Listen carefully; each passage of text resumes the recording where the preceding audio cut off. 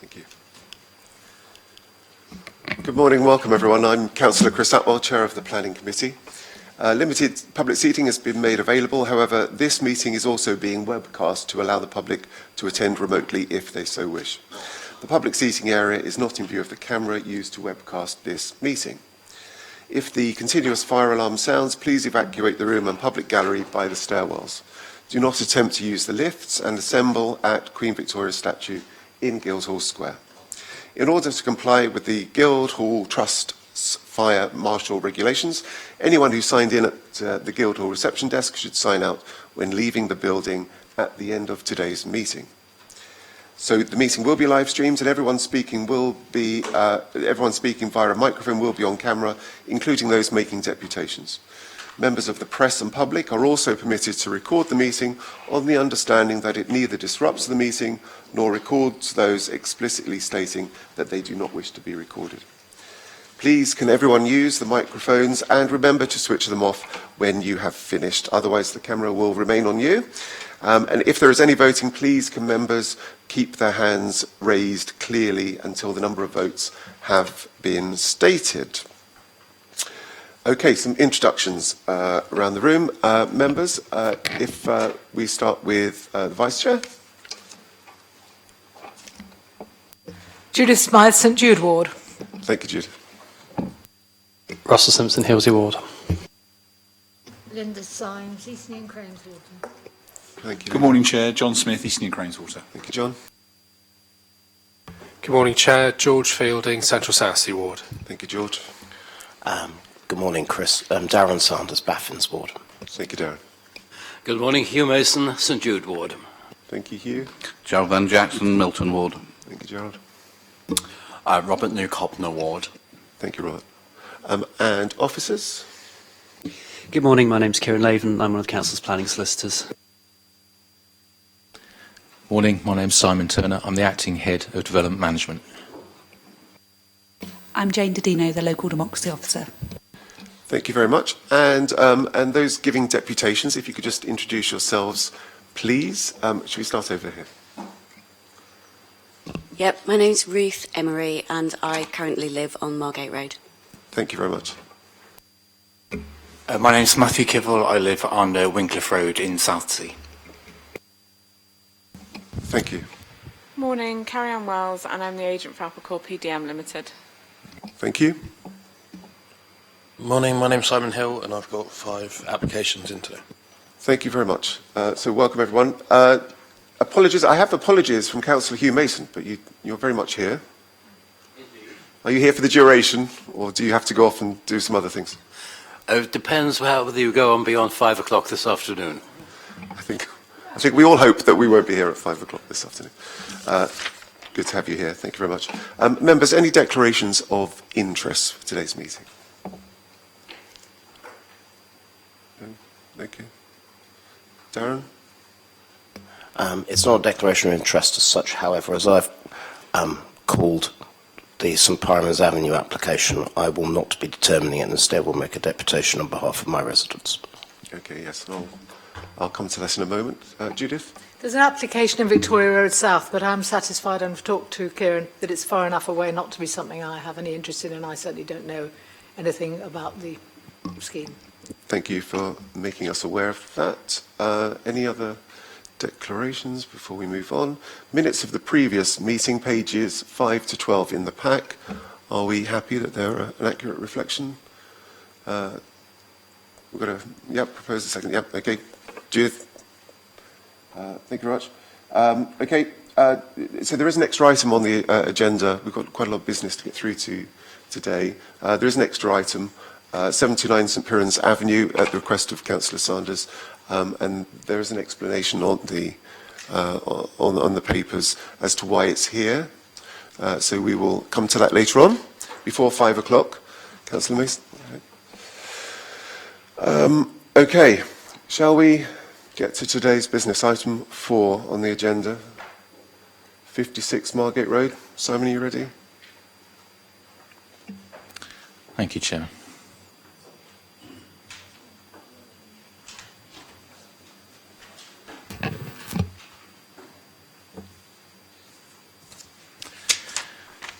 This is an application at 56 Margate Road for the change of use from a house in multiple occupation Class C4 to a house in multiple occupation for 7 people, therefore an additional 1 person.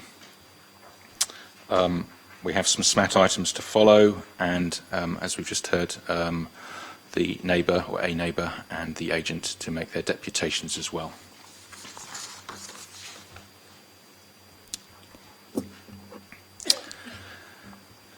The application site in central North Southsea, Margate Road.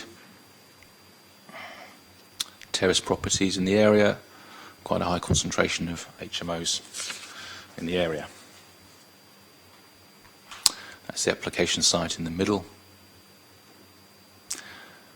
Existing floor plans, just clarifying that the extensions are built, a rear extension and a roof extension, as is common in many properties, be they Class C, C3 dwelling houses or HMOs. Some photographs of the site showing the rooms kitted out and looking to quite a good standard in terms of their finishings. Kitchen and living room on the left, top left and top right. That image is the kitchen at the rear of the property looking down the garden, and this is with your back to the garden looking up through the property. So that was some more images of some of the bedrooms and so on. Yeah, so back to the kitchen, the first view was looking down through the window into the backyard, and the second image was standing with your back to the backyard looking into the property.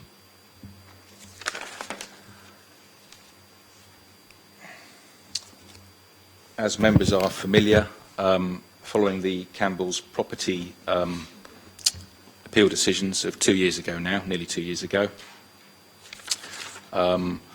it may be deemed that, depending on the circumstances of each and every application, there may not be a material effect of 1 extra person, in this instance, occupation, and that means, if that's the decision, that planning permission is not required.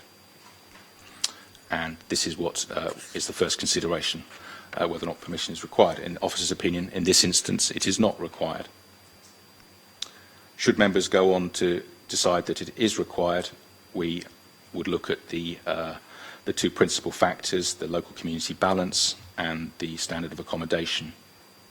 Because there is already an HMO, there is no change to the community balance, but for completeness, the report sets out on the top of page 15 that the current percentage of HMOs in that 50-metre radius around the application site is at 57%, but that figure would not change as this is already an HMO.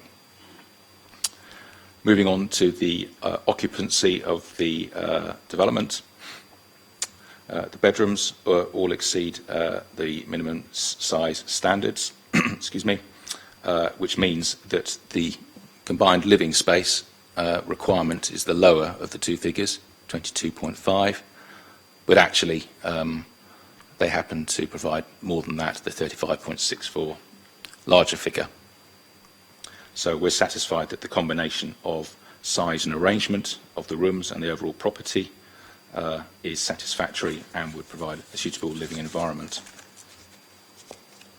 So were members to decide that this application does need planning consent, the officer's recommendation is to approve, subject to conditions, but the actual recommendation is that it does not. But having received an application, we would nevertheless determine it, and were members to agree that it does not require planning permission, we would grant unconditional permission.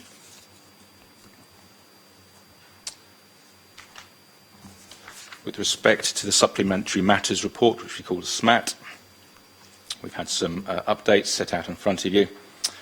The kitchen layout, members may notice that the layout has changed slightly in the plan on the screen in front of you compared to the published report. Just with the applicant, we've just confirmed the actual layout as opposed to what was shown previously. You do get some changes as the development actually happens, and so we're showing that correctly for you. Private sector housing have replied that they have no objection. The property would need to be licensed. And indeed it is, for 7 persons already. And transportation have replied with no objection, noting no change in parking demand compared to the existing C4 HMO use, and would require a cycle storage condition, which we would attach should Planning Committee decide the proposal A requires permission and B permission should be granted. And lastly, the 5-year housing land supply. Now this will apply to each and every case in front of you today. I've tried to make it easy to follow. So that the 5-year housing land supply takes us to Appendix 1. And rather than repeat this 6 times, I've listed the 6 addresses it applies to, so hopefully that's helpful. The 6 addresses where there's 1 additional occupant proposed, which is at 56 Margate Road. So I'll take you through this properly the first time, and then hopefully in the next applications we can remember what's been said before. But in any planning application, the decision maker will need to balance any harms identified due to the development proposed against any benefits also arising. Principally, for this HMO application, the benefits are to the provision of housing through the provision of 1 additional bed space of occupation. This is a small contribution to the overall housing stock, but because the Council is unable to currently identify the required 5-year supply of housing, we only have 2.9 years currently. So in that circumstance, in these circumstances, we're directed to consider that the policies that are most important are out of date with respect in the local plan and housing provision. The consequence of this lack of the 5-year housing land supply is that decision takers are directed to apply a tilted balance to determinations, so that permission is only withheld when the adverse effects significantly and demonstrably outweigh the benefits. So that's the balance that we have to consider, the decision maker. Officers consider that any harm associated with the increase in occupancy of 1 person is considered to be insignificant and therefore falls short of being able to significantly and demonstrably outweigh even the small benefit to the housing stock of this 1 additional bed space. So in the event that the Planning Committee decide that the development requires planning permission, this tilted balance would need to be applied. Thank you, Chairman. Thank you, Simon. So we have some deputations on this item. Ruth Emery is here to give you a deputation. You have 6 minutes to give your deputation starting now. Good morning. I'm here on behalf of myself and also on behalf of the East St Thomas Residents Forum, who are a kind of a local group who are trying to come together to look at some of the issues outstanding in our council area. The members of that Residents Forum have also sent in 11 objections to this planning application, mostly on the basis that the area is already way over the SPD guidance of 50% HMOs.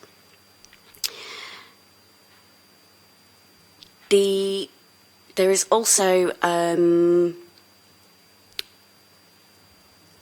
sorry, excuse me. This is not something I normally do. So there's also an item in the SPD saying that HMOs are not desirable where they currently sandwich properties. This is happening extensively on Margate Road and also within the ladder roads. So although the property may not be sandwiched on Margate Road, it's highly likely that the property is sandwiched between a large HMO on the street backing onto it or across the road from the property. My property is sandwiched between 3 different HMOs on Margate Road and 2 on Hudson Road that back onto our property. There is also the lack of being able to turn these properties back into usable housing stock when they've been turned into these 7 and 8 bedroom HMOs that are en suite without significant expense. So it's the loss of good housing stock to the community, whilst bedrooms within these HMOs are not being utilised, and there is oversubscription of student property anyway, with many reports of the large blocks of student property being left vacant this year already. I also wanted to bring to your attention things like the communal area of these properties is very large, takes out the gardens of these properties, and also then encroaches closer and closer to the neighbouring properties. It leaves very, very little space between the ends of these properties and neighbouring properties, which only contributes to the antisocial behaviour and the noise that emanates from these properties on a regular basis. We're tending to find that there's a yearly cycle with antisocial behaviour arising from these larger properties, where at the beginning of the year the students, and it may not be students, but people move in, large groups of people move in. It takes a while for them to settle down and find their feet,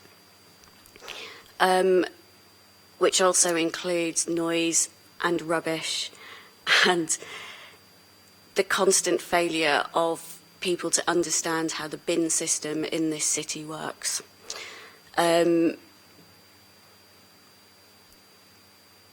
It then tends to settle down after New Year, when people are then into exams and things like that. But then in June, when exams are over, it kicks off again with parties and birthdays and end-of-year celebrations, and an additional strain on the local systems when end of year comes through and everybody is moving out and clearing out the houses. Because there is no effective means put in place for them to dispose of anything when they're leaving the house. They are fined if anything is left in the house, so it all just gets dumped onto the street outside. And it ends up with the council having to foot the bill to clean the streets up every August. We've had significant problems with antisocial behaviour in terms of noise and parties. The layouts of these houses make it extremely difficult for the neighbours to deal with this kind of activity as it's happening. Because as you can see from the plan, all the bedrooms are at the front of the house and the large communal room is at the back of the house. These houses are not fitted with doorbells as standard. So if you're trying to deal with antisocial noise at 11 o'clock at night, there's no way to actually rouse the occupants of the house to actually deal with it, because they are all having a party in the communal room at the back of the house, and you can't get them to actually answer the front door. This has been a common theme for the past 2 or 3 years. With these larger houses, the students tend to have less good relationships that move into them. No one will take responsibility for actually dealing with any of the antisocial behaviour within the house. No one wants to take responsibility as the lead student to actually deal with this kind of antisocial behaviour. There's been lots of comments that one extra person is not material. One extra person is exponential across all these developments, across all these houses. One extra person then becomes 2 extra people, 4 extra people, 8 extra people. And all of a sudden, you've gone from a balanced neighbourhood to one that purely exists to be small halls of residence for students who don't have any connection to the local community, who don't have any responsibility to the local community and feel that they're not part of the local community and don't have to act as such. So I would really ask you to just look at this application and look at the impact that these applications are having on the people that actually live in this community as a whole. Thank you very much. Thank you for your deputation.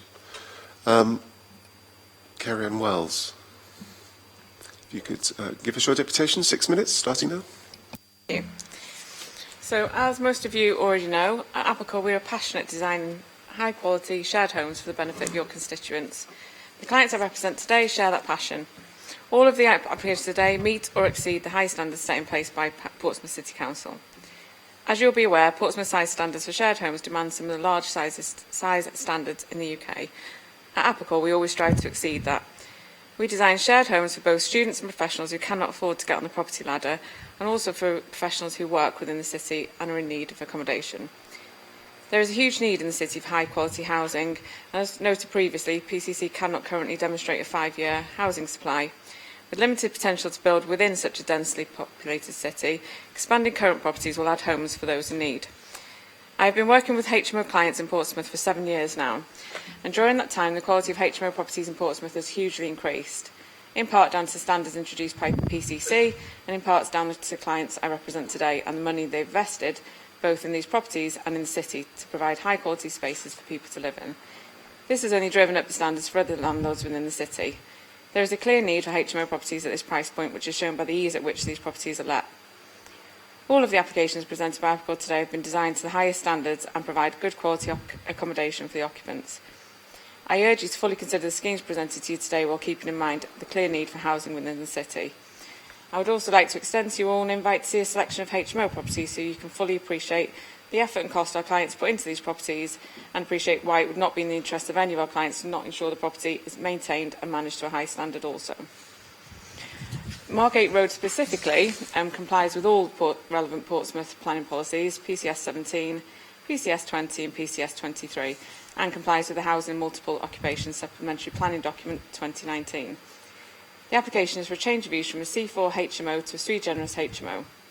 The property provides 35.64 square metres of communal space at ground floor level for eating and dining, which is significantly above the 22.5 square metres communal space required when all the bedrooms are in excess of 10 square metres. All the bedrooms in this property exceed 10 square metres and they all benefit from the addition of an ensuite shower room.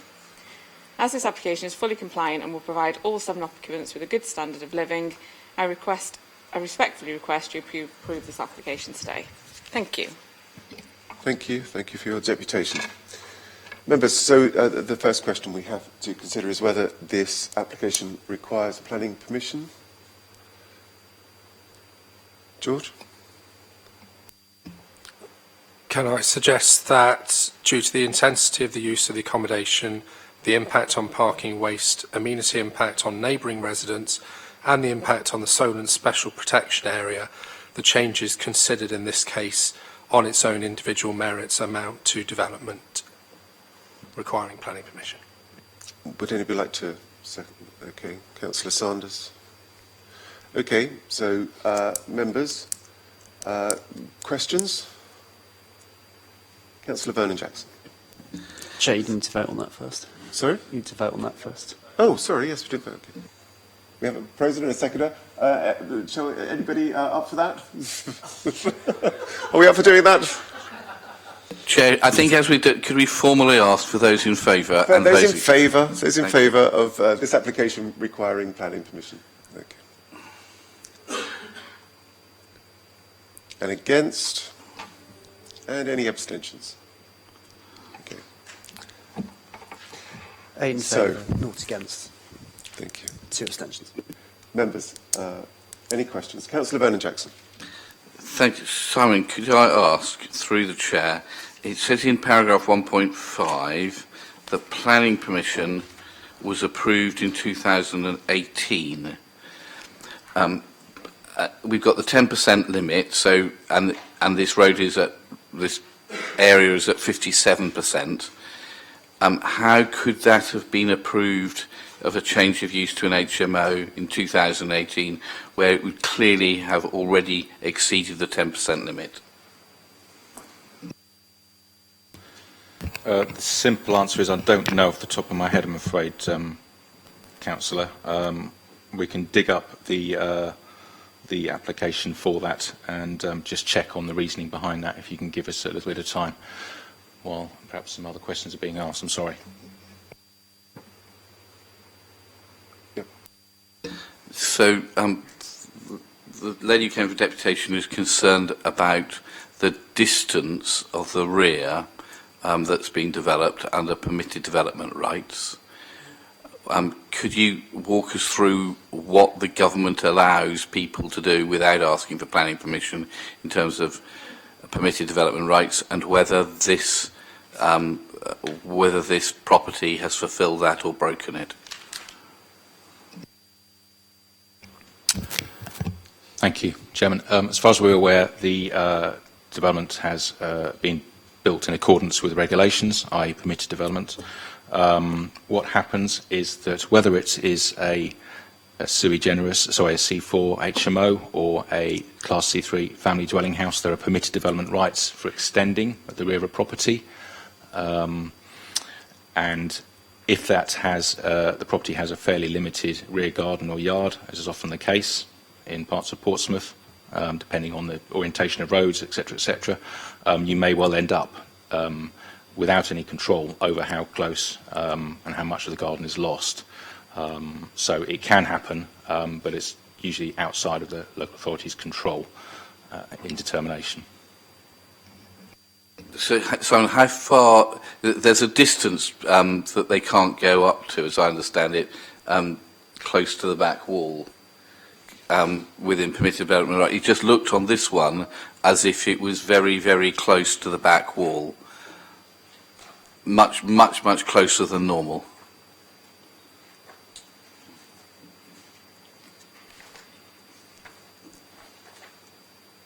I'd have to check the full regulations again, but my recollection is that that may be for two-storey developments where you get close to the rear boundary.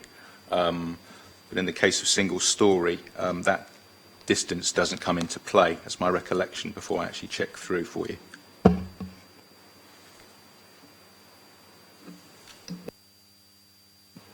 While you're looking, members, any other questions?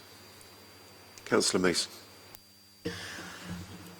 I note that bedroom number 1 is more than three times the required standard, and yet we are told that this is a one-person per bedroom HMO.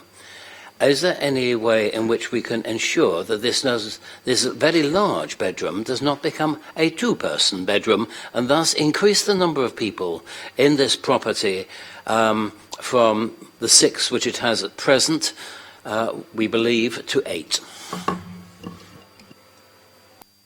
Thank you, Councillor. Very reasonable question. The development description is for 7 people, so that on its own, if planning permission were deemed to be necessary, it is already, and granted, that is clear and will control the matter. But should members wish to apply a condition to even more explicitly control the matter to 7 to address the issue you've raised, then that's absolutely fine.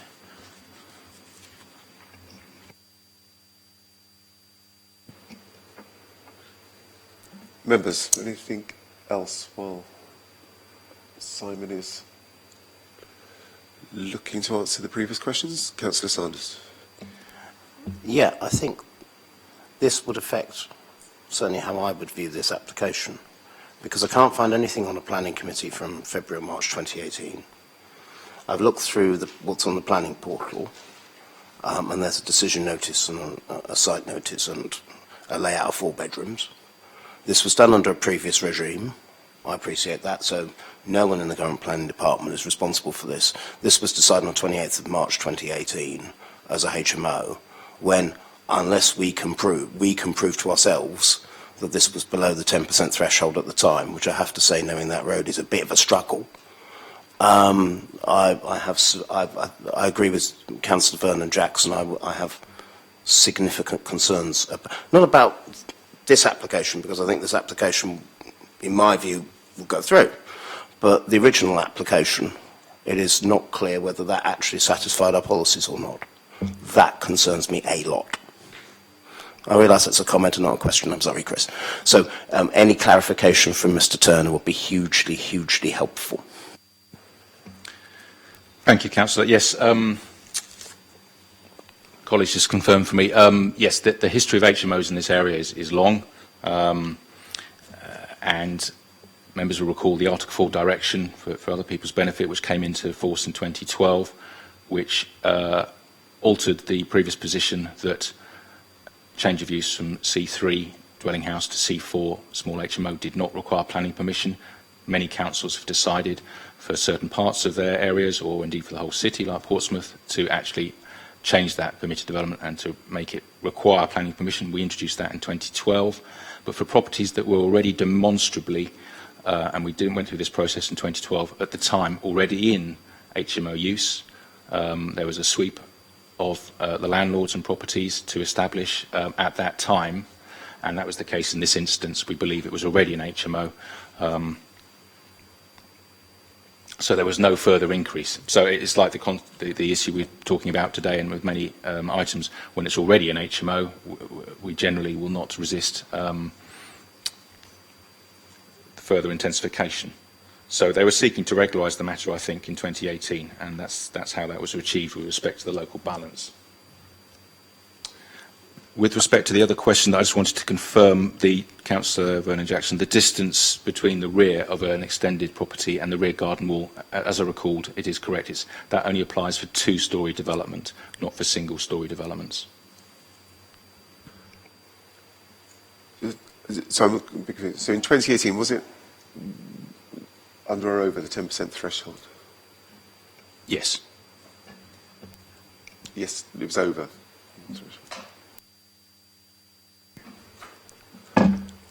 Councillor Sanders, you look like you're about to pounce with another question. Members, comments? Councillor Vernon-Jackson.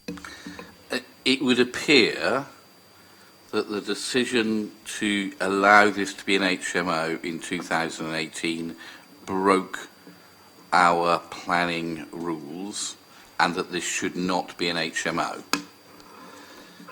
It would seem to me, therefore, we have two options. Either we defer this to allow us to look to see what the circumstances were for the council to break its planning policy, or just to reject it on the basis it shouldn't be an HMO in the first place, and therefore it can't be a big HMO. I think probably it's more sensible to defer this so that we can look to see what circumstances there were and whether that grant of an HMO planning permission was wrong and therefore should be withdrawn. But without more information, I think it's quite difficult for us to decide. So I'm happy to propose that we defer this so that we get more information about why that went through in 2018 against policy. So we have a proposal to defer. Kieran? Yeah. Members, as I understand what the officers have sought to explain, the application in 2018 was for moving from just the C4 use class to the option to be C4 or C3. Now, the 2018 application, from what Simon Turner has said, would have been predicated on the Article 4 grandfather rights concept, that this property would have had an established use to C4 before the Article 4 direction came in. So that's why you've got an oversaturation in this area. They were there before before the Article 4 direction came in.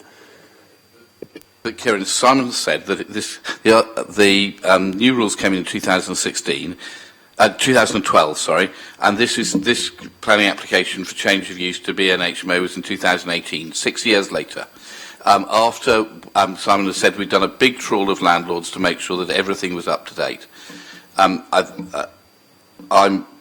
I am very concerned that it looks as if this has slipped through, and it shouldn't have done, because you shouldn't have to, you get on with it so that you don't wait 6 years to regularise something. So I'm very happy to propose refusal, but I'd have thought it's more sensible to defer this for some more information. Kieran. Councillor Vernon-Jackson, with respect, I think you're going down the wrong avenue there. I think the position I've laid out is sufficiently clear. It was unassailable in 2018 that it had an HMO use, and that's the basis on which the application was determined, because it's C3 or HMO at that point after the 2018 decision's made. I think Mr Turner wishes to come in with something as well. Simon.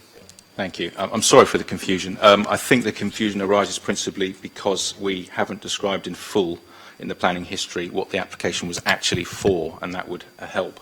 So if I read it out to you, I have the officer report. It was an application for change of use from a house in multiple occupation class C4 it was already C4, to a flexible C3 or C4.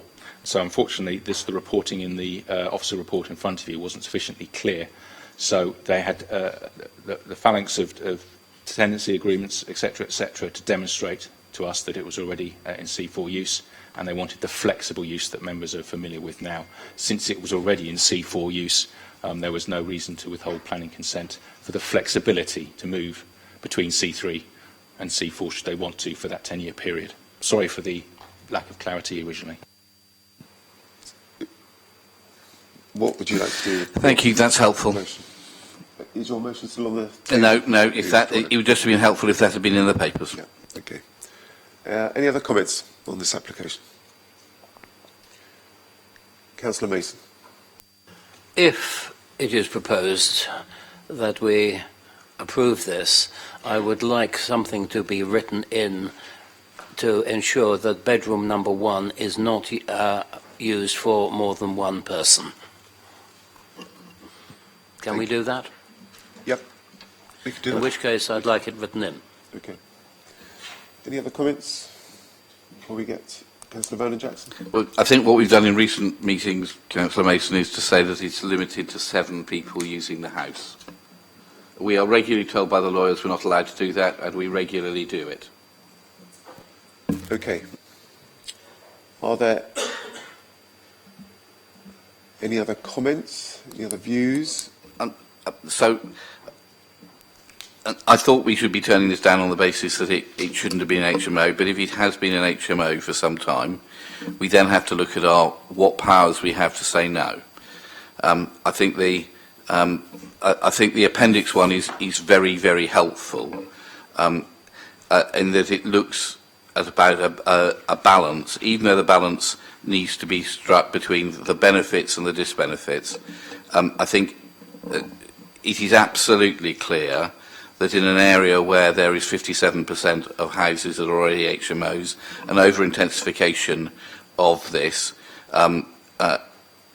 even on the balance of the supposed benefit of having an extra bedroom, the disbenefits to the community outweigh it so substantially that I think we have to. I'm happy to put forward a refusal on the basis of the wording in Appendix 1, which I think is very helpful from Simon for giving us reasons for refusal. So we have a motion on the table, Councillor Vernon Jackson's motion. Any other? Well, I have to find out if anybody going to second Why it. is anybody going to second? Just show us where Appendix 1. I'm sorry, I don't understand where that is. On the SMAT. Yes, I've got the SMAT. The last page, okay. Yeah, page 5. It was the bit that Simon read out to us. Yep, I have it. Thank you very much. Members would like to take a moment to refresh their memories about the wording. And the reasons we've given for the impact is, as George read out earlier, the reasons for in terms of antisocial behaviour, problems in terms of rubbish and parking, and therefore the over-intensification of use has a very substantial negative impact on the local community. Judith. Would now be a time to propose an alternative recommendation? If you have an alternative motion. I would like to propose that we agree this application. I think I've said it before with a slightly heavy heart, but the fact is this does meet our space standards. It seems to offer a good standard of accommodation. I think we should limit it to 7 occupants in the house, and there is a condition that we ought to put on it, I think, about the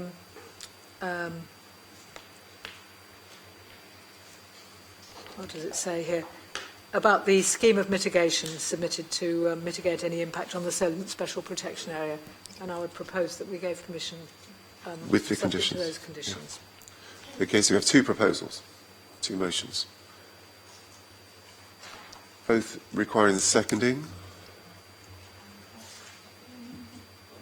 Councillor Smith. Sorry, Chair, I'll second Judith's proposal. So Councillor Smythe, seconded by Councillor Smith. I'll second Councillor Vernon Jackson's refusal. Councillor Vernon Jackson's is seconded. Thank you, Russell. Okay, Simon. Thank you, Chairman. if an application, a vote's been taken on whether or not to approve it, an additional condition I would recommend, as this would be a new chapter, a new planning chapter, a new planning consent, just to make sure that the cycle provision is, I'm not sure if there's already some on site, none at all, or to what standard it is, so it would be sensible to have another condition for cycle storage to make sure that element is securely maintained for the future. I'm certainly happy for that. I'm assuming it's the shed at the bottom of the garden, what's left of the garden, but I think it would be good to have a condition. Thank you for that. Okay. Chair, can I ask through you to Judith, are you happy to take on Hugh's suggestion of limiting it to 7 people? I already made that clear. Great, lovely. Okay. Can I just say, you know, back in the late 90s... Linda, sorry, if I could ask you to get a little closer to the microphone, just so we can hear you. That's right. In the late 90s, when Leigh Hunt was a Conservative at the time, stood in that area, Margate Road, every house but one was an HMO. So it has gone down, but I think it actually makes it very difficult with us, with the planning inspector, if it's appealed, that for 20, nearly 30 years probably, that road has had a dominance of HMOs. And people who've come and gone and moved in and moved out have moved there with that knowledge. So I think it makes it slightly difficult. Thank you. Okay, well, look, so we have two motions. Councillor Smith's motion, Smythe's motion, changed the second to first, so I'll take that first. Before we go to that, can Simon Turner just give an overview of the reasons and the conditions, please? For a vote on approval. Yep, thank you. Very helpful, thank you. The report sets out a 1-year implementation period in compliance with the plans, an appropriate scheme of mitigation, which would be by condition and/or legal agreement. I wanted to make that clear. And then I've mentioned the bicycle storage, and members have asked for a limit to 7 persons' occupancy of the whole property. Thank you. And the Solent Special Protection Area mitigation. Thank you. So, members, so the motion before us is Councillors Smythe's and Smith's to approve with the conditions that we've just heard about. Those in favour? Those against? And abstentions? Kieran? That was 4 votes in favour, 3 against and 3 abstentions, so the motion passes and planning permission is granted. Thank you, Kieran. Thank you, members.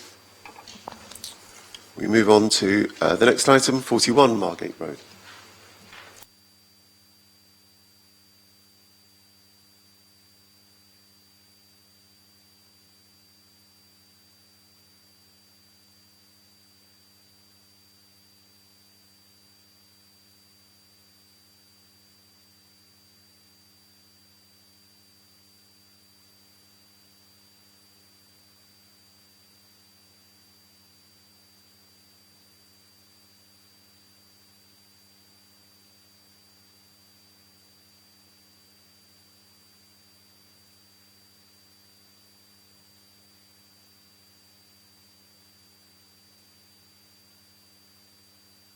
Thank you. 41 Margate Road. This is an application to change the use from a house in multiple occupancy, Class C4, to a 7-bedroomed house in multiple occupation. That is an increase of 1 occupier. With respect, so I will come to the SMATs later, and the agent will be speaking on this one. If I take you through the presentation, obviously close by to the previous application, terrace property,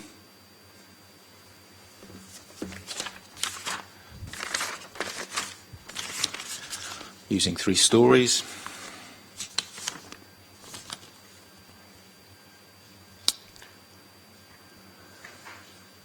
existing floor plans indicating, as with the previous application, already built permitted development extensions as is common to the rear and to the roof. That is existing.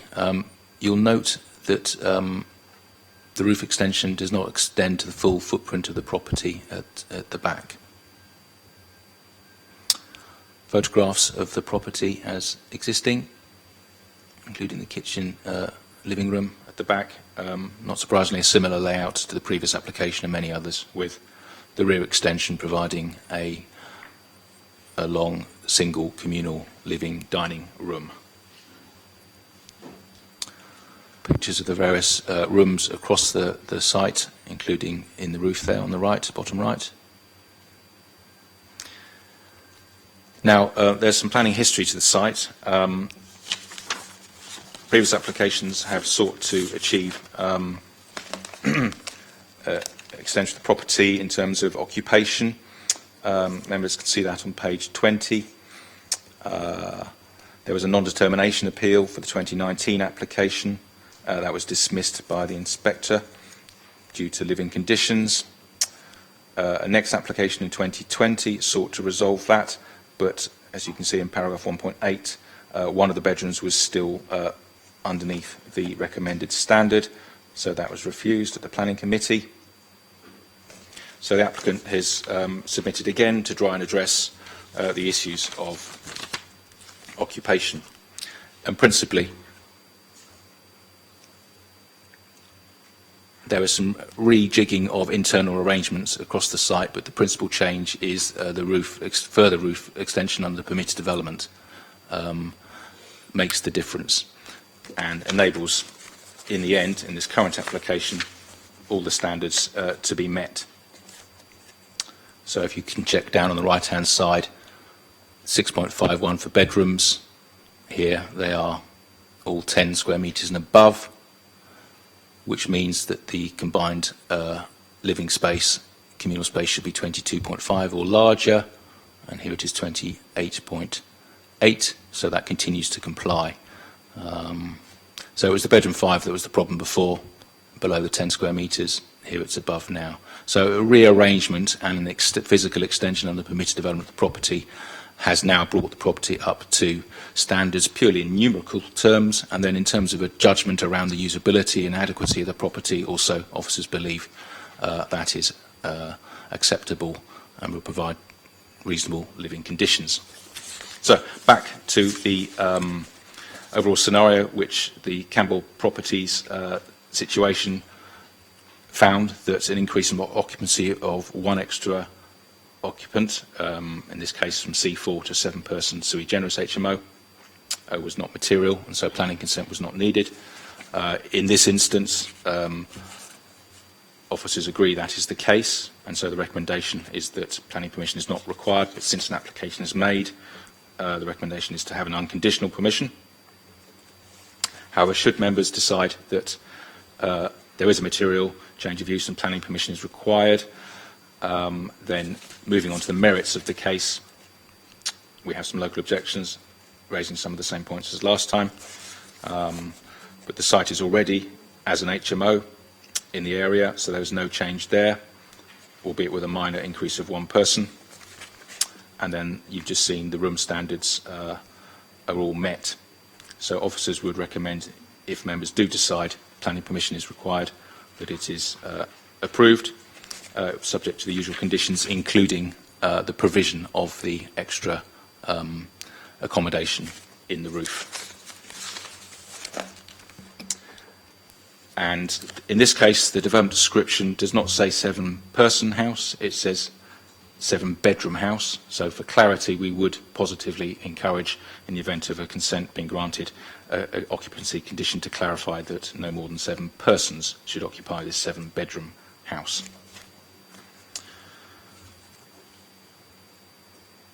Turning to the SMAT, the kitchen layout. There was no kitchen layout shown in the actual report. The applicant has now provided that. thank you, which obviously corresponds with the photographs showing a fairly standard kitchen arrangement with the kitchen at the rear and the communal living before that. And the SMAT, I've just mentioned completing bedroom 2 with the physical extension. In the event of a planning permission, there should be a condition to make sure that that actually happens prior to occupation. And then turning the page back to the 5-year housing land supply, the tilted balance of any harms being balanced against the benefits. One of the benefits is one extra occupancy contributing in a small way to the 5-year housing land supply. Thank you. Thank you, Simon. We have a deputation. Carry-on Wells. 6 minutes, please. Okay, so the proposed works to this property will ensure that it complies with all the relevant Portsmouth planning policies, PCS 17, PCS 20 and PCS 23, and also will comply with the Housing Multiple Occupation Supplementary Planning Document 2019. The application is for a change of use from a C4 HMO to a sui generis HMO. The property was originally designed against the previous size standards requirement and therefore refused at planning and by the inspectorate due to not complying with the required room sizes at this time. Our client is keen to update the property to comply with the current requirement and is proposing changes to increase the bedroom sizes to meet or exceed the 10 square metres bedroom, which results in a required communal area of 22.5 square metres. The property will now provide 28.82 square metres of communal space at ground floor level for eating and dining, which is above the 22.5 square metres communal space required when all bedrooms are in excess of 10 square metres. As this application will now be fully compliant with the current HMO supplementary plan document and will provide all 7 occupants with a good standard of living, I respectfully request you approve this application today. Thank you. Thank you. Okay. Okay. Do we think this application requires planning permission? Russell? Thank you. A bit more powerful than this chair, isn't it? This seems a bit.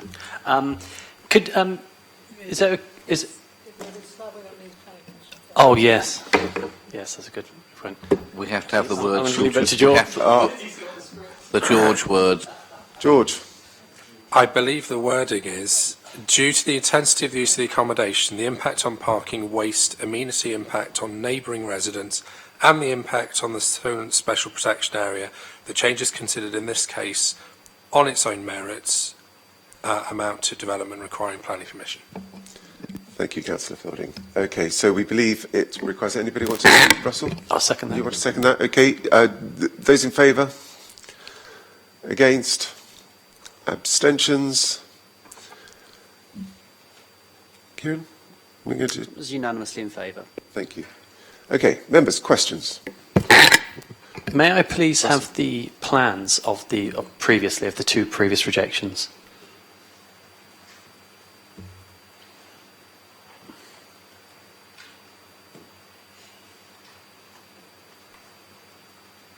Okay. Right, okay.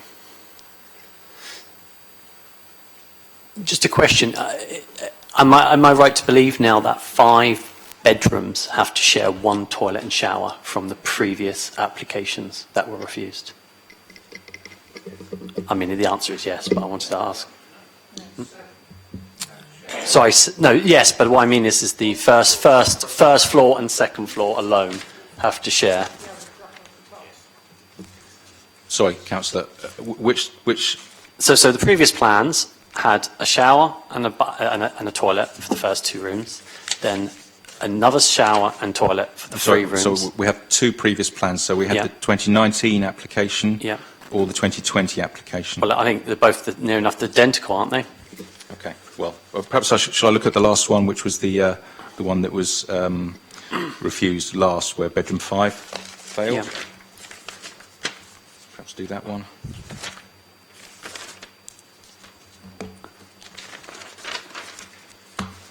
Just want to be very correct and precise for you with so many different plans and applications.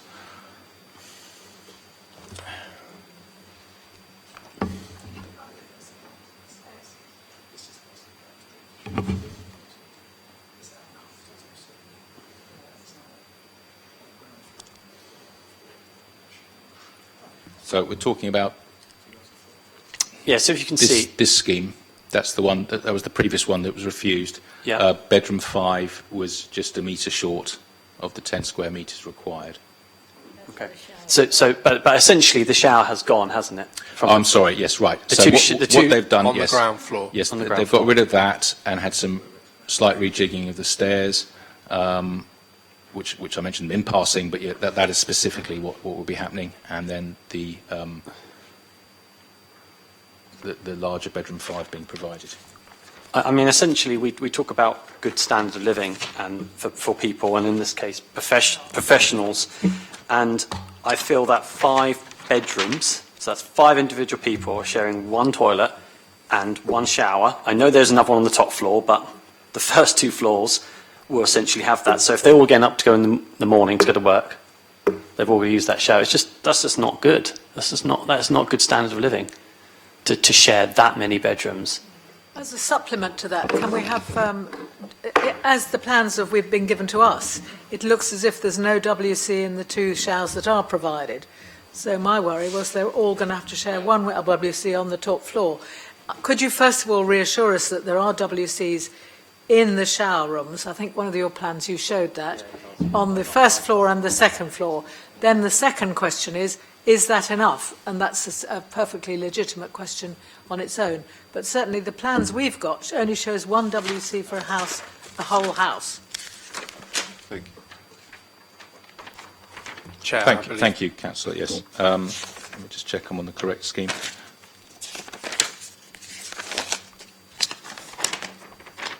I do, yes, thank you. I do notice a difference in the plans in that the shower room on the communal shower room on the first floor in the published report doesn't have the layout of the sanitary ware. Here you've got it shown for you, the basin, the toilets and the shower. Similarly on the second floor. Now, to answer your specific question, Councillor Smythe, the requirement the requirement is for two shower rooms for this scale of development, this number of occupiers, which they provide, and as they provide a WC as well. So it does meet your SPD's requirements for communal sanitary ware provisions for these number of occupiers. So it meets the standards in all the ways necessary, notwithstanding that they've taken a previous ground floor provision away. I think it might merit some discussion of that. It does seem if you were in bedroom 7 and 6 and the loo is occupied, you then have to tramp all the way upstairs, potentially waking up other people in the rooms. We have got used to a much higher standard with en-suites, I have to say. And you're telling us that this is in accordance with the existing regulations. That's correct. And when we come to do the local plan, is that something we're going to be looking at, is those standards? I mean, it's not to do with this application, I appreciate, but I think we ought to. Okay, thank you. Certainly take that away. Thank you. Okay, thank you. Members, questions? Thanks, Chris. In the SMAT, Simon, it says complete bedroom 2. It says in the event the committee decides to grant this application, an extra condition would be required, my emphasis, to secure the construction of the rear roof extension under permitted development rights to achieve the required room size for bedroom 2. Yeah, in the table on the screen, it passes, bedroom 2 currently passes our standards. Now, one of those two things is right, and I'm not quite sure which one it is. So, grateful for your guidance, Simon. Absolutely, thank you. Well, they're showing bedroom 2 proposed to be extended, and as proposed, it would be 10 square metres as set out in the report. Right. So we're simply saying we want to make sure that happens in the event of consent, hence the condition to make sure it happens. So if this application were to be refused, would they still be able to do it anyway, under permitted development rights? Indeed. Okay, so the extension of the bedroom would happen in any case? If the applicant wants to. Okay. Thank you, Simon. Thank you. Simon, in PCS 23, one of the principles established within the local plan is that, and I just wanted to get the words right, that developments will be, quote, accessible to all users. How is this development, with no loo on the ground floor, accessible to people with limited mobility? I'm not an expert in accessibility across a property. That is an area for the building regulations. Since the licensing, we do obviously follow closely the licensing requirements. Remember, the last revisions were to follow them in terms of room sizes and provision and disposition across the property. So, if not licensing, but certainly building control, I imagine, deals with that precise issue. It must be the case that our requirements, otherwise we'd have a requirement, I would imagine, that said you need an accessible toilet, for example, on each and every floor. But I don't believe that is the case in terms of planning. Does that answer your question? It does, but it does not satisfy me, and my proposal will reflect that. Further questions or comments? Let's move on to comments. Comments, George? Yeah, I'm not at all comfortable with the living standard that this will create by the removal of the shower room on the ground floor. I don't think it's a good standard for occupants, and as such, I would suggest that we refuse it on that basis. I acknowledge that the room sizes meet the standards, and believe more could have been done to accommodate that within the, because if you look at the area provided for bedrooms 6 and 7, they've increased from the previous refused application, so they should allow space within which to accommodate a adequate shower room for the ground floor users. Okay, so and toilet. We have a motion. Sorry, Gerald. Happy to second that. Seconded. Oh, was it? But there you are, Councillor Symes. Okay, Councillor Symes is seconded. Okay, any other comments or thoughts, Councillor Sanders? Just some comments, really, if that's okay, Chris. This has been refused twice, and the first time it was refused on the grounds that the proposal be harmful to the living conditions of future occupiers, having particular regard to the internal space provision, and for completely different reasons to what was done in September 2020. That still stands, because it's clear from removing the shower room that, in fact, the reasons for refusal have not been satisfied. This is a particularly difficult area, and this is mainly for Ruth's benefit, who's still over there. Hello. For policymakers, this is incredibly difficult. We all know that the area you call East St Thomas, I call East Somers Town, and everyone calls the ladder, is saturated with HMOs.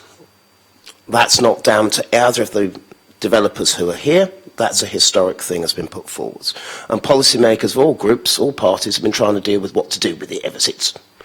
I've certainly called for saturation areas to be brought in, to actually give people who can't sell in Margate Road and in other roads the chance to be able to offer something and be able to maximise the value of their properties. It is as a result of lobbying from people like you and Martin and Hazel and the rest of the team that we will be resuming licensing all HMOs across the city, because several of the issues you raise, sadly, can't be dealt with by this committee here, but can be dealt with by a whole range of other things. Because we want to try and reward good landlords, and despite what this committee may think about individual applications, the two people behind us are good landlords, and punish bad ones. It's as simple as that. With regards to HMOs, I have to say landlords do object to the space standards.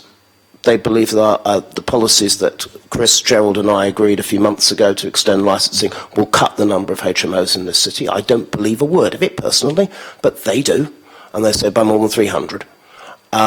We shall see. That may cheer you up. But it is something we've been struggling with, and from a planning perspective, we do have to face the planning inspector, who's delivered things that politicians don't want to have to happen, but otherwise they're not ruled legal in planning law. And that's incredibly difficult for all of us. It's an issue we're having to grapple with, and I think we're all trying to muddle our way through. But we're very grateful to the East St Thomas team for today, and decisions like this to try and make sure we can balance the needs of local people, landlords, and most importantly, tenants is important. So sorry for the whine, Chris. I've been told to keep quiet, so I may keep quiet. Discourage speeches during planning committee, but thank you. Okay, we will have a motion on the table to refuse.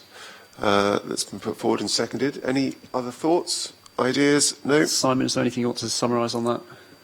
You've got everything you need. Other than to say it complies with policy. Okay. Thank you, Simon. And the SPA is a reason for refusal as well, so.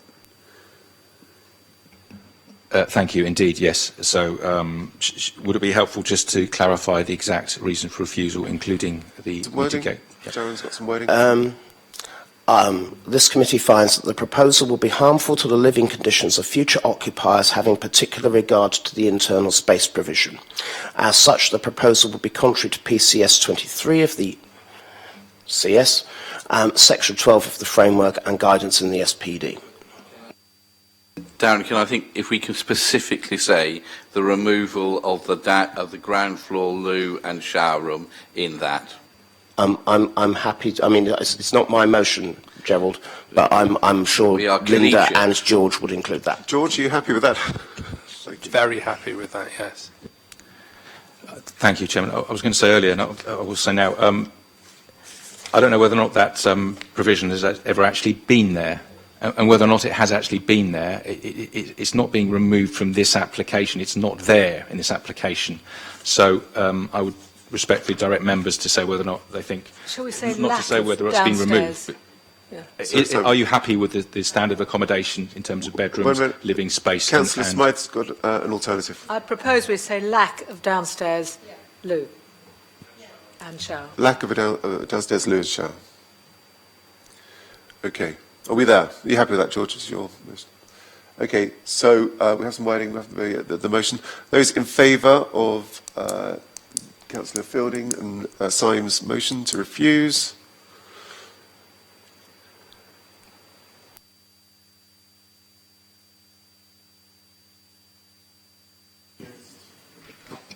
There can't be, I know. When I'm going through the motions, just in case. It was 10 unanimous votes in favour of refusal. Thank you, Kieran. Okay, planning permission has been refused for 41 Margate Road. Powers Court Road, we move on.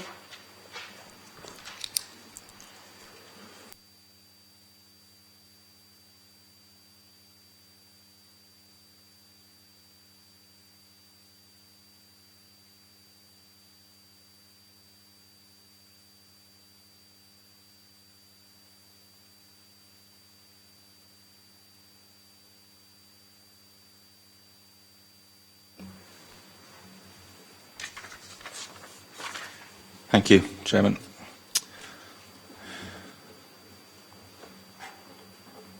(31) Powers Court Road. This is an application from a house in multiple occupation class C4 to sui generis use for more than 6 persons. Later on, the applicant has confirmed that it would be up to 7 individuals, so it's not open-ended.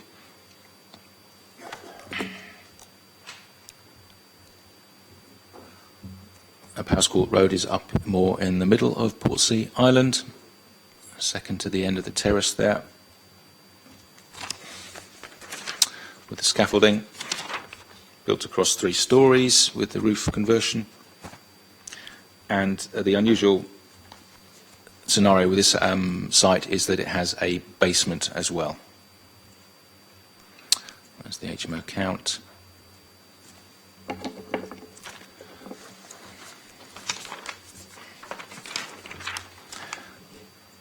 The physical extensions of the property are completed already, the rear extension and the rooftop extensions. So a fairly standard approach in terms of bedrooms with individual en suites. All of them, including in the roof. The rear communal kitchen accommodation. And then a basement as well, which is served by a light well. The ceiling of the basement, the case officer has been there, is another foot or so taller than him, and he's over 6 foot, so it's about 7.5 foot in old money ceiling height. So it's a usable space.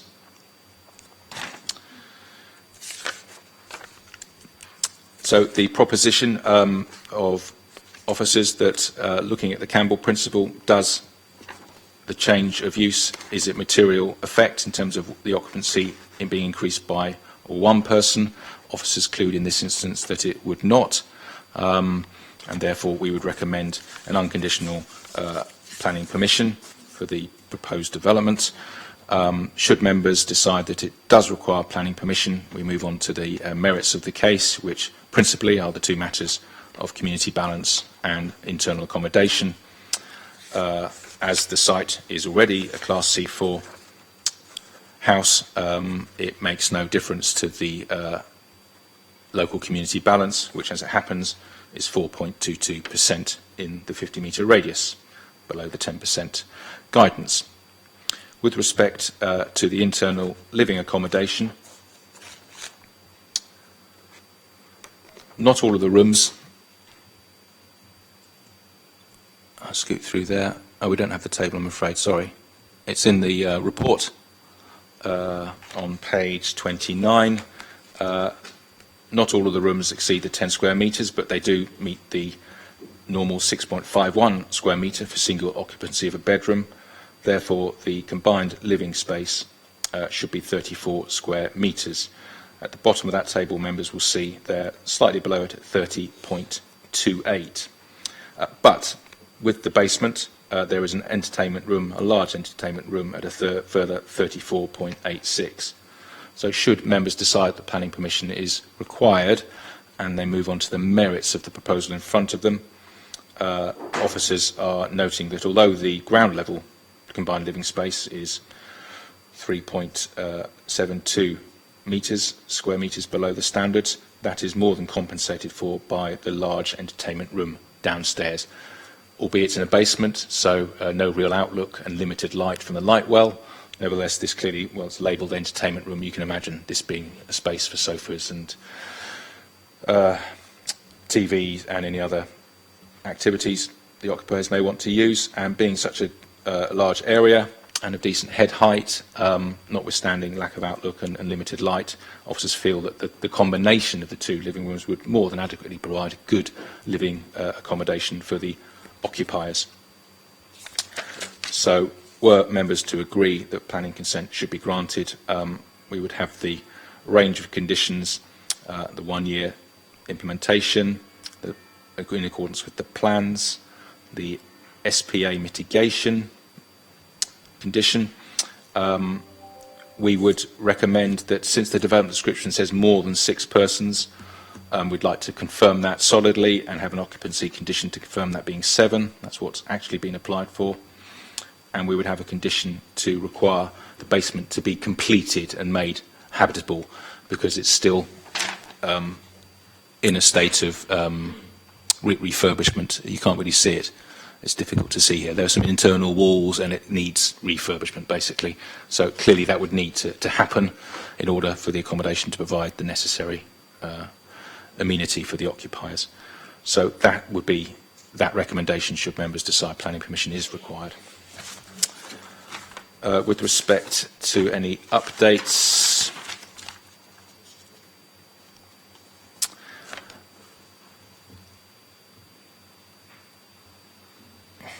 just on the floor plans, reading from the SMAT, following the publication of the officer report, again, a slight adjustment on what has actually been built. It's actually 3.5 metres shorter at the end here than was shown in the published report, providing better access to the rear bike storage. So that's reduced the kitchen dining room by 0.82 square metres to 29.46, still slightly below the required standard, but compensated for by the basement in officer's opinion. And then to complete the basement, I've just explained that. And then thirdly, the 5-year housing supply to balance in the decision making should you decide planning permission is required. Thank you. Thank you, Simon. We have a deputation, Mr. Hill. Over to you. Good morning. So with regards to 31 Powers Court Road, that's actually one of my own properties, which is quite rare because all the other ones I seem to do for investors. So yeah, I can confirm the property is fully compliant with building regulations. It's got building control plans approval, which was given in conjunction with Hampshire Fire and Rescue. It will have a fire alarm system, which is currently fitted already. We've got a fire risk assessment for the property being carried out at the moment. We've never had any of our drawings refused and only minor recommendations ever provided. You can see from the officer's report that obviously it already has C4 planning to be an HMO, and we're just asking for an increase of 1 bedroom. All of the rooms, including the use of the entertainment room, which is going to be an amazing space, in my opinion, are compliant with the space standards. We have the waste carriers licence, so we do all of the management in-house. All of our staff are either ALA trained or ALA qualified, so Association of Residential Letting Agents. So we're taking a significant amount of care and attention to make sure that the properties are well managed, and that ultimately both the neighbours and the tenants experience the best possible experience by living in one of our properties. Just quickly, the refurbishment is there or thereabouts complete on the top 3 floors. It would literally just be the entertainment space which needs the works, which we would be happy to accept the condition of it being limited to 7 occupants. That's fine, we'd be happy with that. But we would undertake those works as soon as possible so that we can get the rooms occupied and the house fully finished as quickly as possible. Without spending too much time on it, one thing I wanted to quickly point out to everyone in the committee is, if you're a landlord and you've already got an HMO prior to November 2011, then if you go on the council's website searching for Portsmouth HMO planning, it actually tells you do not need to submit a planning application. So part of the confusion, in my opinion, of some of the cases earlier on is that the council's own website tells the landlord, if they were to have a look, or the investor, that it literally says here, it's now required. However, there is no need to apply for planning permission for properties that have already been in use as a C4 prior to November 2011. I think that relates to one of my cases later on. I didn't want to use the time up then. I think that causes a fair amount of confusion, and I just wanted to highlight it. So,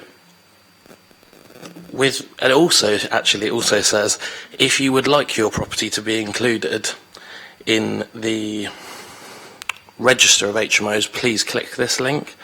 But it doesn't mean you have to. So that's where some of the confusion comes from. So back to this property. All of our tenants at the moment, we've never had any noise complaints. We've never had any antisocial behaviour complaints. We have a 24-hour monitoring system where ultimately tenants can report any issues, and I think I've taken what Ruth said earlier. I'd like to try and take some improvements we can make. So moving forwards, I think we will put a plaque on the outside of the property with the agent's details, so that any neighbours, if there ever were an issue, which I really hope there never has been and there haven't been in the past, but so that the neighbours can see who manages the property other than when there's a to-let board outside, because often the rooms go before the to-let board goes up. So thanks very much for the points you raised, because I do take them on board. And one other thing that you mentioned,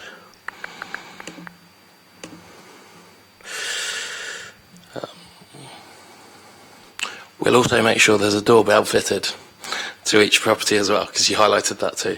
At the moment, Portsmouth's only got a 62% working age population, and there's a significantly low number of quality HMOs in the city. There's 4,300 roughly HMOs, but there's a low proportion of those that are the high standard that we implement, so we want to be considered differently, but we do make sure that we're fully compliant with all the legislation. Thank you very much.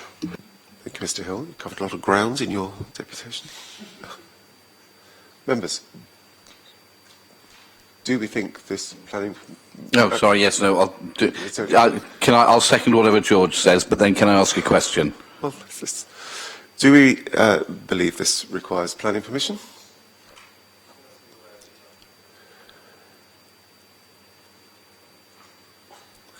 He's lost his place.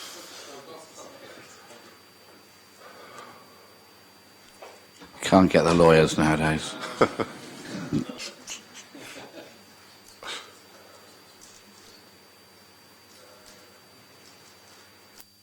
Thank you, Chair, for bearing with me. Due to the intensity of the use of the accommodation, the impact on parking, waste, amenity impact upon neighbouring residents and the impact of the Solent Special Protection Area, the changes considered in this case on its own individual merits amount to development requiring planning permission. Thank you, George. Members, seconded by Councillor Vernon Jackson. In favour of the motion? Against? Abstentions? No. Okay. Unanimous approval of that motion. Thank you. Okay, members. Councillor Vernon Jackson, questions? So, Simon, you may have covered this. In the previous application, we were concerned about a bedroom that was below 10 square metres. And that was a reason to be concerned. Here, there are several below 10 square metres, but we're not concerned. Why? They've all got en suites. Okay, thank you. The other question I had was bedroom 1 is a very funny shape. It's 9 square metres plus an ensuite, but is that really 9 square metres of usable space? Because quite a lot of it, by its nature, has to be an internal corridor within the room. And I just worry that, and Simon will be able to help, that actually isn't a great room. Just and also to add to that before Simon answers, what is the size of that room without that corridor going to the ensuite? That's what I would like. Is that your question? Okay. I think we need to, you could actually do quite a lot of storage in that corner there. I'd rather like that room. You could get your stuff in a huge cupboard around the corner.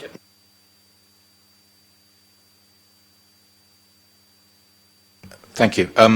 Before I forget, I'll come to your question in a moment. I forgot to say that in the event of a planning consent, we'd also want the bike storage for the same reasons as set out earlier on. Councillor Vernon Jackson asked about the bedroom sizes. We were concerned in the previous one that they were below 10. They all seem to be, or many of them seem to be below 10 here. Why? Is that a problem? Well, members said that's because of the en-suites. No, it's to do with the size of the communal living area, if you remember.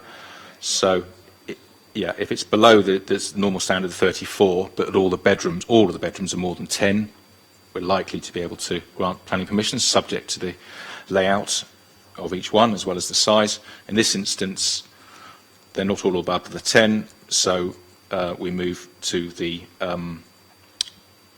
that they comply with the 6.51, which therefore means we need 34. They don't quite reach the 34, but they have the entertainment room in the basement. Just to clarify that. Bedroom 1, thank you, councillors. We do look at the individual layouts of each of the rooms, not just the size, but also the configuration. I'm in Councillor Smythe's camp. That's the back half of the room outside the ensuite is not just corridor. You could have a chest of drawers or cupboard there behind the door, depending which way the door actually opens, and more space there. You can't fill every last square foot or metre of a room with use in terms of furniture, you've got to be able to move around a room, in any room. But here, it's not just movement. That there's that small area that is moving, but behind every door, you have space for the door to open, but you can hang something on the back of the door. So, although there's a pinch point in the room there is nevertheless, I think, a decent disposition of layout and size. To answer your question, Councillor, how big is that area? Your question is that 9.07 metres squared, including that hallway and the bedroom? Or yes. So then what is the size of the bedroom without the hall? Without the little corridor? You're talking about that corridor? No, I'm talking about the bedroom one. Here, that space there? No, the next space. So the actual bedroom itself, yeah. Sort of the little square box. bit. The bedroom consists... Yeah, what size is that without, if that 9.07 is with the corridor, what is that bedroom without the corridor? You're calling this whole area, the second half, the corridor, are you? Yes, I'm saying right. if bedroom one includes the corridor under the 9.7. If I may, I don't think that second half is just a corridor. I don't have the measurement to it, but it's quite clear to me that even if you excluded that strip, the middle third of that rear area, you're still way above the 6.51. So, in officer's opinion, it's a perfectly decent room. It's just an unusual layout, but it's a perfectly adequate layout. You've got space for storage in this area, as well as in the slightly larger half of the room. No, I don't have a measurement on that. We didn't think it was necessary. Right. Okay. Councillor Fielding. Are we setting, I know you don't set precedent by individual cases, but do we have any previous guidance as to the combined living space plus a basement entertainment area meeting our required space standards? Because my concern is that you've got an undersupply of space on the ground floor, which is then mitigated by the entertainment room, which isn't the best standard of communal space. Indeed. Simon? Thank you, Councillor.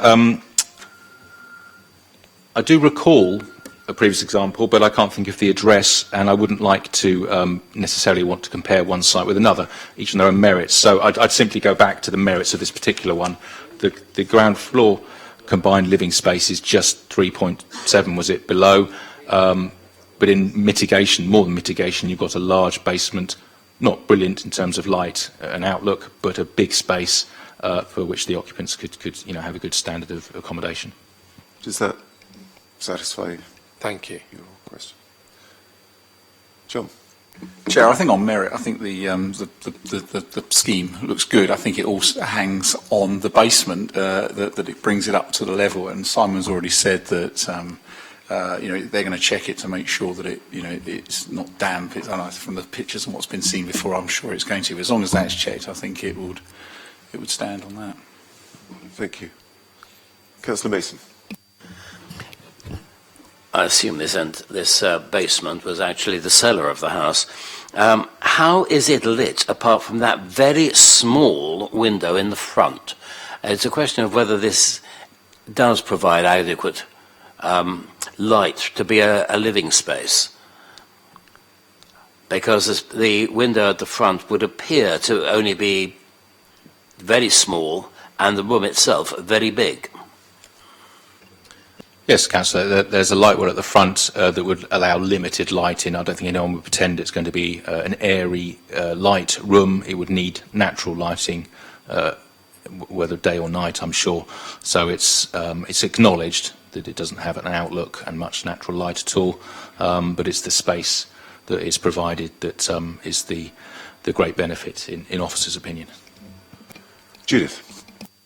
It's not shown on the plan, but is there an additional sort of clerestory window on the right-hand side of the utility room? Because that presumably would have some light, would enable light from both sides. Thank you, Councillor. I can't see a window to the utility room. I wasn't aware that there was another light well. And anyway, there's a door and walls. So I'm talking about the right-hand side of the room, where it's below bedroom 6. No, I think that's just a dotted line, just demarking the property boundary. No, I mean I don't think I'm making myself clear. It's the, we see where the utility room is on the left, and then it returns. That one? And I was going to ask a question about what's that got in it. Oh, Has there. it got washing machines in it, the Oh. utility room? Is it actually a utility room, or is it just a kind of glory hole? And then second of all, on the right-hand side, it comes down from the utility room, and would there be a high-level natural light? Could that come in through that wall there? The utility room it'll be up to the occupiers how they use that, just storage, or whether or not they have a washing machine. It's entirely up to them. But it is a useful extra space of some sort or another. In terms of light, we haven't been shown another light well. You wouldn't need it really into the utility room. So I think we're just seeing one light well to the front. I mean, would it be possible to put a window there? I don't know, Councillor. Various practical considerations on site, drainage, stability, as well as cost, etc., against the benefits of what are the benefits of that. Yeah, I dare say there are more practicalities involved as well as cost. We think the main thing is the space as opposed to the light. Councillor Mason. Coming on to that, the further part of the utility room, sorry, the further part of the entertainment room would appear to lead to a blank wall, which is because there is ground level windows and access, which is shown on the ground floor. So I don't think that there is the possibility that Councillor Smythe was looking for. But could you go back to the photograph of the front of the house so that we can see how much light would go into that entertainment room? So there is a photograph. So what we are looking at... Thank you, Councillor. Yeah, unfortunately, it's hidden behind the... Yeah, but we can get an impression from one of the neighbouring houses that it's leading out onto a very, very limited light well in the forecourt. South-facing, just if that assists. Okay, south-facing. It'll get a bit of sun. Thank you. So, and I know you're itching to get in, but we don't get into conversations during the committee. Okay, members' comments on this application. Councillor Fielding. I propose that we grant permission on the basis that there are various conditions attached to it, not limited to 7 occupiers, individual occupiers, that the basement room is finished prior to occupation by the 7th person. Bike storage, solar SPA. I think that's all of it. Probably it, yeah. Thank you, George. And seconded, Councillor Smith. Any other proposals? Thoughts? No? Okay. Those in Just a quick recap on the conditions there, because I think there's a slight nuance to your condition that you proposed was to finish the implementation of the basement, and I think the key issue is actually retention of the basement during the lifetime of the development, not merely getting there in the first place, if you see what I mean. Yes. To amend your motion in that respect. Thank you. Shall I read through them all again? Thank you very much, Councillor and Kieran. Yes, so the standard 1-year implementation condition, plans condition, mitigation of the SPA condition, completion of the refurbishment of the basement and its retention as such for the continued occupation and enjoyment of the occupiers. Next condition, 7-person occupancy maximum. And last condition, bike storage. Okay. Those in favour? Against? Abstentions? Kieran? The motion passes. Planning permission is granted with 7 in favour, 0 against and 2 abstentions. Thank you, Kieran. Planning permission is granted. We'll move on to Telephone Road, and we'll have a break after this one. Thank you, Simon.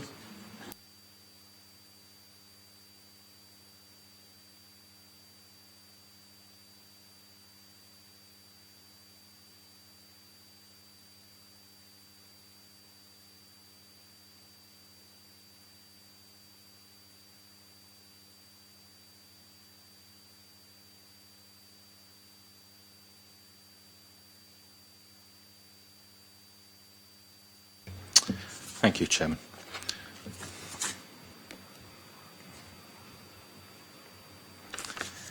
This is an application at 32 Telephone Road for the change of use from a C4 house with multiple occupation to a sui generis house with multiple occupation for more than 6 persons.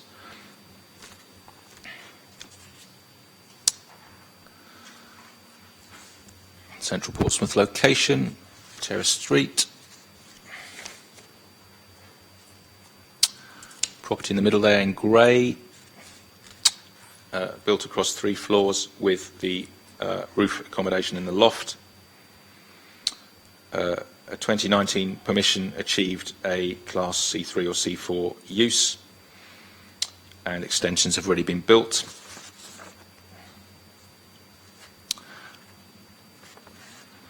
So, applying the Campbell Properties principle, in this instance, officers consider that the addition of 1 extra person would not cause such a material change that planning permission is required, hence the recommendation that the application be approved unconditionally.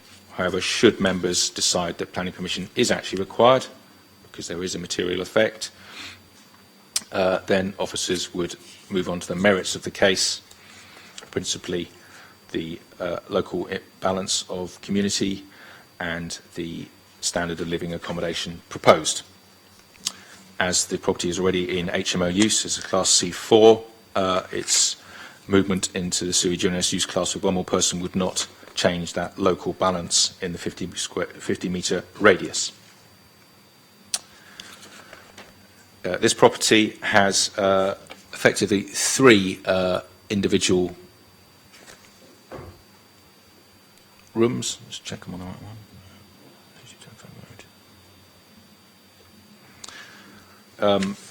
Just to clarify that the floor plans for the proposals on the screen have changed slightly.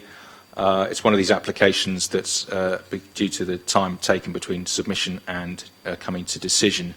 Various changes have happened on site, and so there's an update to the plans. So the kitchen provision is now as shown on the screen, with the kitchen at the rear, that fairly standard layout. We're actually counting it as 2 separate rooms, the dining room, because there is a wall across with a doorway. And then with a 3rd communal room, the lounge, here towards the front. And then the 7 bedrooms, 1 at the front of the ground floor, 1, 2, 3 on the 1st floor, and 1, 2, 3 on the 2nd floor. With a mixture of these are shared communal facilities for showering, etc., WC, on the 1st and 2nd floor.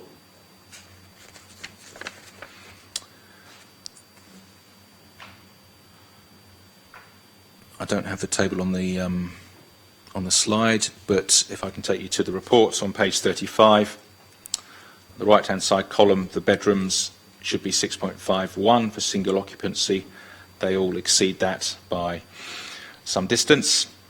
And then the 4th, 5th and 6th penultimate entries are for the lounge, kitchen and dining room. On the right-hand side, they should be 14, 11 and 14 square metres.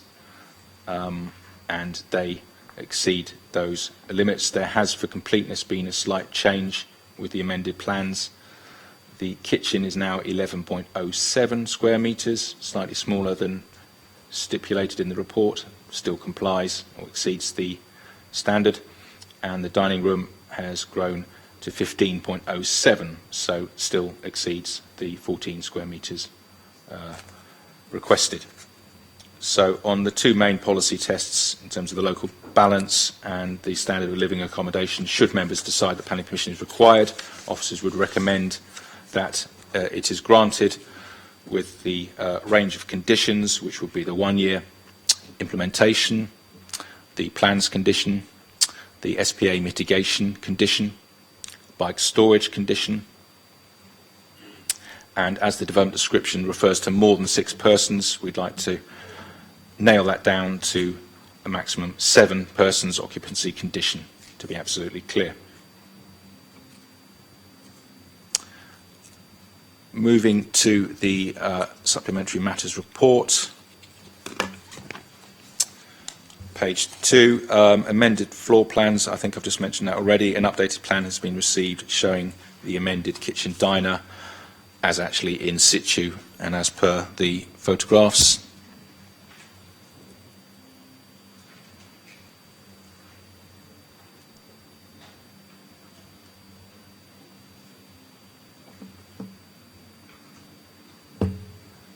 Oh, yes. I don't know how dark they are for you. There's the kitchen diner looking down through the property, and there is the separate lounge.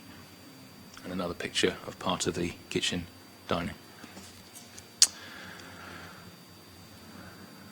Also, for completeness, the SMAP makes clear that there is a ground floor bathroom in situ, which currently is sited here. That would come out in order to provide the full-size lounge to comply with the 3 separate rooms, communal spaces, living, and to be very clear, though, the provision of the 1st and 2nd floor bathrooms and toilet complies with your SPD guidance.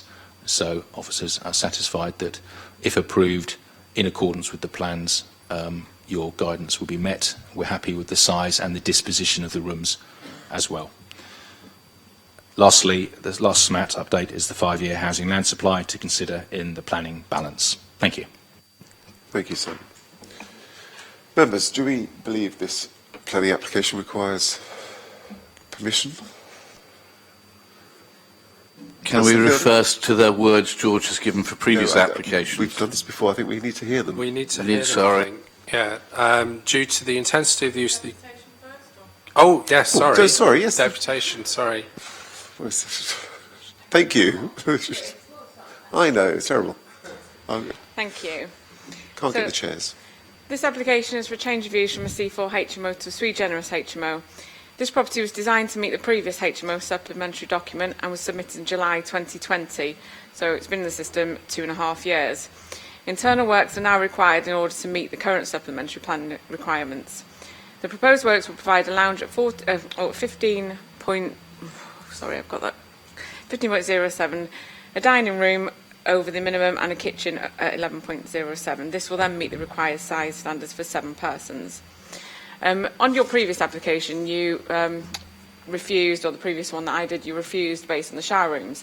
I feel like I need to note that this has actually been heard by the inspectorate previously and dismissed, as this is not dissimilar to many family homes. They may go upstairs to the toilet or the bathroom. They don't need to have a shower room on the same level at which their bedroom is.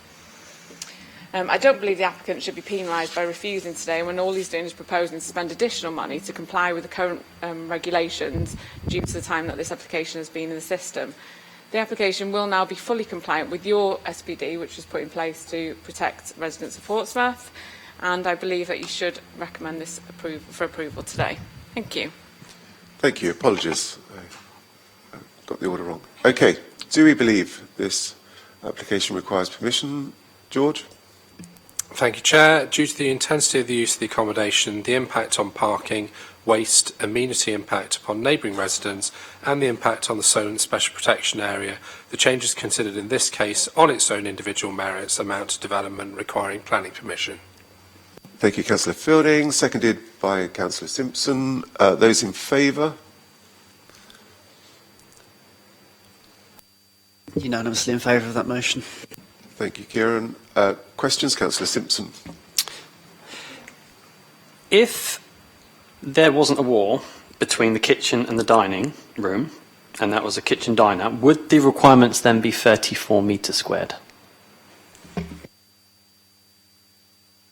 Yes, Councillor. So, because there's a wall there, it fits just within the requirements. Yes. Thank you. Councillor Sanders. Thanks, Chris. Just for my clarification with the updated stuff, Simon, I'm assuming that the bathroom that has now been removed did not form either of the two shower rooms in the original proposed table, correct?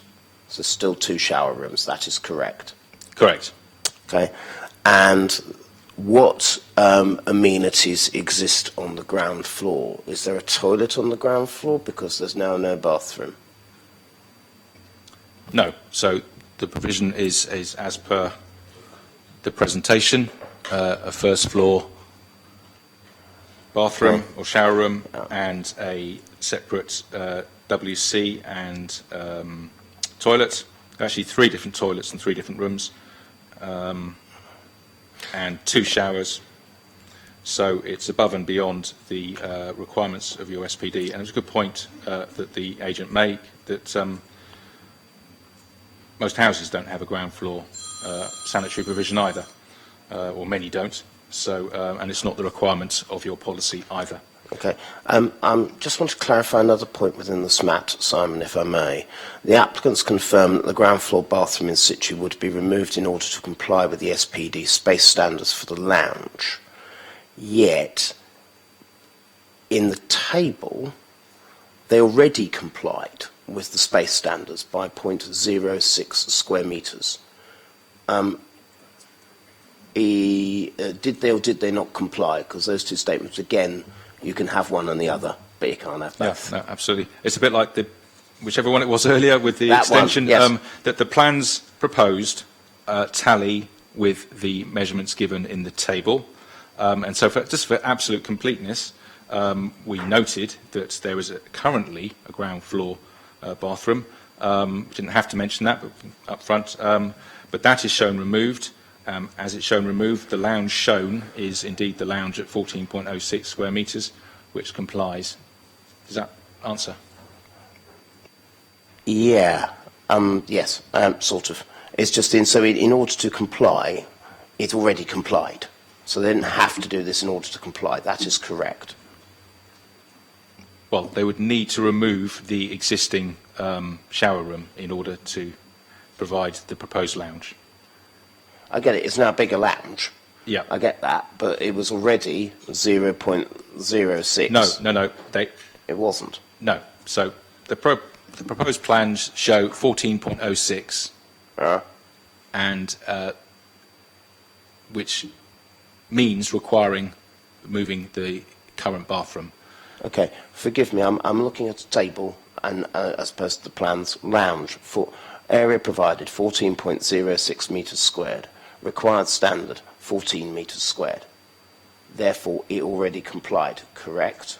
No, because there is a bath shower room of 2, 3, 4 square metres here. So the lounge currently would be around about 10, 11 square metres. Hence, they need to remove it to provide the space shown and the amount on the table. Okay, so the table's wrong. No, because the table is showing what is proposed, not what is existing. Right. I think I understand, Simon, but thank you. We'll move on. Judith. We're not going to move on because I've got a question that might help Councillor Sanders. Would it have been possible to have put a downstairs WC at the very least, possibly WC and shower, in that ground floor area? I noticed the wall has been moved, proposed to be moved from the existing to make the bedroom smaller and the lounge bigger. Could that have been done and the compliance still been achieved? Because I still don't like the idea that that person having to walk all the way up the stairs and go to the loo upstairs. And visitors in the house would have to do that too. No, is the short answer, because the 3 rooms only closely exceed the minimum space standards on space alone, let alone disposition and layout. So I don't think there is quite room to get a WC in as well on the ground floor, but you have the more than adequate provision in compliance with your standards on the first and second floors. Could we just see the plan as existing, just to see what they've done to change that bit, please?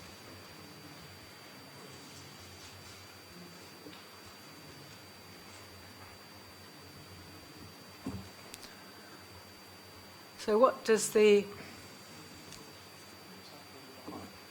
addition of those 3 communal rooms add up to?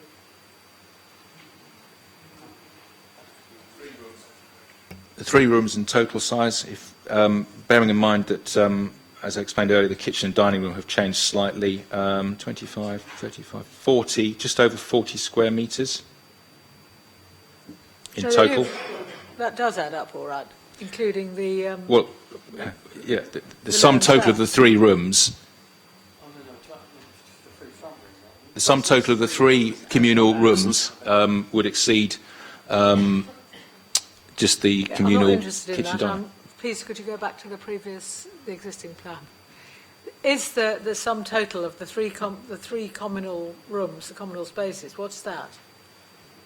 I don't have the size of that, do I? But by eye, that would be about 2.5, 3 square metres. No, I don't. I'm sorry. I'm so sorry. I'm not very concerned about the size of the loo and the shower.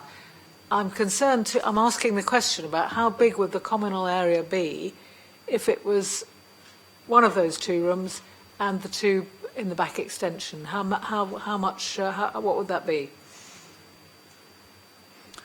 Are you asking for the lounge, dining and kitchen together? But in the previous layout, in the existing layout.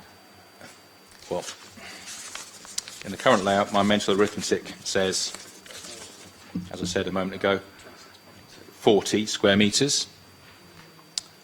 That's the lounge, dining and kitchen. And by eye, say that's about 3 square metres. It would be more like 37 or so.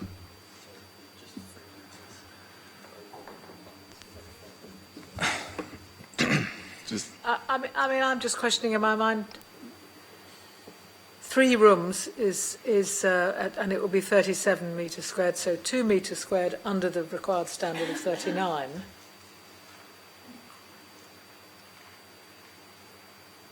In return for which you'd get a downstairs loo and a bathroom and a shower.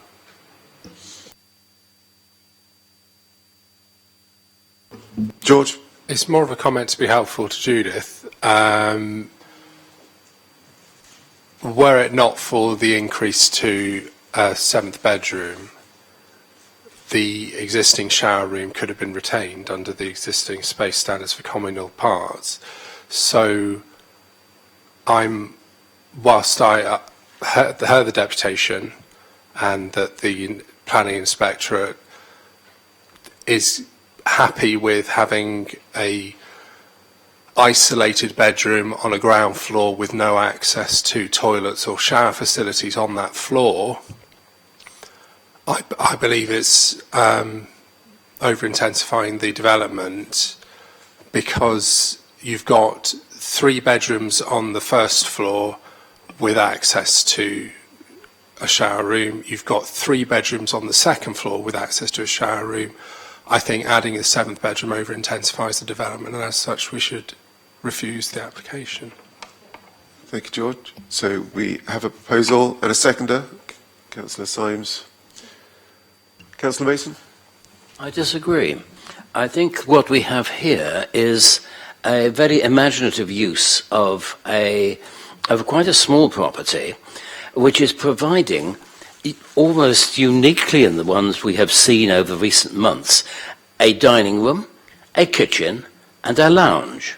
Now, everything is likely to be some form of compromise, and the compromise here is that you lose one of what would otherwise be 4 toilets.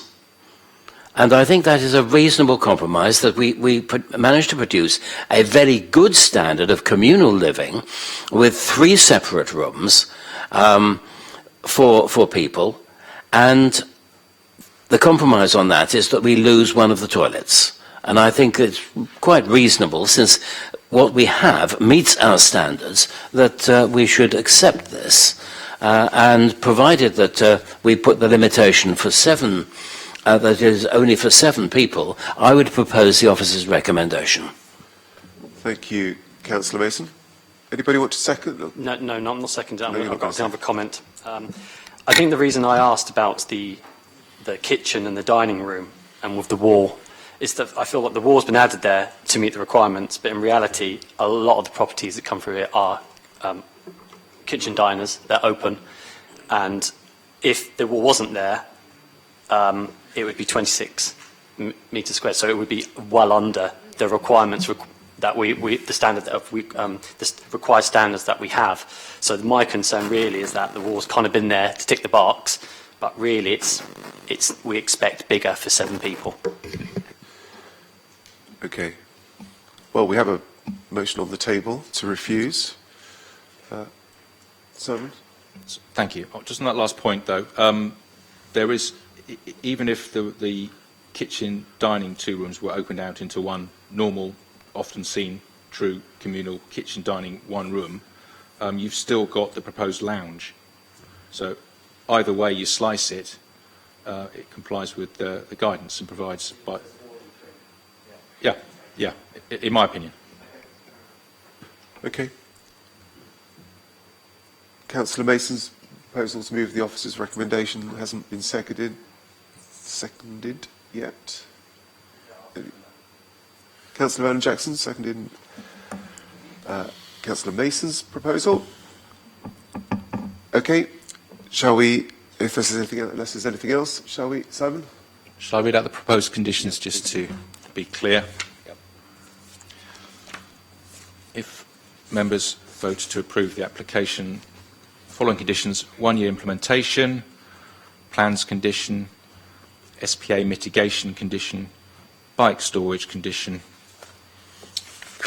and maximum 7 persons occupancy condition. Thank you. Thank you. So the motion to move the officer's recommendations, Councillor Mason and Vernon Jackson, with the conditions. Those in favour? No, Chair, sorry. No. You had the refusal motion rise first. And before we... Yeah, the motion to refuse from Councillors Fielding and Simons went first. They've not indicated they wish to remove that at all. Simon, was there anything in terms of summing up the reasons for refusal that have been proposed that you'd like to add and assist members with? Thank you, and it would be helpful. I've got a note here from Councillor Fielding over intensification of the property from the 7th occupier. Could we just be very clear about that, please, Councillor? Yes. To the point. Okay. What I would say is a good enough reason. In what way, please, would that harm amenity for the occupiers or for the area?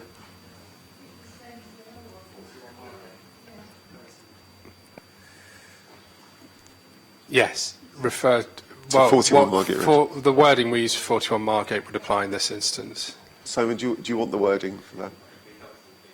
Okay. Kieran? So, I mean, just been trying to unpack that for you, with you. It's essentially the lack of ablutions again, the lack of washing space and toilet facilities represents an over-intensification. Yes. For 7 people to be using that number of toilets and showers. Lack on the ground floor specifically. Okay. Does that assist, Simon? Have you got that? Okay, I think we're there. So, Councillor Fielding and Symes, Smythe, Smith and Symes. It gets very confusing in the front row. Motion to refuse, given the wording that we've just agreed to. Those in favour? And, against? And any abstentions?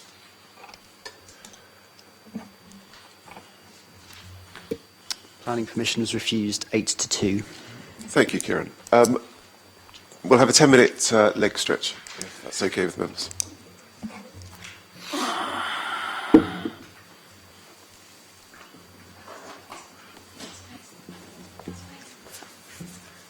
Yep.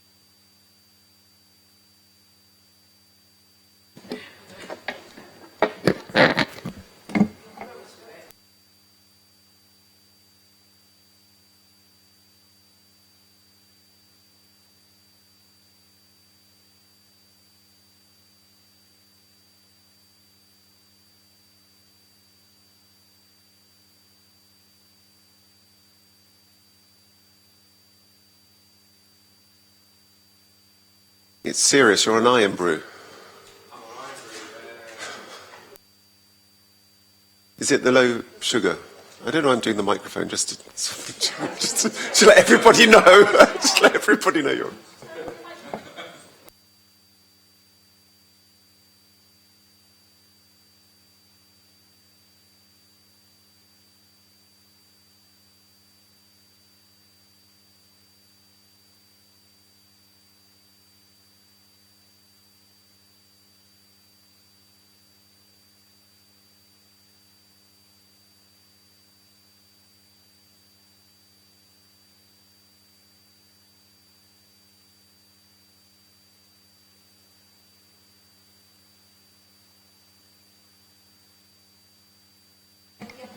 Thank you, Jane.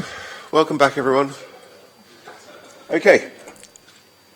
We move on to 32 Victoria Road South. Simon, over to you for the presentation. And you might have some additional information for us about this particular application that might be useful for members. Thank you, Chairman. This is an application at 32 Victoria Road South. Unlike the other applications, this is already a sui generis property. They would like to change the use of the house from 7 persons multiple occupation to 8 persons. So although it doesn't fit the normal Class C4 to 7 or 8 persons that the leader asked us to bring to the committee, it is nevertheless an intensification of 1 person, so it's the same issue really. So this is why we put this on the agenda, as we thought that would be of interest to members in exactly the same way.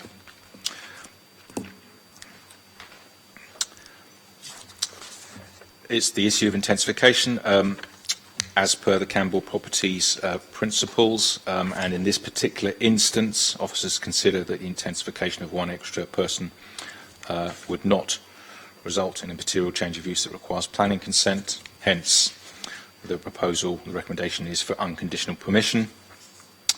Nevertheless, should members decide that planning permission is actually required, we would go on to consider the merits.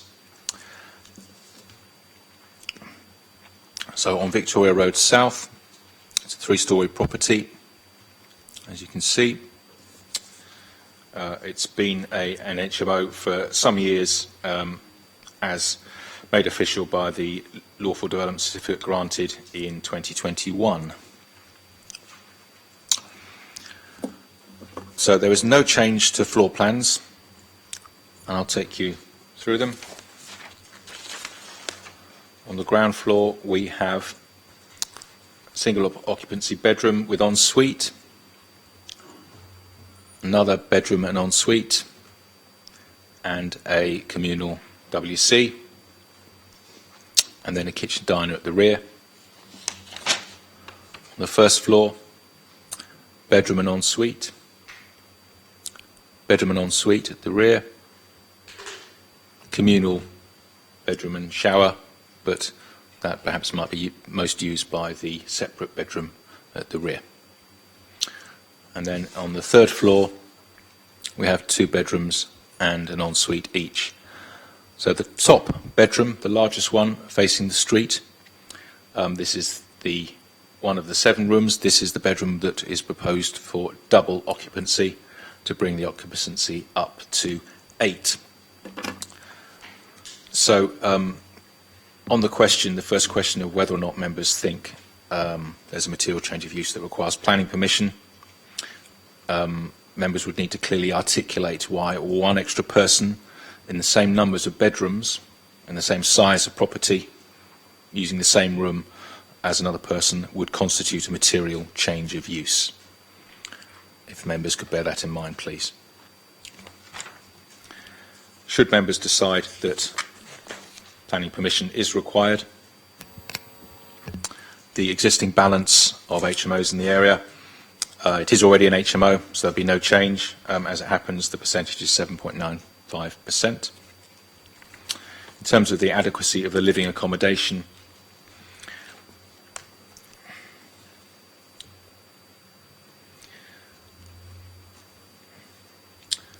the bedroom sizes comply with requirements, and because they all meet or exceed 10 square metres, the combined living space can be the smaller of the two available options at 22.5 square metres, and it would be actually 24.23. So it meets the standards set out in terms of spaces, in terms of the layout of the rooms. Officers are also satisfied the layouts are satisfactory, including the size and layout of the proposed double occupancy of the upstairs front bedroom. So if members do decide that planning permission is required and are able to articulate why that is required from the second occupancy of one room, then with respect to the merits, officers recommend approval subject to conditions, which would be the 1-year implementation condition, the plans condition, the SPA mitigation condition, bike storage condition, and the occupancy condition to make sure that some of the other larger rooms aren't occupied for double purposes as well.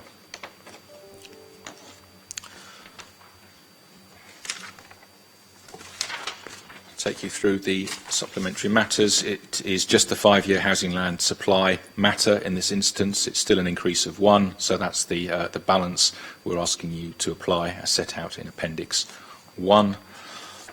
I think that's it from me, and then we have a deputation from the agent.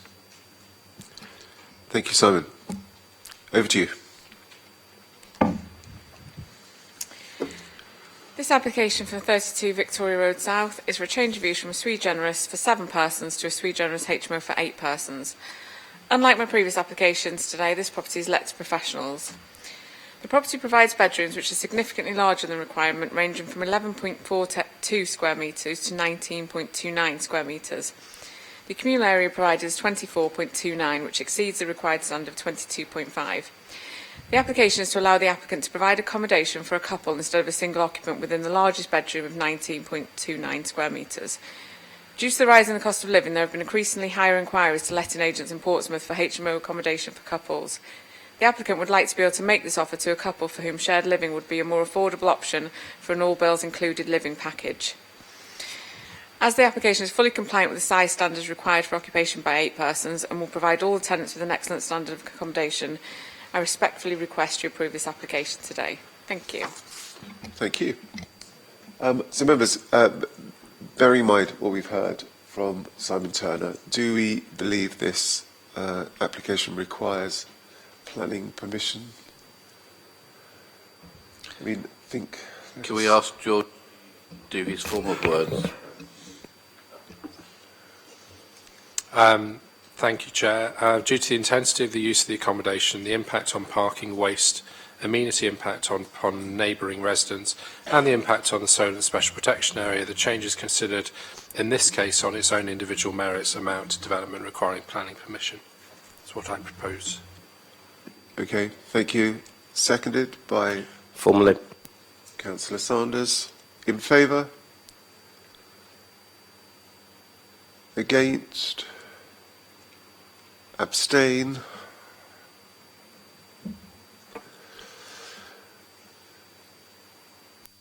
That passes with 5 votes in favour and 4 abstentions. Okay, we shall move to questions. Councillor Simpson. Bedroom 1, double occupancy. I'm guessing that does change the required standard to 14 metres squared. Is that the reason why it's 40 metres squared requirement? That's right. Okay, thank you.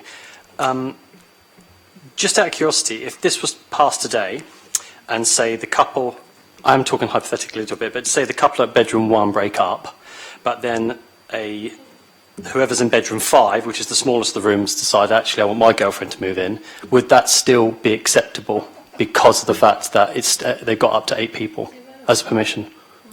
That was very...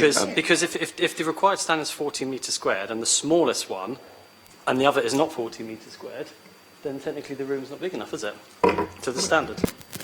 But that was an interesting question. interesting premise. We'll try and get an answer. In that scenario, you'd end up with single occupancy of the large room at the front, fine, loads of space, and double occupancy of bedroom 5, which is 11.43 square metres, which falls below the 14 that would be required for double occupancy. So were members members have decided it needs planning permission, were members to decide that planning permission should be granted, we'd find the right form of words to limit the rooms. Well, it's in accordance with the plans, which are labelled single occupancy, apart from the top room, which is shown as double. So we'd find the correct form of words to make sure there's no swapping around, as you've alluded to. Yeah. Okay. Thank you, Russell. Questions? Councillor Fielding. Am I right in assuming that any bike storage would be at the rear of the property? Thank you, Councillor. It may be I think the property forecourt here is relatively deeper, so I think we discussed this before, that the merits and demerits of having a store on the front. It's handy. It's more susceptible to vandalism or break-in, but of course they do need to be robust and weatherproof anyway. Whether or not it's appropriate for the area, I'm not sure if this is a conservation area or not, off the top of my head, but it's certainly possibilities, and with that condition we could control where it is, whether it's split into two, front and back, or just the front or just the back, but we'd find a workable solution. Yeah, my only concern was that the layout may make it difficult for people to get bikes through to the rear of the property because of the layout of the kitchen. I may be over-egging it slightly, but if the storage was at the rear of the property, it may have some difficulty to access. That's my concern there. Unlike most of our applications, there is room in the front. In fact, for one vehicle at least. Thank you, Jude. Any other questions? Comments? Councillor Sanders. May I propose the officer's recommendation subject to any additional conditions that members wish to propose? George? Happy to second that, and in terms of a additional condition guided by officers, we should limit it to all bedrooms being single occupancy apart from bedroom 1 as double occupancy as a planning condition. Thank you. Any other proposals? Sorry, just for formality, I'm happy to accept that condition. I'm sure we're all very pleased to hear that. Chair, if I may. Okay, unless there are any other views, thoughts. Okay, let's move to, well, Simon, do you want to explain the conditions? I can whiz through them again quickly. The 1-year implementation condition, the plans condition, SPA condition, bike storage condition, bearing in mind the councillors' comments, and the occupancy condition, again, bearing in mind what Councillor Fielding has just articulated, all single occupancy apart from bedroom 1, which may be double. Thank you. Okay, yep. So, members, those in favour of Councillor Fielding's motion, seconded by Councillor Sanders. For any against? Any abstentions? Thank you. Planning permission is granted with 8 votes in favour and 1 abstention. Thank you, Kieran. Gladys Avenue.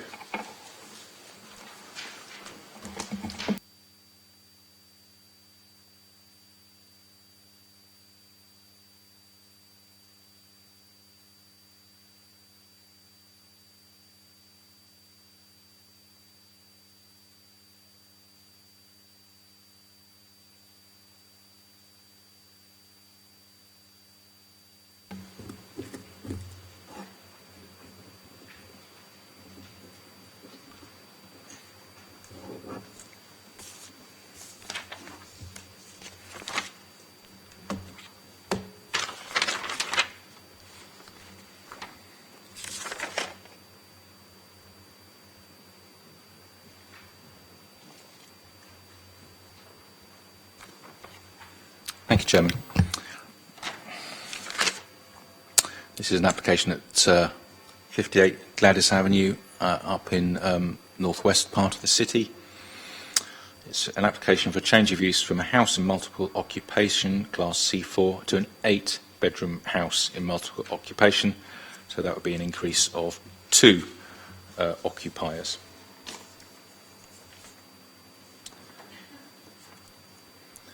The property has already been extended and now has 3 floors. As the location, briefly, screen there, west frontage, more detail there, the back garden, HMO count. There are the arrangements. So the property already has permission for C3, C4, flexible permission. And they would now like to change that to 2 extra occupiers. Currently, the site has a rear study,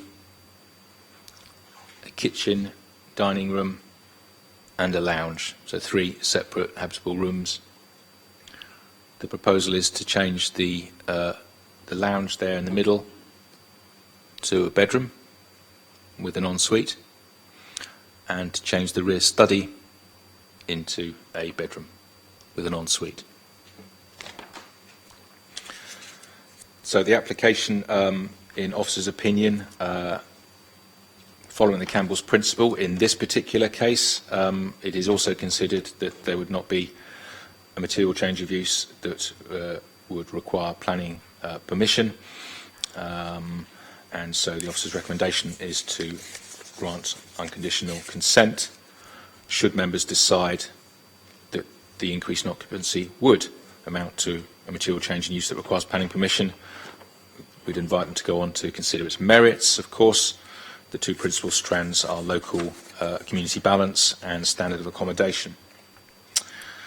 The local community balance is at 6.9% as it happens. That would not change as it is an existing HMO. There'll be 2 extra occupiers.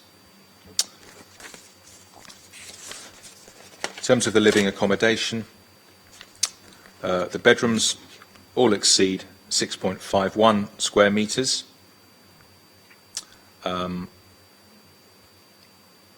They all exceed 10 square metres, so we are able to go to the smaller of the sizes for the combined kitchen living because of the compensation of the larger bedrooms. And they all have en suites.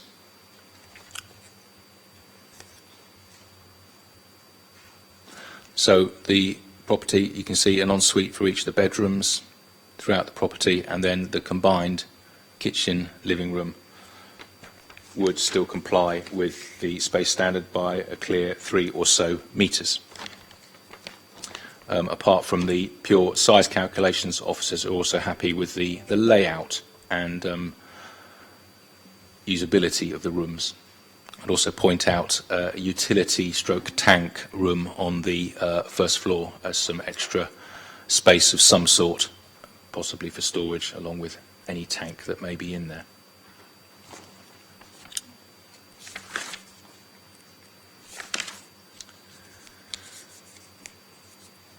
So, were members to decide that planning permission is required on its own merits, officers recommend that the application should be approved.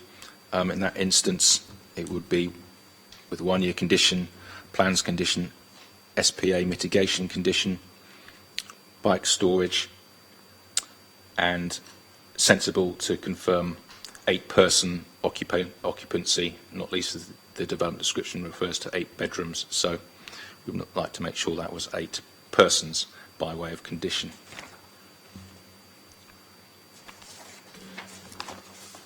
In terms of the SMAT, we've got the 5-year housing land supply Because there were 2 extra occupants proposed in this instance, I take you to Appendix 2, which sets out, unlike the other ones so far, the balance between any harms identified against the benefits of the developments, the benefits including 2 additional bed spaces, adding to the city's housing stock, and how to balance that in the light of the housing land supply and the shortfall thereof, and therefore the planning balance has to be applied. Otherwise, I think that's it. Thank you, and we have the agent. Mr. Hill, over to you. Hello. So, as the officer said, 58 Gladys Avenue, all of the bedrooms are compliant with the space standards. There's 8 en suites, and there's also a separate toilet on the ground floor. The communal space is fully compliant. We've got a bike storage shed as well for this property. All of the planning conditions previously imposed have been met. As I said in the last application already, pretty much all the same. We've got our own waste carriers licence. We can get rid of the waste if there's any waste quickly. This one actually has a block-built bin store out the front as well, so the waste is sort of super tidy from the front, if there were ever any. These bedrooms, I think it's important to note that a lot of these bedrooms are significantly over the 10 metre square minimum requirements, and actually we don't determine the rents, the market determines the rent because of economics, but ultimately these rooms we've achieved typically a 20 to 25% uplift in rents, which for me demonstrates the standard and size of the accommodation in this property compared to the upper end of the market that we were already operating in other properties. Happy with a condition of it being limited to a maximum of 8 occupants. I think that's everything on this one. Thank you. Thank you, Mr. Hill. Okay, members, do we believe this application requires planning permission? Oh, we've got another. This is on the grounds of George is finishing his lunch. 5:14. Right. We believe, this is probably Councillor Fielding and myself, that due to the intensity, due to the intensity of the use of the accommodation, the impact on parking, waste, amenity impact on neighbouring residents, and the impact of the Solent Special Protection Area, the changes considered in this case, on its own individual merit, amounts to development requiring planning permission. Thank you, Councillor Sanders. Seconded by Councillor Fielding. In favour? Thank you very much.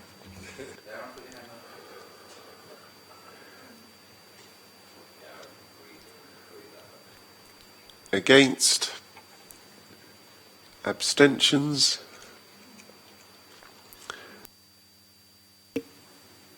The motion passes with 6 in favour. Okay. I think it was 3 against. Sorry, Thank you, 3 abstentions, sorry. Thank you, Kieran. Members, questions? Councillor Sanders. Thank you. Simon, this is clearly currently a functioning HMO because there's 6 people in it. But in order to get the 2 extra bedrooms, we need to remove a lounge and a study. Has the agent or the applicant or the owner told you what is currently in the lounge or study? Is it things like televisions or books or anything like that? If the answer is no, the answer is no. I don't believe so. I don't think we would have asked or got to that detail. Okay. Yep, I have no more questions. Councillor Vernon-Jackson. I kind of want something from Simon here. Looking at the one remaining communal room, it looks remarkably small for 8 bedrooms, most of which will have several people in. But that's it.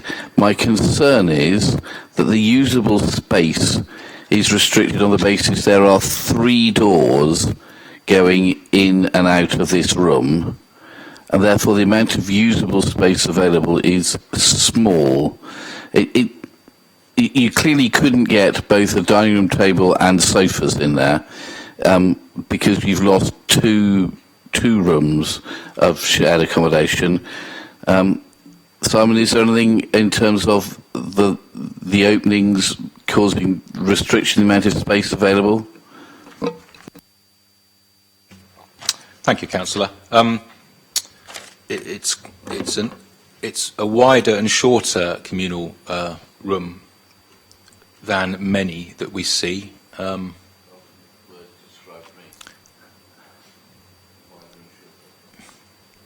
It's hard for me to see from here, but slightly wider and shorter, I would say, which gives it closer to a square than a thinner rectangle, which I think probably brings more flexibility and useful space.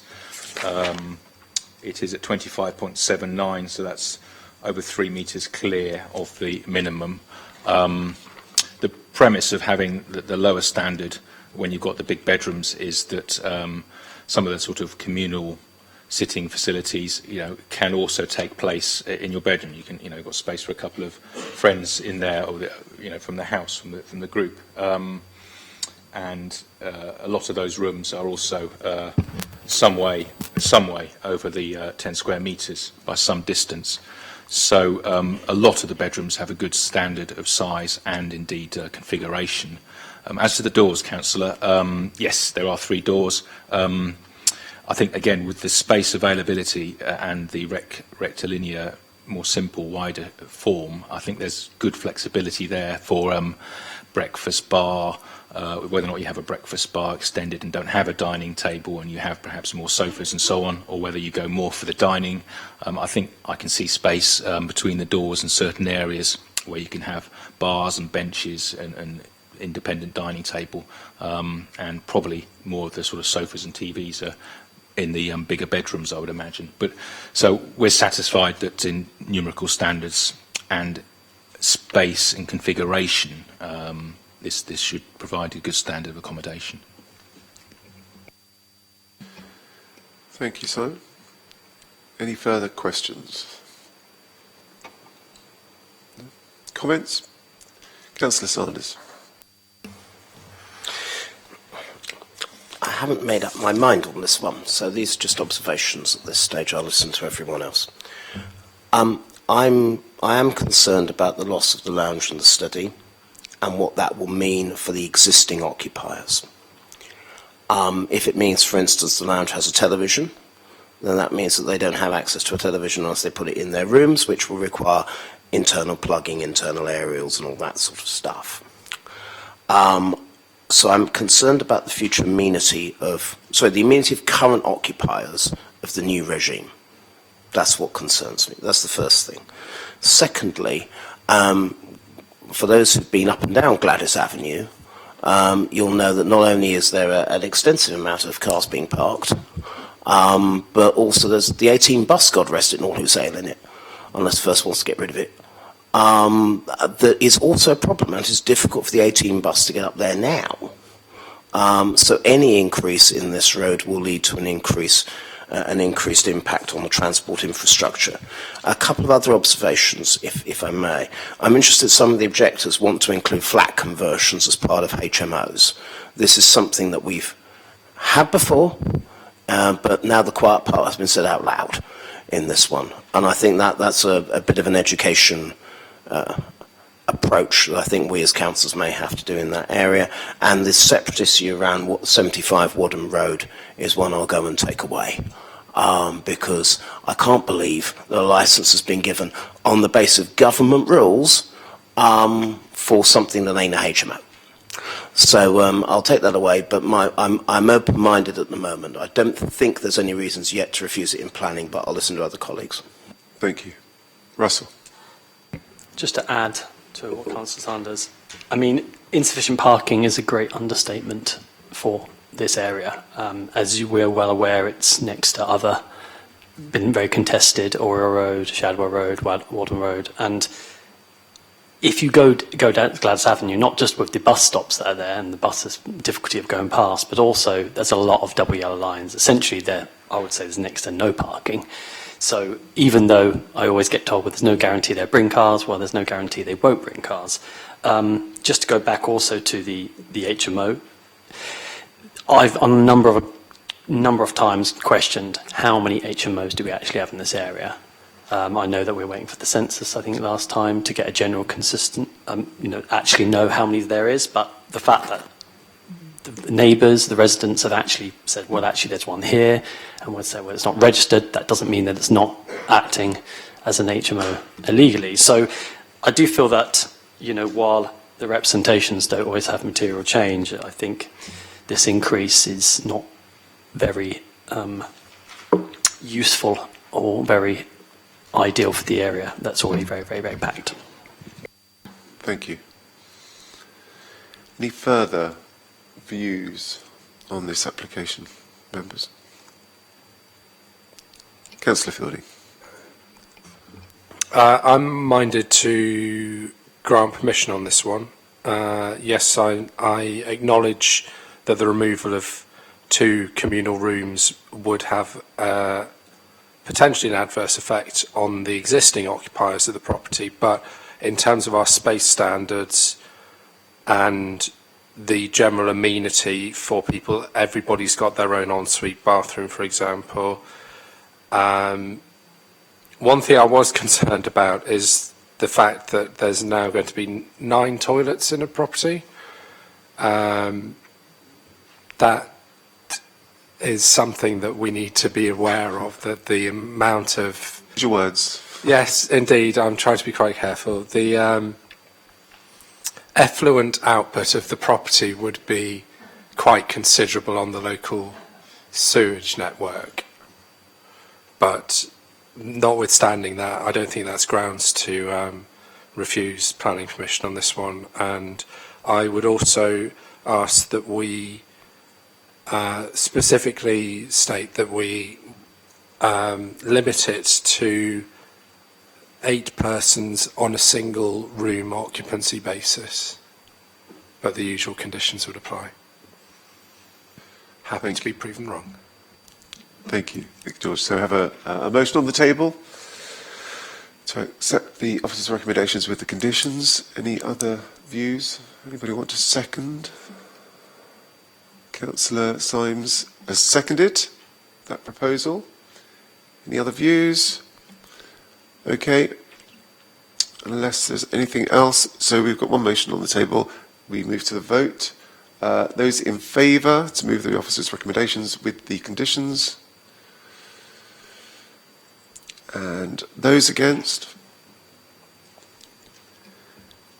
And any abstentions? Planning permission is granted with 6 votes in favour and 3 against. Thank you, Kieran.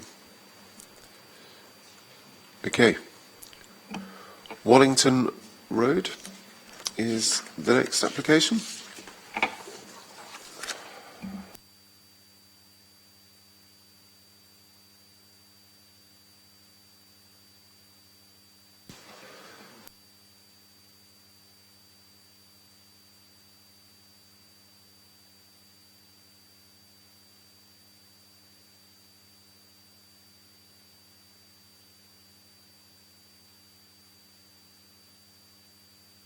Thank you, Chairman.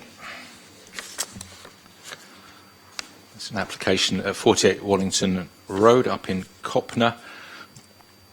Change of use from purposes falling within Class C3 dwelling house or C4 to a 7-person, 7-bedroom house in multiple occupations, sui generis. So, as per the other submissions, on this particular case, in the officer's opinion, bearing in mind the increase in occupancy of just 1 person and the Campbell Properties decision, officers are of the view that there is no material change in use that requires planning consent, and therefore recommend that the application be approved unconditionally. Should members decide that there is actually a material change of use that requires planning consent, they should go on to consider the merits of the application. First and foremost, I should take you straight to the SMAT. So this is an application from C3 or C4. It has a change of use to a flexible C3, C4, approved in the middle of November last year.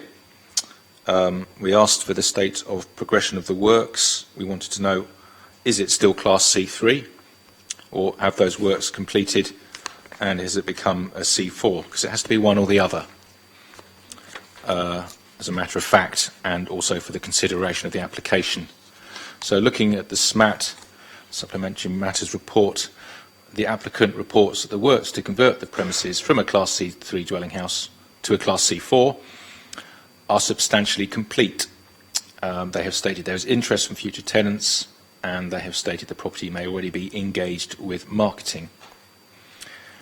However, the local planning authority has not been presented with sufficient evidence to clearly demonstrate that a C4 use may actually deem to exist already. And so officers consider, and we've consulted our planning solicitor, that we think that the flexible use has not been implemented yet, and it is still Class C3. This may affect the consideration of the proposals, as planning consent is now certainly granted an officer's opinion from a Class C3 existing use to a sui generis. So it's not exactly as the applicant has applied. So that is contrary to the published recommendation. Very briefly, officers therefore would now engage policy PCS 20 and the SPD automatically, saying planning permission is required, and especially to the two main points of local community balance and room sizes and layouts. Going on to those 2 points, the change of use of the property to a sui generis large HMO would maintain the local balance at 1.35%. That is based on this property. So we put 1.35 in the report because based on the C3, C4 consent, that was 1 out of 74. Actually, we're saying now, well, we still think it's C3, so at the moment it's 0, but this would take it to 1.35%, well within your guidance threshold, which would indicate there should not be a adverse impact on local community balance. And then moving on to the accommodation proposed internally. It's a north-south property there, south-facing, north-facing rear garden as the HMO count. Those are the approved plans under the C3, C4. The proposed floor plans. Front door, a front bedroom and ensuite, a shared bathroom, a kitchen diner, and bedroom and ensuite at the rear. On the first floor, a bedroom and ensuite at the front, 2 more bedrooms that would need to use the shared bathroom on the ground floor. And on the top floor, 2 bedrooms with 2 ensuites, with an ensuite each. In terms of their sizes, the bedrooms all squeak in at 10 square metres, or just a little bit bigger, one of them. That means that the combined living space can be the lower amount of 22.5. That is achieved in the table on page 54, 22.99. And then the combination of bathrooms, ensuites and shared are deemed acceptable. So the overall size provision and the layout is just about deemed to get there in terms of adequacy of accommodation. Excuse me.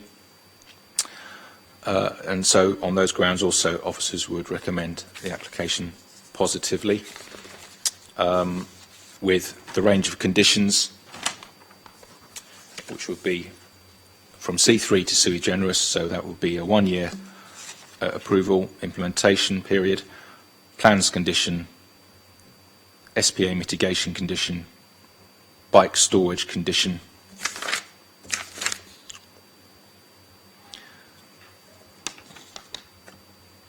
It is specified as a 7-person occupation in the development description, so officers wouldn't say that a condition for occupancy is necessary, but should members wish to attach one, if they were minded to grant planning consent, they may wish to do that.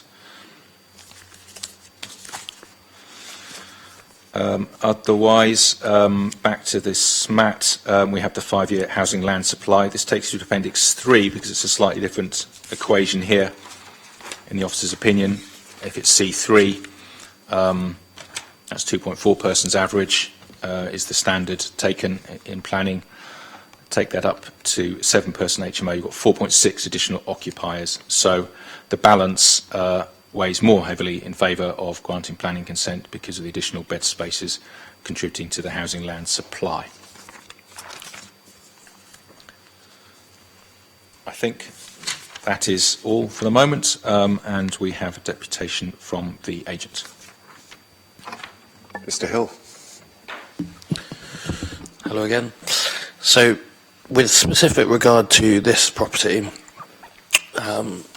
as you've heard already, every bedroom is at least 10 metres squared and the communal area is also above the minimum standard it needs to be. I just wanted to address a couple of points that were raised earlier. So firstly, in terms of number of toilets and waste, for every single one of our properties, we upgrade the both incoming water supply and also every single waste pipe in the whole house to make sure that we can cope with any volume of waste that is excreted within the property. We also put a TV in every single room. So I noted the question earlier about when we're moving from C4 to C4 Sui Generis and potentially the loss of a living room. We put a TV in every single bedroom as well as in the main communal room. We also put Cat5 cabling into each bedroom so that they can have their own internet connection. We completely rewired the property so that all of the electrics are up to standard. We also put spotlights in every single room. So one thing with this case is that obviously, I think my phone might be gone. One thing with this case is in terms of building regs, this property's been approved for building regulations. We've used a method which allows us to measure basically the height of the house and the area, the distance from the rear wall of the property, which we've explained to the planning officer, and ultimately they are satisfied with all of the bedrooms, all of the fire regulations, and so are building control. Again, pretty much everything that I said in every other deputation stands in terms of waste and amenities. This property is very nearly complete. Marketing has started. I believe we're speaking to a company at the moment that are potentially interested in renting up the rooms, so very close to being let. Thank you very much. Thank you. Members, do we believe this planning application requires permission? Is it, George, is it your understudy? We don't need to do the wording on this one because it's going from C3 to sui generis. Sorry, yes. Yes, officers agree in this instance that it would be a material change of use by virtue of going from C3 get to into a rhythm. HMO. Indeed, that's the danger. Okay, so what is this? Questions, members? Councillor Vernon-Jackson. I'm really worried about there's 4 bedrooms sharing one loo. And I think Simon has been very clear and very right in the deputations that he's given that moving to having everybody having their own ensuite has significantly improved standards and quality in the city, and I think that's been a helpful outcome of the work the committee has done. I just think for 4 people or 4 bedrooms trying to share one loo in the morning, I just think is going to be very difficult. So I think that's bedrooms 3, 4, 5. No, maybe it's 3 bedrooms. So bedrooms 3, 4, and 5 having to share it seems to me too much. So I don't know what other people think, but it just seems to fly against what all the advice that Simon has given us over the years, that having everybody in en suites is a good thing. I think Simon wants to tell me I'm wrong. Well, I'm sure But you know, had the done the deputation. Okay, thank you. Thank you. Yeah, there were 2 bedrooms that don't have an ensuite, so it's bedrooms 3 and 4, which are the 2 at the back on the first floor. Otherwise, the other 5 bedrooms have ensuite, and then there was the shared bathroom on the ground floor. So if you look on the first floor, as far as I can see, there are 3 bedrooms on the first floor. None of them have en suites.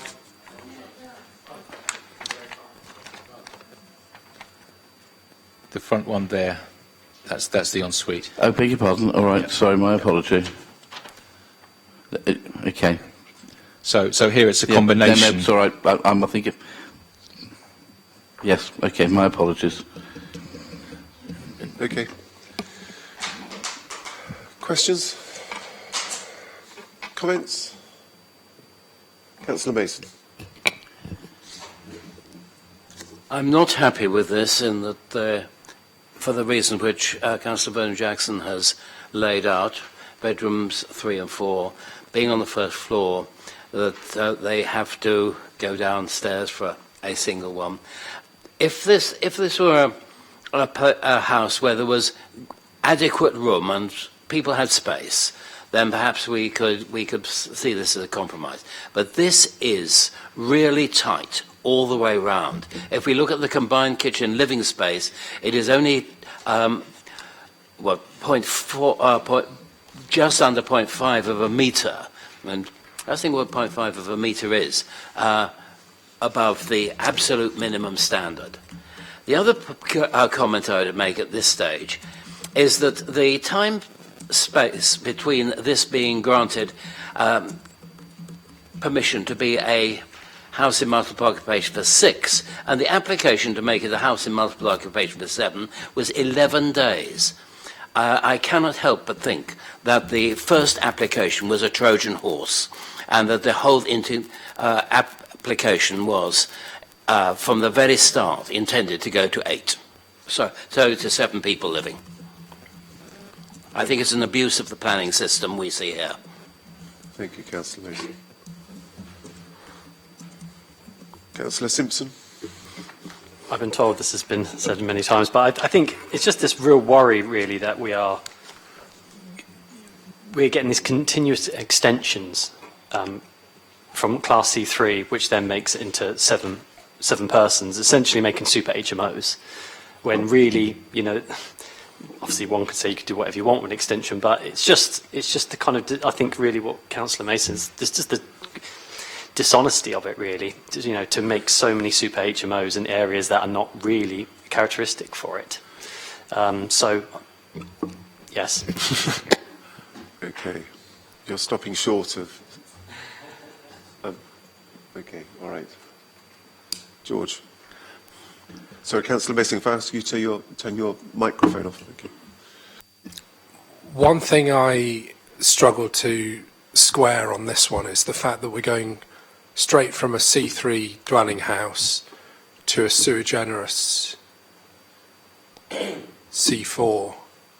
Normally we go through the process of C3 converting to a C4 before applying for sui generis.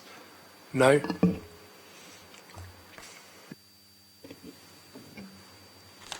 That is the more common route, and this is indeed what they thought they were doing, but because they did it all too fast, just been caught out a little bit. But it's up to the applicant which route they take, whether they go straight for what their ultimate aim is, C3 to sui generis.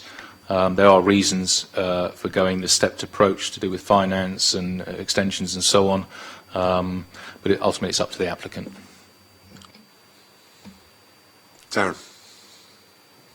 Thanks. I'm interested to know what the consequences, should this be refused, are, because in paragraph 110 we already have an approval application to change of use from C3 to a C3 or a C4, which was approved on the 18th of November 2022. So I'd be interested in what the status of that is, because clearly if committee decides to refuse this, then according to the report that still stands. Or have I got it wrong, Kieran and Simon? Would you like me to take that on, Simon? Sure. Okay, so yes, it's correct. The applicant does have planning permission to use the property currently in as either the C3 or the C4 function based on the extant permission. This is where the the applicants thought that they had successfully demonstrated a change of use from C3 to C4, kicking in that permission. There's been discussions between officers, and planning officers have decided that the change of use has not been adequately evidenced, so it remains in its old C3, not C3 permission. The C3, C4 permission still stands to be implemented. So the outcome of refusing the application today is that C4 use can still be implemented at a future point if you refuse the sui generis application today. It's entirely legitimate to have two different sets of planning permission. Wonderfully clear, and thank you for that. For Simon, how many people were due to be in this? How many people was this application approved for if it becomes a C4 usage? Up to 6. Thank you. Judith. Can we just have the plans up again? I'm very worried about this kitchen communal area for this number of people. We talked about the number of doors off a previous kitchen, and 3 was seen as a lot. This has got 4 doors off it. It's also means that the 2 people coming downstairs from those two bedrooms at the back up on the first floor have to come down almost into the kitchen to go to that shared bathroom. I think this is a very, very tight communal area, partly because people would need to, especially if we add to it the need to bring bicycles through. Would they need to bring bicycles through? It's really very, very small, that, and it, as indeed the measurement, which is only just the right size, 22 square metres, demonstrates. But you think some of the 22 square metres is taken by the landing coming down from the stairs and into the loo for some. It's not really usable space, that bit. I think it's too small, that. Thank you. Any other comments? We don't have any proposals at the moment. Councillor Sanders. On the basis of what Kieran has advised us, I propose that we refuse this application on the grounds of an over-intensification of use. I can't put this in the minutes, but what Judith has just said, an over-intensification of use, particularly around the communal areas, and also around communal areas and around community balance. I do so on the basis that there is an extant consent for it to be turned into a HMO anyway. Officers do not believe that has been fully implemented, but as Kieran has just outlined, it's there, so that they can use it as a HMO for 6 people. But clearly the intensification of use for 7 is an over-intensification in my view, and therefore goes against PCS 2320 and any other policies that survive officer discussion. Thank you. Thank you, Darren. Seconded. But Councillor, do you have anything to say with regard to it being under the 10% limit in the SPD?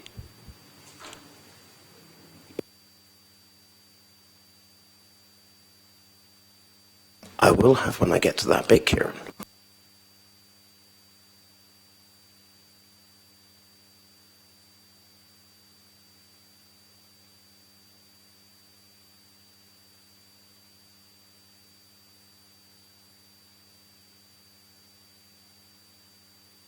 No. You have no explanation for why you're not taking account of that particular piece of guidance on policy? I think what he's trying to say is yes, and that the concern is about the over-intensification of use in terms of traffic, antisocial behaviour, rubbish, etc. If I'm not putting words into the councillor's mouth. You are not leader. So we have a proposal to refuse. Simon, have you got the wording? Yes, from Councillor Sanders, originally we have over-intensification, especially of the communal area, echoing Councillor Smythe's comments about circulation space, the tight size standards, bikes coming through, restricted head height, and Councillor Sanders returned to the community balance stroke extra person intensification, and that has widened out to traffic, antisocial behaviour and rubbish. And I would add, if it's being refused on those grounds, we would also have the technical matter of no mitigation for the SPAs, so that would be a further reason. Okay, we're happy. Unless there's anything else, the proposal as just explained, in favour of Councillor Sanders and Smythe's. We have one, unless there's another motion. There's only one motion, isn't there? We haven't, nothing else? Yeah, to refuse. So, in favour of Councillor Sanders. Sorry, did we get a seconder Smythe's on that? motion to refuse? Smythe's second. Yeah, no, we've got a second. So, in favour? And against? And abstentions? So planning permission has refused, 7 in favour and 2 abstaining. Thank you, Kieran. Okay, Manners Road.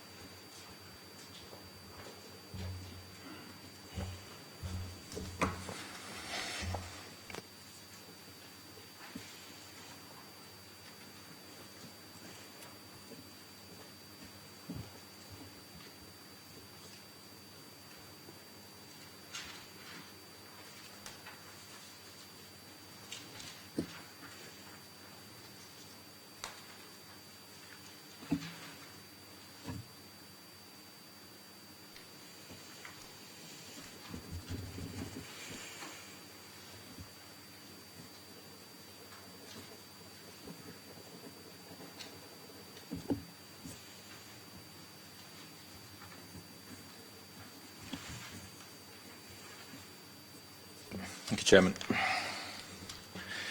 An application at 147 Manners Road to change the use from a house of multiple occupation, Class C4, to a 7-bedroom house in multiple occupation, sui generis. Given the increase in occupancy of just one person, the officers do not consider on this basis that there is a material change of use that requires planning permission. And so, given that an application has been made, though, it is proposed to grant it unconditional permission. Should members decide that planning permission is actually required, and therefore go on to consider the merits of the application. The premises has a certificate of lawful use for a C4 use established last year, so they'd like to change that with one extra person to a 7-person HMO. Manners Road in central north-south, see there, lots of HMOs in the area, 34% within this particular 50-metre radius. That percentage would not change, as it's already an HMO. One extra person would result. Looking at the slideshow, it's a mid-terraced house, 2-storey with previous extensions at the rear and to the roof. There it is in the middle, front forecourt with some waste storage. HMO data count. The proposed floor plans. At the front there is a bedroom with an ensuite, kitchen, dining area in the middle of the house, and a bedroom ensuite at the rear. A bedroom at the front on the first floor and a shared bathroom and 2 more bedrooms on the first floor. And then in the roof space, 2 rooms, each with an ensuite.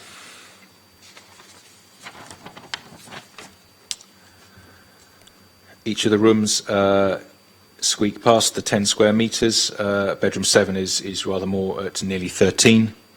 So since they all exceed 10 square metres, the combined living space as a minimum falls to the lower amount of 22.5. They would provide 23.2 at the back. Otherwise, the en-suites comply or exceed the minimum size standards. So, on the face of it, officers are satisfied that a satisfactory standard of living accommodation may be provided. In this instance, were members to decide planning permission is required and may be inclined to grant planning permission, the conditions would be 1 year time implementation, the plans condition, SPA mitigation, and bike storage. An occupancy condition not necessary, as it's set out in the development description as 7-person, but members may wish to apply it were they to get to that point. I think that's it really. With respect to the SMAT, we're back to a occupancy of 1 in the planning balance and the 5-year housing land supply, so that's set out in full in Appendix 1. And then otherwise it's back to the agent for their deputation. Thank you, Simon. Mr. Hill. Hello. So 147 Manners Road. There's a couple of points I want to be super clear on. So this property has historically been used as an HMO prior to November 2011, and therefore lawful development certificate was granted, which doesn't mean that it needed to meet the 10% when that was applied. However long ago that was, not very long ago. This property was then purchased by our investor as an existing C4 HMO. So the top 2 bedrooms obviously have en-suites and meet minimum size standards. The middle floor, the 3 bedrooms share 1 communal bathroom. An important point on that, when I last met the licensing officer at one of our properties, was one of the reasons he gave for the minimum size standard of a communal bathroom being different to an ensuite was that a communal bathroom, you need the additional space to be able to take your clothes into that room and get changed, which is why there isn't the need for people to be wandering around the middle floor of this property in their towels or less. On the ground floor, obviously, both of the bedrooms also have en-suites, and the communal area meets the minimum size standards. Communal area also has windows, but we also have used permitted development to build a small side extension there which has a roof lantern to ensure that we have significant amounts of natural light coming into that communal space.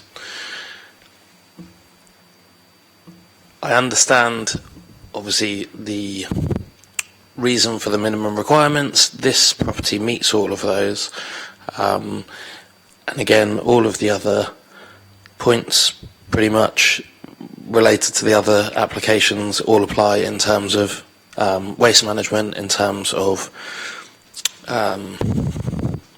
fluids, etc., that are excreted out of the property, and the upgrading of the mains water and waste within the property. And again, this property, all of the bedrooms will have their own TVs and will be finished to a high standard. Thank you. Thank you. Do we believe this application requires planning permission? George? Thank you, Chair. Due to the intensity of the use of the accommodation, the impact on parking, waste, amenity impact upon the neighbouring residents, and the impact on the Solent Special Protection Area, the changes considered in this case on its own individual merits amount to development requiring planning permission. Thank you. Would anybody like to second that? I'll second it. Why not? Okay, in favour? Against? Abstentions? The motion passes. Thank you, Kieran. Members, questions? Judith? I wondered if somebody could explain how the kitchen actually works. I can see now the roof light, and you can see it on the first floor plan as well, and that seems a good idea. What is it got an island where there are two cookers, and then what happens under the roof light? It's not clear from the plan.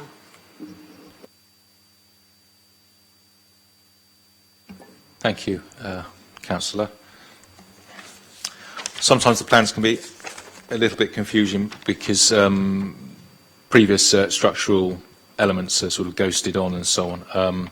As far as I can see, yes, it would clearly be this indication of some sort of island in the middle of the kitchen there, a structural column retained there, which I think is the rear corner of the existing or the previous corner of the house. So underneath the light well, as you asked about, Councillor, that's until you get to the back door, I'd say there's space there for built-in kitchen cupboards and appliances and so on.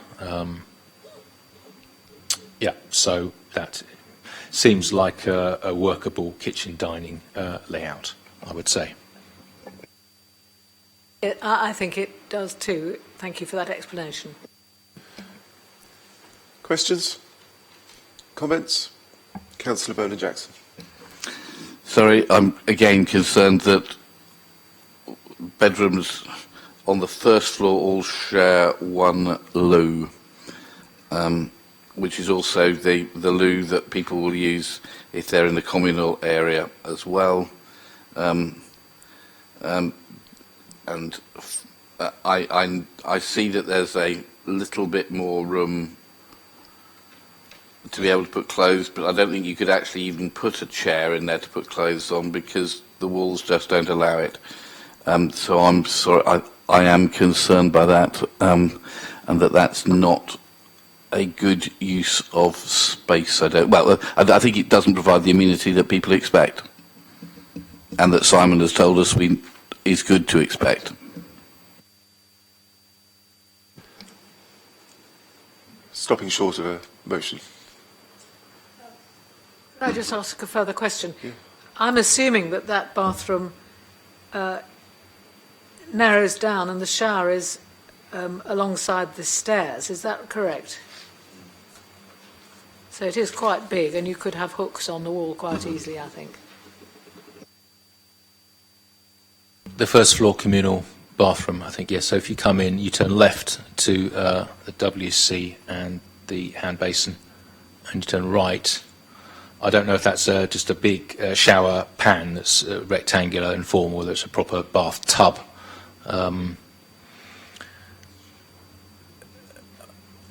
Either way, members are. I agree. Yeah. Yes. Okay. Further comments? George? Whilst I share Councillor Vernon-Jackson's concerns, I don't believe they're enough for us to refuse permission on this particular application. I think we've got a good, assuming below the light well in the kitchen diner is kept relatively clear, you've got a good line through from the front door to the rear garden for bike storage. The rear bedroom on the ground floor has access out itself into the garden in the event of a fire in the kitchen. Yeah, the only reservation I have is that it's a relatively small bathroom on the first floor which serves 3 bedrooms and any people in the communal parts on the ground floor, as Councillor Vernon-Jackson did explain, but I don't think that's enough for us to refuse, and I would therefore propose that we grant conditional permission, limiting the occupancy to 7 single occupancy rooms and the usual bike time of completing the works, so special protection area. Seconded by Councillor Smythe.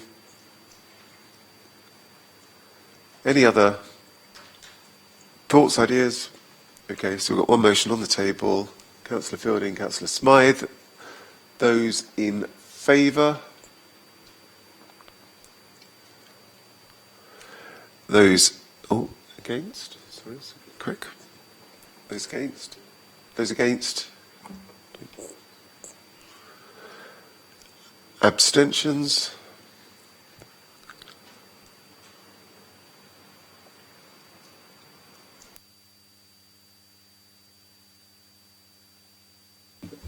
I made that 4 votes in favour, 1 against with 2 abstentions.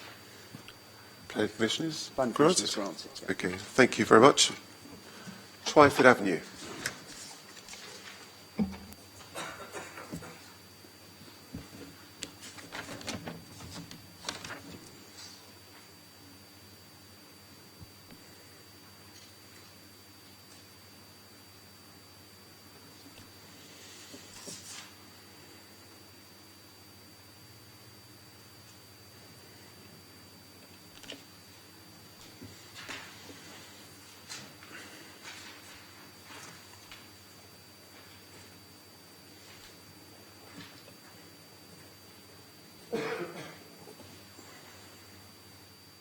Chairman, could you draw the curtains behind you, because there's quite a lot of light coming into the back of that screen. It's quite warm in here as well, isn't it? You warm?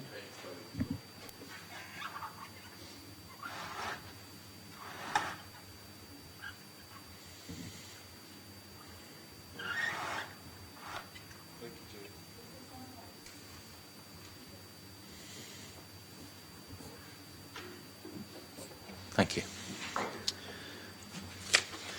Application at 293 Twyford Avenue up in northwest Portsmouth.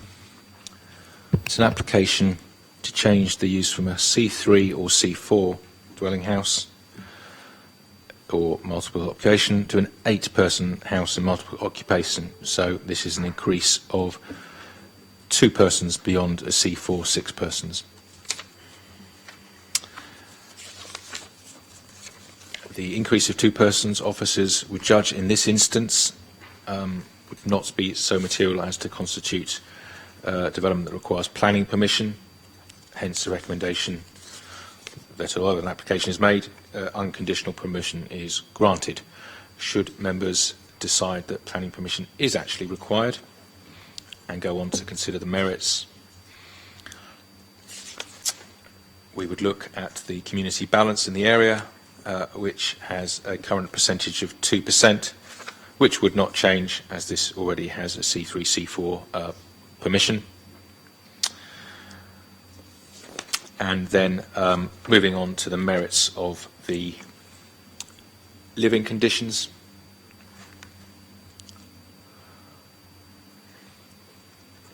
Mid-terraced property across 3 stories using the roof space with previous extensions. HMO count.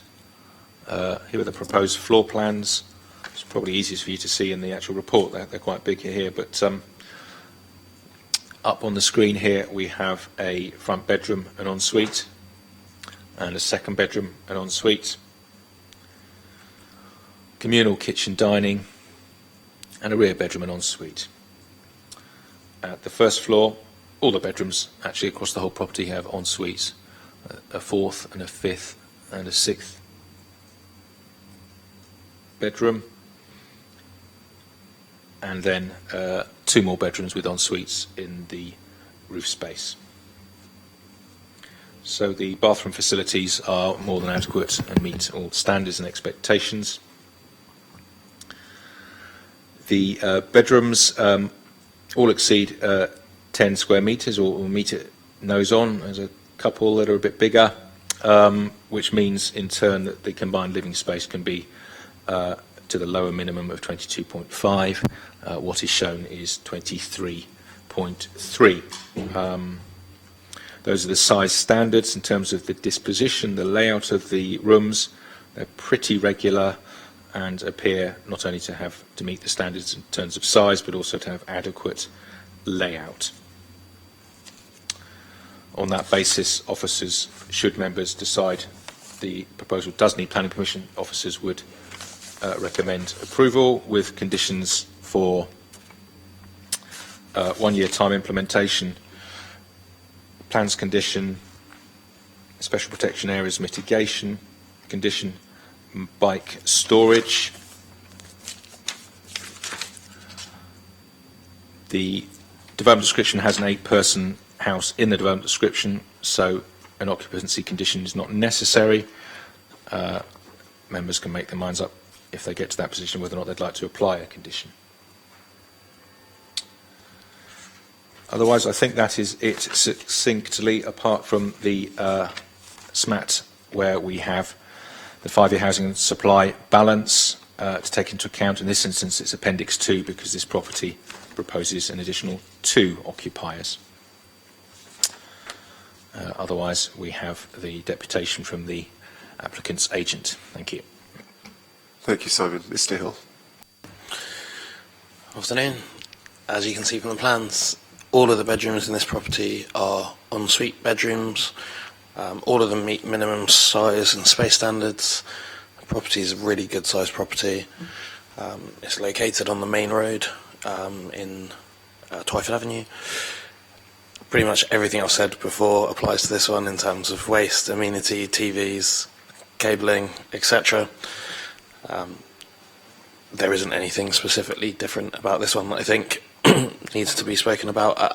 Only thing that I would mention is there is rear access to the garden for this property in terms of the 8th bedroom, which is at the back. So there is an alleyway which goes past 2 other houses at the rear and comes out onto, I don't know what the side road is, but a side road off of Twyford Avenue.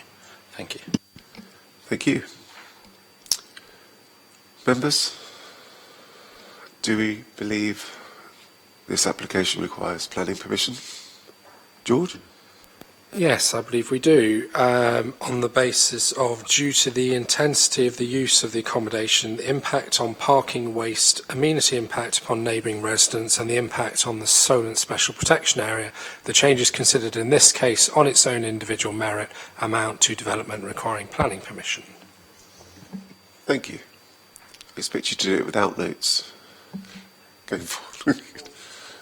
Seconded by Councillor Simpson. Thank you. Members, questions?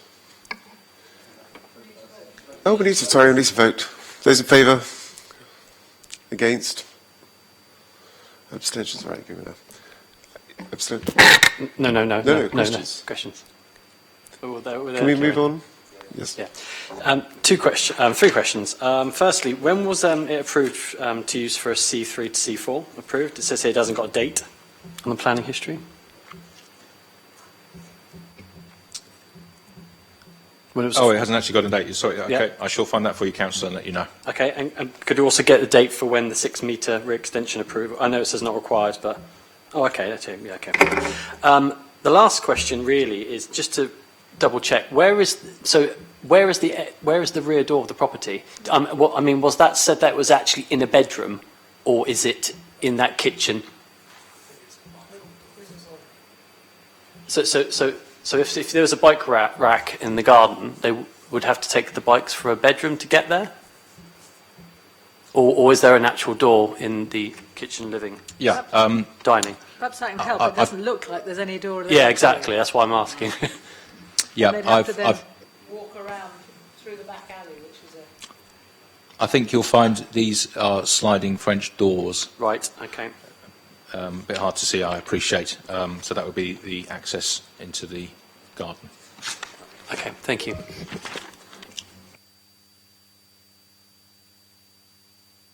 Bifolding doors.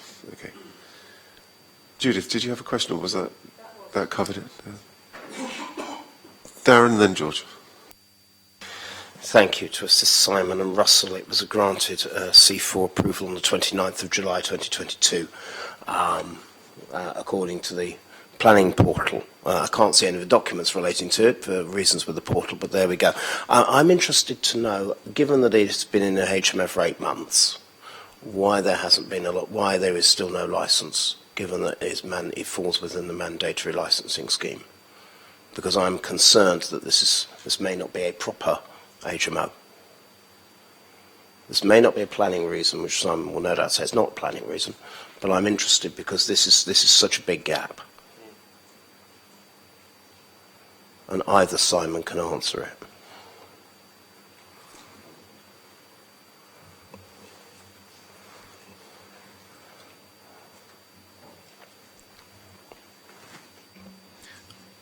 Thank you, Councillor. Just thinking for a moment.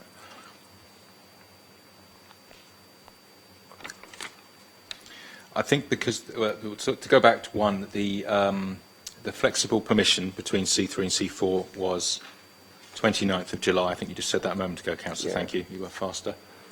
And then the prior approval was the 20th of September last year. Unlike 48 Wallington, I think it was, consent was granted about 4 months earlier than that one, which gives the applicant a longer period of time. So we didn't question whether or not the works had actually been implemented, and it was already a C4. But I'm struggling to answer your question about the no licence. That's fine, Chair. I was asking whether either Simon could answer it, as there's more than one in the room. George. I've just got a couple of points, questions, if you like. One of them is, technically on the papers, it doesn't state which ward the property's in. It just repeats the planning reference, so that just needs to be updated. And are we satisfied that fire escaping from a fire in the kitchen for bedroom 3 at the rear of the property is adequate through the bifold doors on the side of the outrigger? Thank you, Councillor.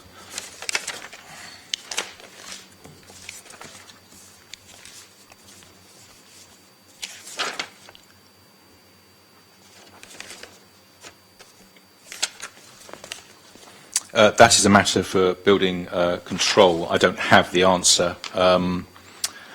I do know, with the same agent, certainly on, I think, the last committee we had, if not other ones, my impression was that he was very much alive to the requirements of the building regulations and had all the answers. So I would be surprised, I can't confirm, but I would be surprised if it failed to comply with the building regulations in terms of fire access and other matters.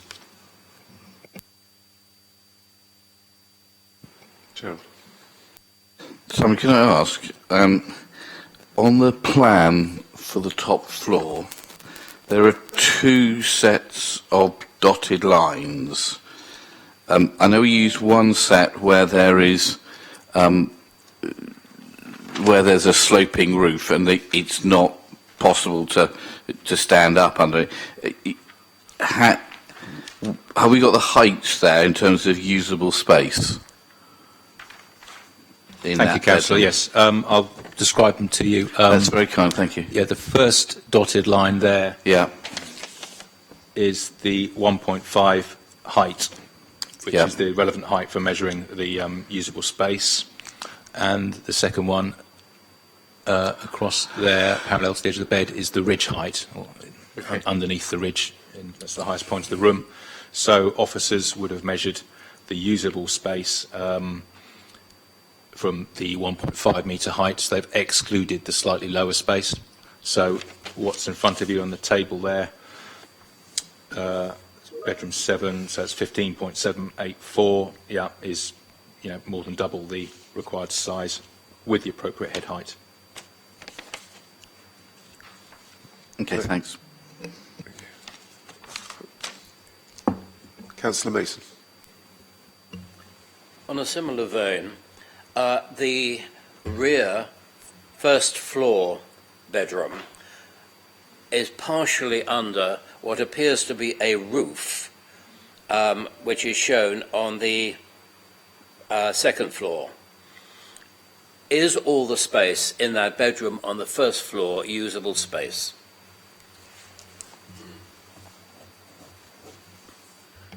Thank you, Councillor. I think, so you're referring to this bedroom here? Yes. Yeah. And the roof which you would see to the right. That one, Yeah. That would be the original 2-storey rear wing, the two-storey element of it in its original form, I would bet. So that will have normal ceiling height. And then on top of it, in the roof space, they've placed the permitted development rear dormer, rear roof extension. So I think your question was, does that have full height and so on? And the answer would be yes. Right. Thank you. Hugh, if I can ask you to pop your microphone off. Any comments? George? Minded to grant conditional permission on this one with the usual limit of 8 single occupancy rooms and the usual conditions that we've been applying, unless anyone has any contrary. Thank you, George. Seconded, John? Yep, okay. Any other proposals? Okay, so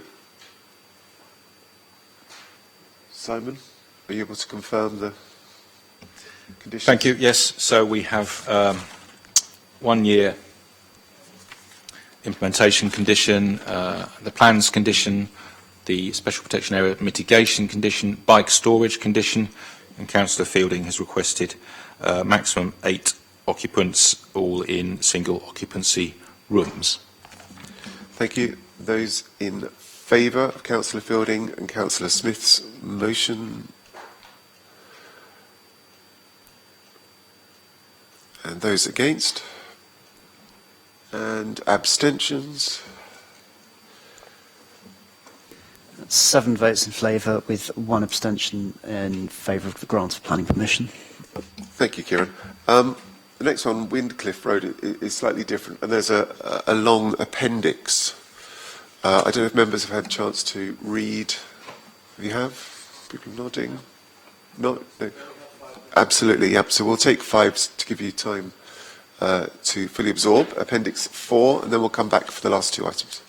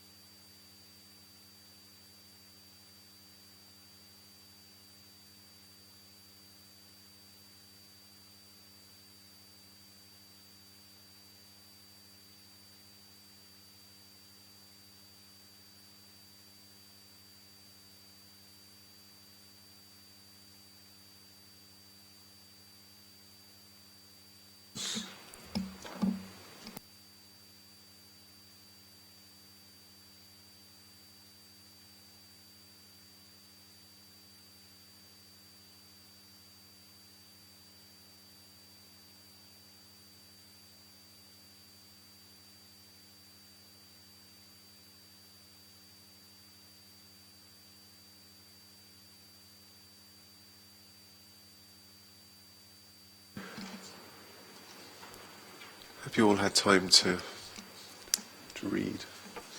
Good. I think this is us, isn't it? Okay. Jane, shall we? Are we back?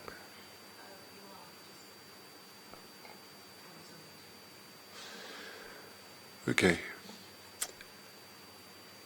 So, item 13, Windcliffe Road. Simon? Thank you, Chairman.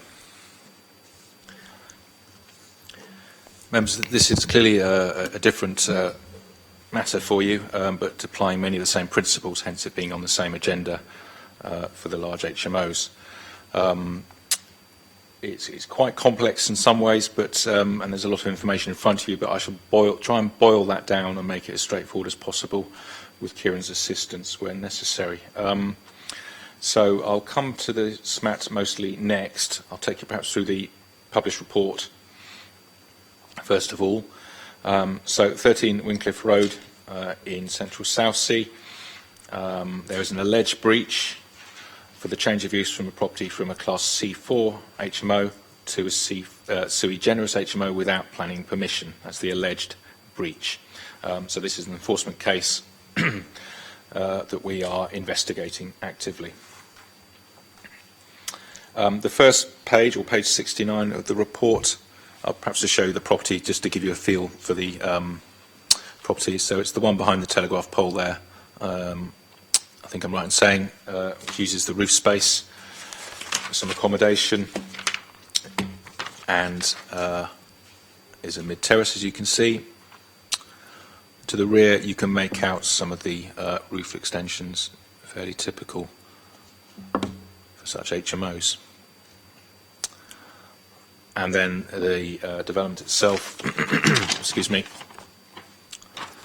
has 2 bedrooms at the front, both with an ensuite, kitchen living to the rear, and 3 bedrooms and 3 ensuites on the first floor, and then the roof space, 2 bedrooms and a shared shower room at the back for those 2 rooms. These are plans from the withdrawn application in 2019, but they are what we believe the premises to be laid out to. So back to the report. In 2018, the 2018 application was for a change of use from C4 to 7-bedroom sui generis. That was refused, planning permission. The reasons for refusal: failing to support a mixed and balanced community. Number 2, an undersized bedroom and limited-sized bathrooms, over-intensive use, and thirdly, the special protection areas. I'll just take you through the floor spaces.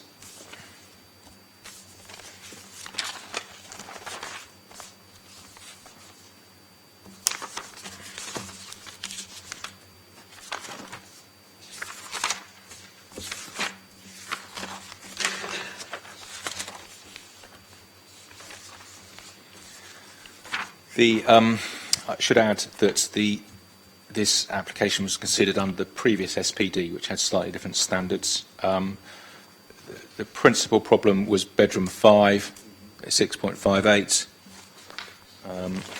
So bedroom 5 is that one. Bedroom 5 at 6.58 was below the then standard of 7.5 square metres. And then the en-suites are all relatively small.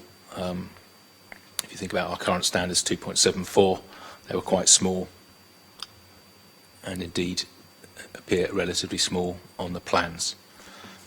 So that was the bedroom as well. So the bedroom and the en-suites was our reason for refusal number 2. Turning the page to page 70, the decision to refuse was appealed. The planning inspector dismissed the appeal. He or she agreed on the high concentration of HMOs, cumulative effect, agreed with the SPA mitigation, but disagreed about the standard of living, they found that to be acceptable. Moving on to the further part of page 70, it's an application, it was an enforcement case for an alleged breach from Class C4 to sui generis. So the local planning authority is considering, has there been a material change of use that requires planning permission? If there hasn't, there's no breach of planning control and the enforcement case should be closed. If there has been such a breach, then we need to consider whether or not to take enforcement action. We refer back to the Campbell Properties judgments, and in this instance, the officers feel that the increase of one person does not make such a material change as to require planning permission. So the long and short of the officer's position is that there is no breach of planning control, and so the case should be closed. Members will take a view on that. Should they believe that there has been a breach of planning control, because planning permission should have been sought and granted or gained before the alleged breach took place, we'd go on to consider the merits of the application. So first of all, is there a breach, and then what are the merits? So I'm cantering through the officer report in front of you. That takes us to page 72, the planning merits of the use. Again, we look at the mixed and balanced communities objective, the 10% threshold within an area, and the space standards. Page 73 goes on to consider the mixed and balanced community issues in much more detail. On the second paragraph from page 73, penultimate line, there's 35.5% concentration within this 50-metre radius of existing HMOs. This already was an HMO C4, so no change there. And then we've gone on in the middle larger paragraph of page 73 to rehearse what does this extra occupancy mean in terms of effect on that local community balance. And using standard occupancy presumption of 2.4 people per dwelling, as against 6 for a C4, we calculate there'll be 343 people who live in this area, 199 of them living in an HMO. That would change to 200 people, one more person. So again, officers conclude that there would be insufficient harm caused from one extra person in that area to warrant enforcement action being taken place. In terms of the space standards, I did mention that that was under different space standards to currently A and B, that the planning inspector found them to be acceptable, and given as its existing accommodation, we wouldn't propose to go against that at this stage. In terms of the supplementary matters report, we felt it correct to rehearse some further matters for you. It's an important case because, as you can see from the first paragraph of the SMAT, there was a judicial review of the appeal decision, where the appellant brought 5 grounds of challenge, in particular the application of policy PS20. They didn't believe it should be applied to existing HMOs, changing to large HMOs, but the court found that it should. That's one matter. The judicial review did not assess the policy. It was whether or not the policy was engaged. Now, our policy PCS20 has not changed since. It's from 2012, but our policy guidance has changed, the 2019 SPD. In that, we take a more nuanced and careful assessment of the community balance. The local plan policy, PCS20, is pretty much binary. It suggests if you're beyond the threshold of 10% in the local community, you may wish to refuse the application. Our new policy, as I say, gives a more nuanced approach to that. We've discussed these principles in time having both respect to the thresholds, because there's more than 10% resulting, say you go from 9 to 12 because of an application, doesn't necessarily mean you should refuse it. You need to consider all the matters, pertaining to that particular application and site and balance. And similarly for room sizes, it's not just a straight application of the standard, as we've discussed today. Some instances, a room might be a bit smaller than the standard, but there's some other circumstance which means it's supportable, or vice versa. You might have a very long, thin room, meets the space standard, but the layout isn't right. So this was the thrust of the, as you may recall, the 2019 SPD amendments to give more nuanced and careful assessment, which we are doing in this instance, we believe.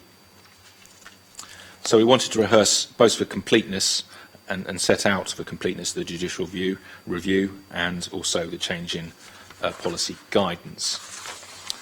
And turning over to page 2 of the SMAT, we also wanted to rehearse the 5-year supply, as you've heard earlier on today. Again, this is equally applicable here in terms of the balance of any decisions taken. Here there is one extra occupation which counts to a small degree in favour of the proposal were planning permission deemed to have been necessary. Then we move on to expediency. This is very fully set out over the next 2 pages. Summarise it right down for you.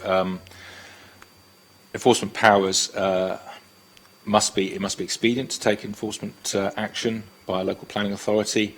The public interest has to be weighed, the advantages and possible disadvantages in the public interest of taking action, and we have to consider whether the potential gain in going ahead with enforcement action is worth the cost and time likely. 2/3 of the way down page 2, para 59, reads, enforcement action is important to maintain public confidence in the planning system. Enforcement action is discretionary and local planning authorities should act proportionately. So there's lots of weighing up of careful points before deciding whether or not to go ahead with enforcement action if there is a breach of planning control. These principles are outlined further through the SMAT as you go on to the MPPF, the PPG, and indeed Portsmouth's own guidance for planning compliance. On page 3, the second paragraph there, penultimate lines, talks about the potential impact of enforcement action on health, housing needs and welfare of those affected by the proposed action, and those indeed who are affected by a breach of planning control. These are all important matters for the local planning authority to consider. If I skip over the rest of that page to the bottom to the Human Rights Act, we wish that to be drawn to your attention. These are the implications of taking enforcement action.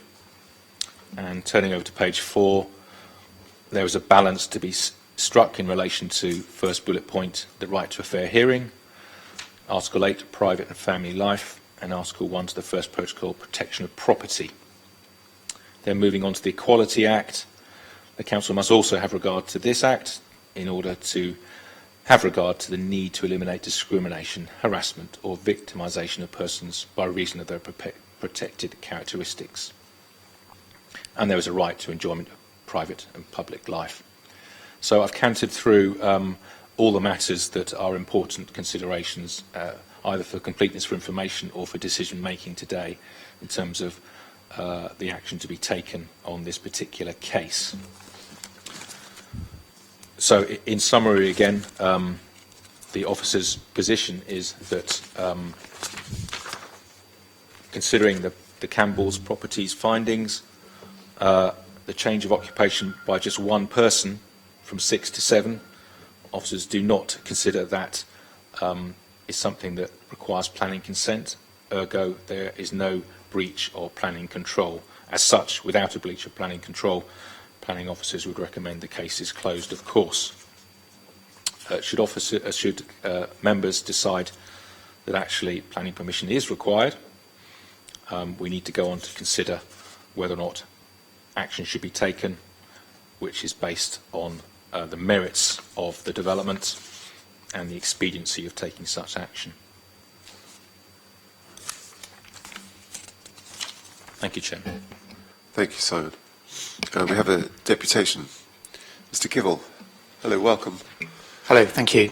6 minutes Okay. to give you a deputation. Thank you. Thank you. I'd just like to echo what Ruth said earlier. She basically described the same experience we've been having with regards to the property, because we live next door to number 13 Wincliffe Road. Just a couple of things I want to clarify as you were going through some of the details there, because I've been into the property itself. The en-suites and the bedrooms don't have toilets, they're only showers. So there's the toilet on the first floor, and then there's a shower room, bathroom on the second floor, which has a toilet in as well. So there's only 2 toilets between the 7 people. Also, to say as well that the property did have 5 tenants to begin with. We never had any problems when there were 5 tenants, 5 students in the property. This changed in the summer of 2018 when the landlord did the works to the house. So there's been 7 students in the house since 2018. 1 year, there was definitely more than 7 because there was that year, that cohort of students the landlord told us were all male, but there was a female there at the same time. So there was obviously 1 couple in 1 room as well, so that would have made 8 people in total. In terms of the house and the problems we have, there are kind of two sides to it really. There's what we call the problem with the landlord and the house, and then the problems with the students and their behaviour. So the house itself, the doors, I mean, this might sound quite trivial, but the doors are very loud. So it's got fire regulation doors. And it's a bit like being in a hotel, so every time you hear a door close, it slams really loud. So you've got 7 rooms along with the external doors as well, which are all very loud doors. And we asked the landlord to put some soft closing kind of mechanism on the doors, but he refused to do it. He's also got a couple of Saniflow products, which allows him to put some things into the house, so like the toilet on the first floor, that will use a macerator, so it's not in with the plumbing and everything. So every time that toilet gets flushed, we can hear it in every room in our house. He's also, the other Saniflow product is a hot water pump. So every time they're using hot water or putting the boiler on or whatever it might be, that kicks in, and while it's not as loud as the toilet, we can hear that in near enough every room as well. So as you can imagine, you've got 7 students using 2 toilets. The nearest one for them to use is on the first floor, so that gets used day and night. It wakes us up because it's that loud. If we're watching TV in the living room, it's louder than the TV. We've informed the landlord since all these changes were first made. We went to his house and gave him a letter. We've got his phone number. We tried to engage with him. We've always been polite, but he just really isn't interested and just gives us empty promises, really. He'll say he'll do things and then he never acts on them. Same with a doorbell. We said about people coming to the house late at night if they've been out drinking and stuff, because we're only round the corner from Albert Road, and if they're getting takeaways, people are banging on the front door all hours, and again they can't hear it because they're down at the back of the house in the communal room. So he said he put a doorbell on. That's never happened. So that's the problems with the actual kind of house itself. In terms of the students, I'm sure you can imagine the sort of thing we get. It's all, parties, loud music, shouting and screaming, drug taking, leaving rubbish out the front of the property, throwing litter into our back garden, throwing cigarette butts into our back garden, urinating on the garden partition wall. I don't think there's anything else in there. I think that's the majority of it. The landlord himself left a mattress in the front garden for a matter of months when he changed them. When he changed the students this summer, usually comes in and gets the property ready for the next set, and he left a mattress out in the front garden rotting for a couple of months. So I had to inform the council about that to get it moved. Whenever we've tried to speak to the students about the issues with noise and things, they generally don't care. One previous year, when we went to speak to them, a large group of them came out of the house and intimidated me and my girlfriend and started abusing us in the street. So since that point, we've kind of stopped going around really to complain. We've always been polite, we've never shouted or swore at them. We've always tried to be as friendly as we can. But unfortunately, it's difficult because they're there for a party for a year. Unfortunately, we're not. We're there. It's our home. You know, we've got to work and be up early and all the other things that go within, you know, living in a residential house. Because of what's happened to us before, we've installed video security cameras at the front and rear of our property because we live in fear of reprisals now. Due to the noise in the house, I sleep in the spare bedroom, which is at the back end of the property. Our bedroom's at the front. You basically have to choose which noise you want to try and live with. So if you're in what should be our bedroom at the front, you've got the slamming doors, the saniflows and everything. At the back of the house, then you've got where the communal room is, so that's where the kind of party will be. So I haven't slept in the same bedroom as my girlfriend since January 2019, so it's a really just horrible way that we're having to live. We don't invite friends or family around very rarely because it's just too embarrassing. You know, if they're having a rave next door, you know, people just don't want to come around and visit us anymore because they've seen it themselves. We report to the university pretty much every year now since it's been 7 students.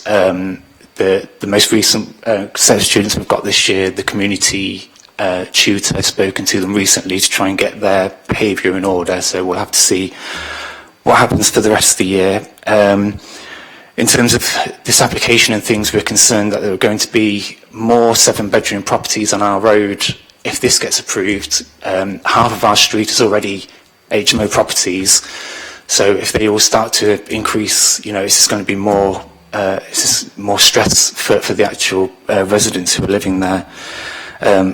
All of the residents who live on the street, or near enough all of them, put in rejections when these applications went in to begin with. No one supported this action. We're concerned as well that, you know, our property would be worth less. We won't be able to move. You know, who'd want to live next to 7 students? So we're not able to do anything now. We know just generally in Southsea, with the amount of HMOs, we've got friends who have left the area and don't want to live in Southsea anymore because there's too many HMOs and it's spoiling their quality of life like it has ours. Yeah, I mean, I think that's pretty much it, really. One thing I did want to say, you know, when it comes to these things like the room sizes, and on paper, things might be being met in terms of what planning permissions and maybe some different bits and pieces, but maybe there should be some requirements about the condition and some conditions put in place to support residents. So if landlords aren't taking their responsibilities seriously with how their tenants are behaving, then, you know, do they get their license revoked, the HMO license revoked, or something like that? Just an idea. Thank you. Thank you, Mr. Kivell. Thank you for your deputation. Okay, well, members, we have to decide whether this required planning permission. Can I ask George to read the words? You may.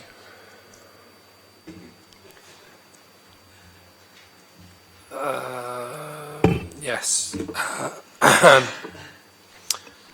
Due to the intensity of the use of the accommodation, the impact on parking, waste, amenity impact on neighbouring residents, and the impact on the Solent Special Protection Area, the changes considered in this case on its own individual merits would have required planning permission. Thank you for the change of tense. Anybody want to? Russell, seconded. Those in favour?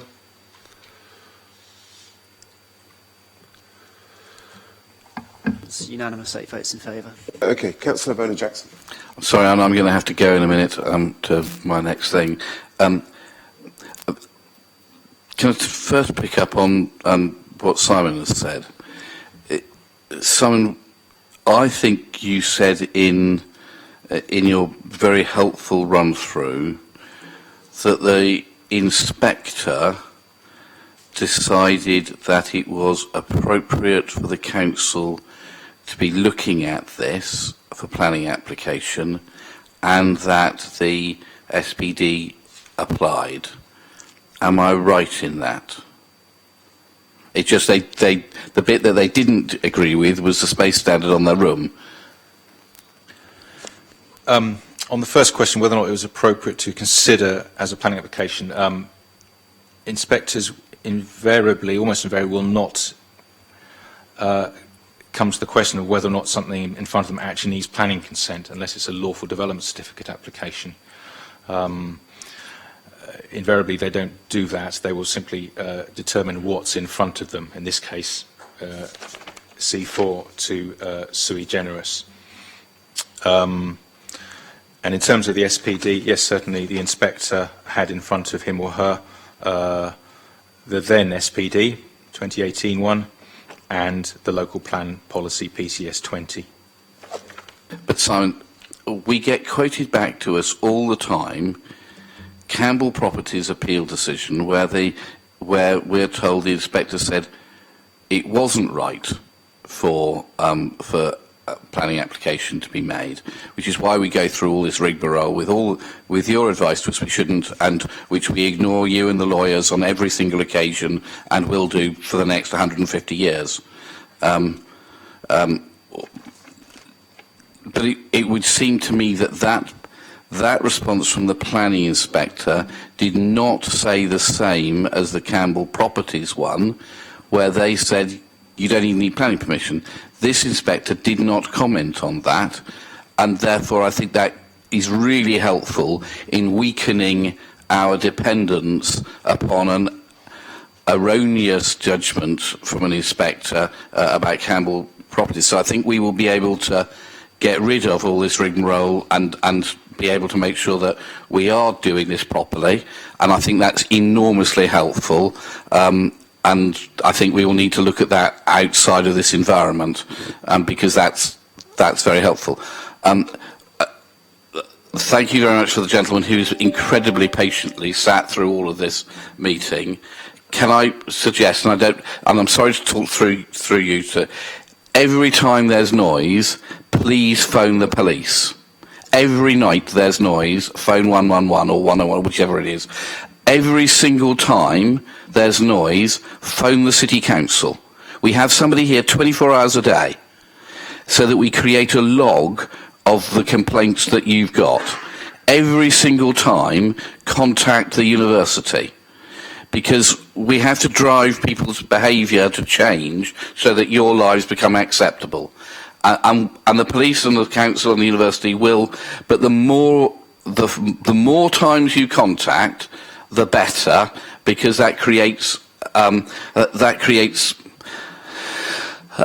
pattern of behaviour that people are able to take action on. So I'm really sorry your lives have been made miserable by people here, but we need to make sure that we're at war with people who do make lives miserable for their neighbours. We have a particular community warden who is particularly good at this, and Darren, can you put your hand up? Darren will be able to give you contact details for them.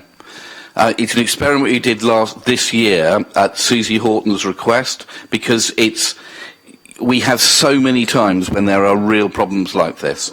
So I think there is stuff we can do to make your lives easier. I think it is really important that if you've got a shit landlord, being blunt about this, that's reported to the licensing department, because it is right that he loses his licence. So please, please, please do all of these things.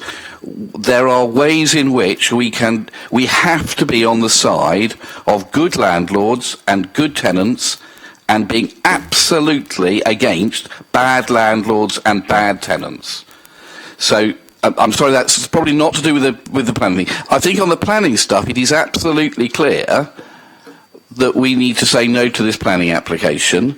I think we've been given lots of reasons for saying absolutely no. It's incredibly helpful to have got that information that they're not loose. They're not en suites. It is just a shower room, and that's very, very helpful for us. But this would look as if this is a very bad landlord, and we need to come down like a ton of bricks on him. And if we can think about our language. I was moderating it, Chair, but I'm happy to go higher in volume and tone if you request. Thank you. George, if I come to you, I think, Kieran, did you want to help us out with? Yes, there's a couple of points to pick up there in terms of what Councillor Vernon-Jackson said about the picking and choosing, perhaps, an objective bystander might say, of inspectors' decisions. Now, I agree. We pick and chose Campbell, which is absolutely 100% wrong. I'm going to advise to the contrary on the basis that the inspector's decision on this very site on 13 Wyncliffe was taken in 2019 on the basis of an old SPD, which effectively said if there's more than 10% in the area, there'll be a deemed harm. And inspectors were struggling with that on a lot of appeals, and Wyncliffe was an unusual one, I think, to win. But inspectors were struggling with that because they don't really like the idea that harms are deemed. They expect to see some kind of meritorious getting down into the weeds and actually examining what the precise issue is here. That's the first point. Subsequently to that decision, we had the Campbell the Campbell Properties planning inquiry. So that was dealt with by public inquiry at which certain members of this authority actually gave evidence. And it actually forces inspectors to engage with the issue. And this is something that, if, depending on your decisions here today, you could end up having to defend at an appeal. You will have to identify, on the same basis as the Campbell Road decision, why this is a material change of use, which you've already decided. We just heard. Yeah. From the people who live next door. You'll do it on the basis. You'll then have to apply the SPD on the basis of the new SPD. And yes, you've had a great deal about the perceived difficulty of the development at this time. The problem is in the cold. Yeah, but we're not, by the way, forgive my conversations. Can we just not have conversations? I don't mean to sort of discredit anybody's evidence. I mean to be as neutral as possible and being overly loyally. It's my job. The point with looking at it from today's perspective, on the 8th of February 2023, from an objective analytical standpoint, the inspector at Wyncliffe Road should have engaged, and we are trying to get inspectors to engage on appeals with the Section 55, is it material change of use question. Having had it brought to our attention through the Campbell Properties appeals, it's not acceptable to ignore it. It can't be defended. And you're lining yourselves up with this application to a scenario where you're at the same standard of scrutiny as you were in the Campbell Properties decision. The inspector's not going to be able to swerve it on this one. That's the difficulty you have as a committee. Well, I say it's a difficulty. It's actually how the system's supposed to work. Inspectors should be engaging with this, but they're not, and it's a frustration. So you can't pick and choose. The professional advice is that the better of the two decisions is the Campbell Properties appeals. Thank you, Kieran. George and then Darren. I was just going to echo a lot of what Councillor Vernon-Jackson said in terms of what actions available to the resident. Information, evidence is key, and as much as you can do to build up a picture of what it's like living next door to a particularly awful HMO, tools both the council, the university and also the police about what enforcement action can be taken on that. And I agree with Councillor Vernon-Jackson that we can look at the licensing situation with them. On this case specifically, we're aware that the property has been used as a 7-person sui generis HMO without planning permission since 2019, and it's licensed up till 2024. We can now assess this based on our current SPD standards. So looking at how the property currently is, it is not just below the standards, it is way below our current standards. So as a result, would that not be grounds to take enforcement action in this case? Kieran? So I'm going to just push it back to Simon preliminarily on the room sizes that he's more afraid with as the planning officer. The question you're being required to determine, because you've got a property with a C4 planning use, is does that one change make a difference? I think the difficulty of the argument, and what we've heard today, is the difference between an objectionable use of property and an objectionable management of property.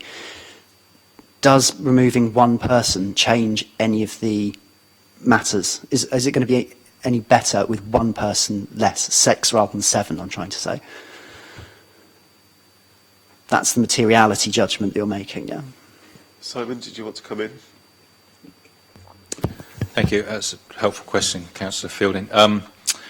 The problem, apart from the en-suites, was the bedroom 5, which at 6.58 was below the 7.5 then required. It's now 6.5 square metres, so the standards actually come down for single bedrooms. So bedroom 5 would now comply on its own, but the communal area isn't big enough. So it's kind of swings and roundabouts. I can remember making this point in a year or more or so, perhaps. The guidance may change, and that's important, but there's also a qualitative assessment on the ground, which the inspector would have carried out, which I wouldn't want to dismiss, wouldn't want to place too much weight on it either, but the inspector, visited the property and, notwithstanding the quantitative measurements, found that property to have an acceptable standard of living, and that is a material consideration, the view reached by that inspector. So that is why we were somewhat loath to go back on that at this stage. Darren first and then Judith. Thank you, Chris. I understand fully why our planning colleagues are loath to pursue this, and this is a finely balanced judgment. This has been brought by the team that oversee the licensing. That's called private sector housing, which is, I'm the political overseer of this. This is the first time I've heard of this, so you'll have to forgive me. It seems to me that we have 3 issues facing us. The first is that what Mr. Kivell has outlined, and presumably what the private sector housing team has outlined, because they wouldn't do this if they didn't feel there was a real issue, not just affects planning, but also affects our private rented sector strategy, which was agreed in January 2021. Not pursuing this goes against, in my view, Objective 9 of that strategy, which says strong regulators will use all of their powers working with partner agencies and stakeholders to tackle and remove criminal and antisocial behaviour.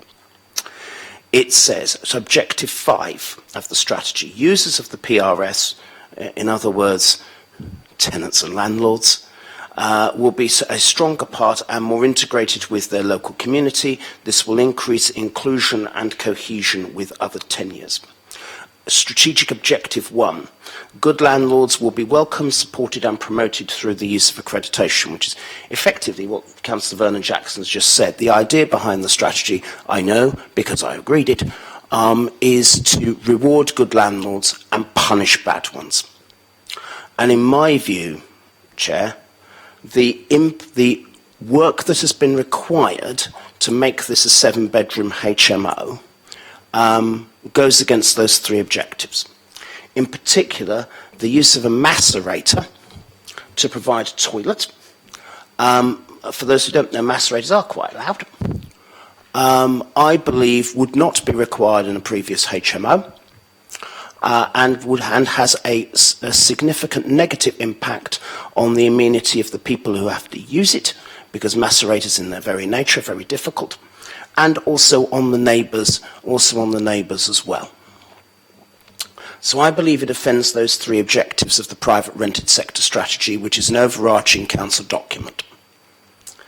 I also believe that the work that is required to make this a 7-bedroom HMO, particularly with regards to the toilet that was referred to by Mr. Kivell, also means that effectively enforcement action needs to be pursued.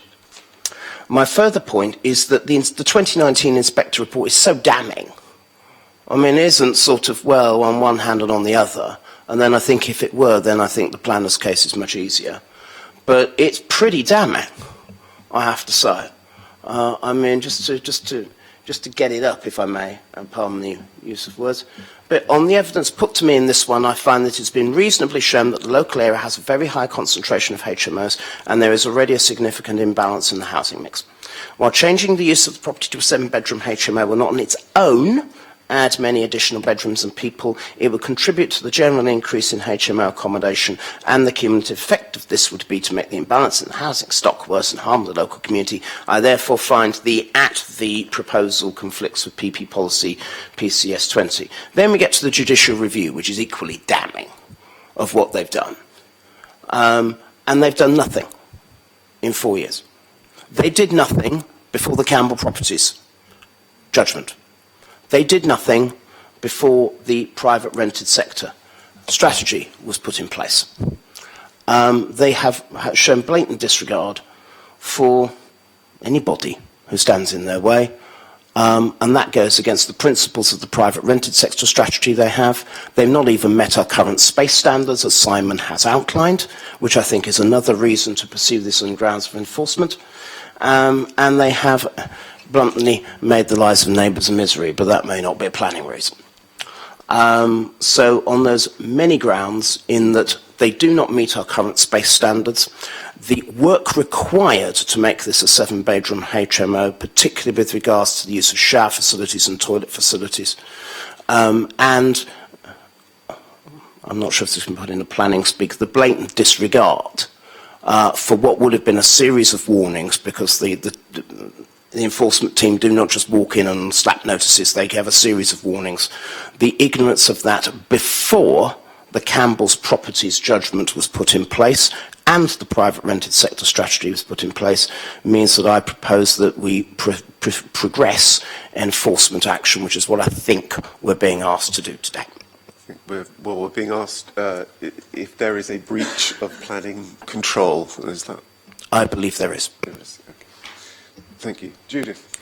I think we do have to separate out the apparent poor quality of the management here, and I urge Mr. Kibble to take that advice about going to the police and so forth. That's not directly a planning matter.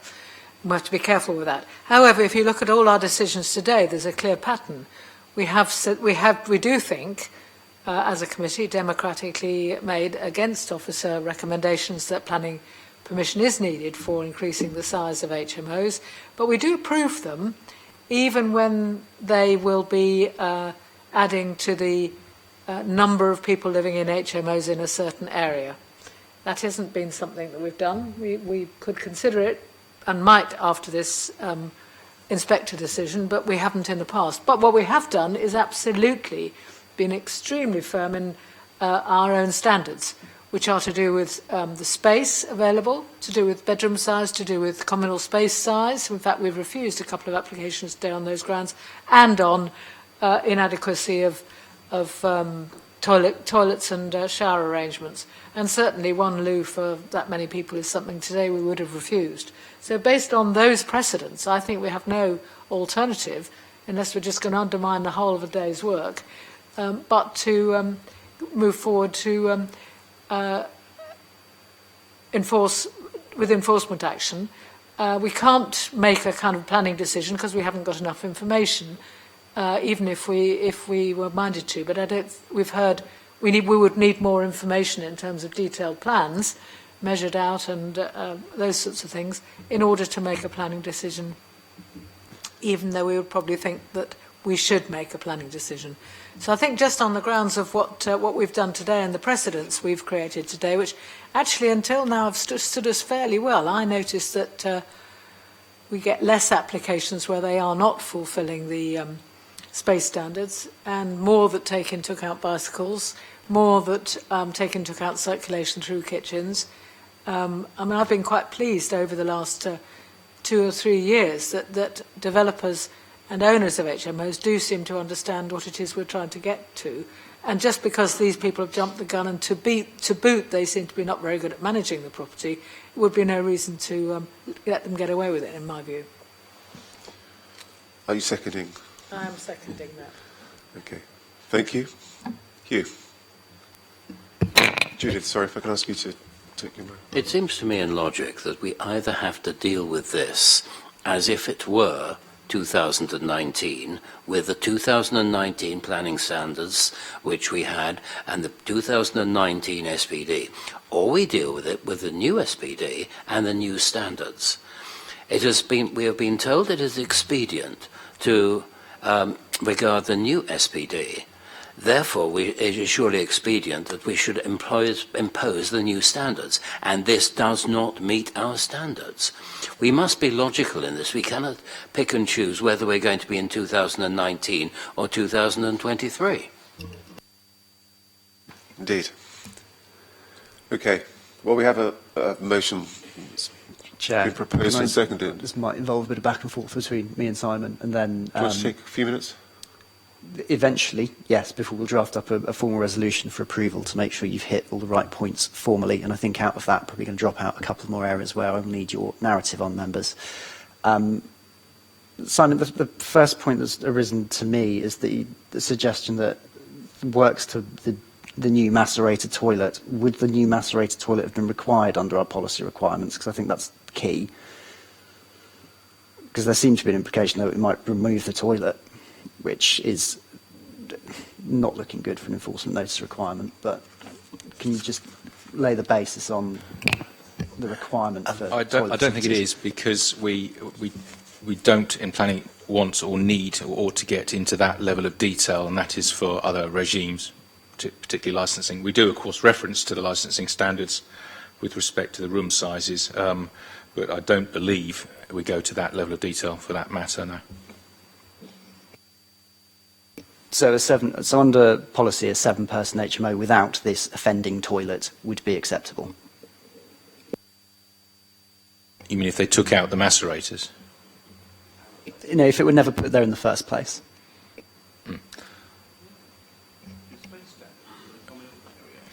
Well, throw to us a red herring here, Yes, because yeah, we deal with planning applications, not with building Aren't we going control. down an odd route? The SPD does stipulate the required standard of washing facilities. That's my question. Yes. Does it meet it without the macerator toilet? I thought that he'd said that we heard It's a that question for the planning officer on the plans. Okay, I was just Yeah, thinking about what we'd heard already. I believe we would say it met the standards, because I don't believe we go into that level of detail in cross-referencing to licensing. Okay, thank you. Any more? Okay. Right. So, yeah, focus on change of use rather than any sort of development-based intervention into the bathroom. The points that you've got to run through here as a committee are that you've got to weigh the planning balance, which you've done well. You're coming to a view on that. I can see that, and you've had resolutions to that effect. So that's a balancing exercise, and the things in favour and those against. Do you have any acknowledgement of anything in favour of the development, i.e. the extra bed space? Again, the weighting is in your gift. I understand that, and I think we have considered. I'm sorry, I'm going to sound big on behalf of everyone. I think we have considered the officers and your view, Kieran, that essentially I'm going to reduce this. It's only one extra bedroom. It won't have a material impact against the fact that this, for different reasons, goes against either our space standards in 2019 or our space standards in 2023. For different reasons, for different bits of the property, but it does go against our space standards. And the fact that no action was taken to deal with the reasons for the inspector's refusal. I note that there was a planning application that was put in 2019 that was withdrawn, which also is a factor. So there has been no effort by the applicant to deal with the reasons for refusal, unlike other applications that we have seen today. So we have to take that into account when it comes to a breach of planning control. My view remains that the impact of the work that's required essentially to make it 7 bedrooms is a problem, but your clear view, Kieran, is that's not going to survive an appeal. So I fully understand that, and I'm happy to withdraw that. But I think the fact that this, after 4 years, still breaches our standards, and the fact that the applicant has done nothing, even before the Campbell's judgment, Councillor, to mitigate I've it. got I what think I that's- need in terms of your planning balance on that, I think, and you're actually kind of leaping ahead to the second point that I need you to be clear on, which is just because you find a breach of planning control and you recognise that it injures amenity, the second point that you have to proceed to is whether or not it's still expedient to undertake planning enforcement action. So that again is a balance. It's from a wider range of subjects than just material planning considerations and the relevant local policy. So in that instance, I'm quite happy with the policy you introduced that I was not, to be quite honest, expecting in terms of the objective 9 and 5. And was there a third? I withdrew the third after you gently talked it through with Simon. Excellent. So that was 9 and 5 of that particular private sector housing Yeah, plan. I mean, I really do think it offends Objective 1, Objective 5 and Objective 9 of the private rented sector strategy, which was agreed in January 2021, which private sector housing, which brought this, has to work within and is working within. Okay, but as a balanced exercise, is there anything on the other side of the balance that you would take into account? Are there any other factors? Obviously, I've given you a big then long memo on... you have to look at, you do have to consider the Campbell Properties judgment in 2021. You have to. You do have to look at and say, as we've done with all other applications, there is only one, it's only one extra person. Sorry? There's 2 extra people. Sorry about that, I got hit on 1. So there's 2 extra people. So I think we have looked at that, and I think the questions we've asked as a committee mean that we have weighed that in our balance, and I believe that despite all that, the fact that it does not meet the private rented sector strategy, the fact it is still falls below our space standards, and the fact that that in the view of private sector housing, not us, not politicians, in the view of the council officer team that deals with these things, nothing has happened before the Campbell Properties judgment, let alone afterwards, means that there has been a breach of planning control and we should continue.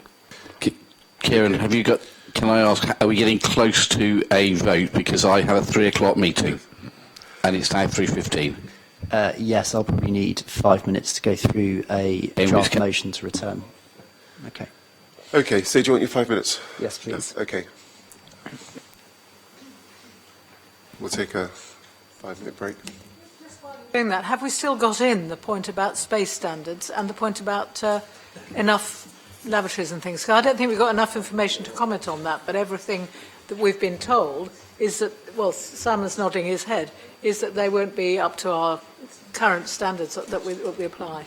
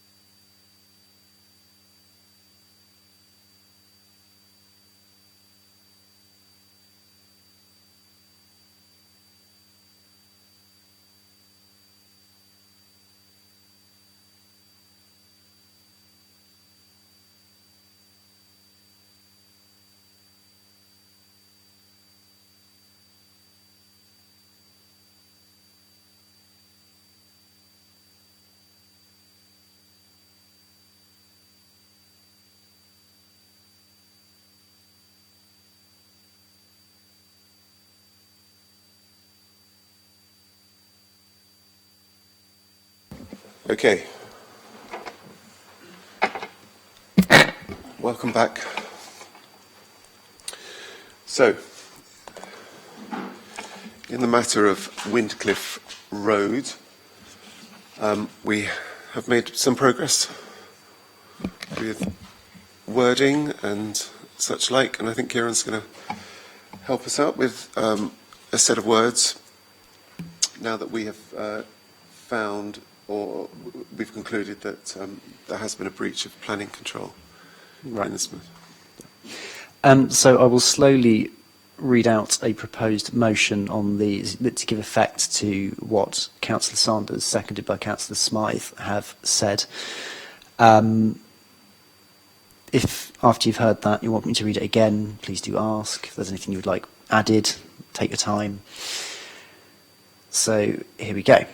The committee resolved that having regard to the benefit of an extra bed space set against the disbenefits of intensity of the occupation, the impact on the mix and balance of the community with regard to the inspector's decision, noise transmission, antisocial behaviour, the poor standard of accommodation for occupiers assessed against current policy and notwithstanding the previous inspector's decision, the authorised development causes harm to amenity and therefore conflicts with PCS 20 of the adopted Portsmouth Local Plan 2012 and HMO Supplementary Planning Document dated 2019.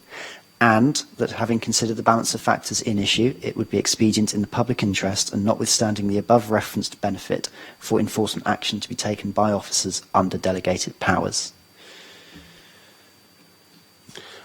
I'm happy with that. You're happy with that? Did everybody get that? Get the meaning? Yeah, okay.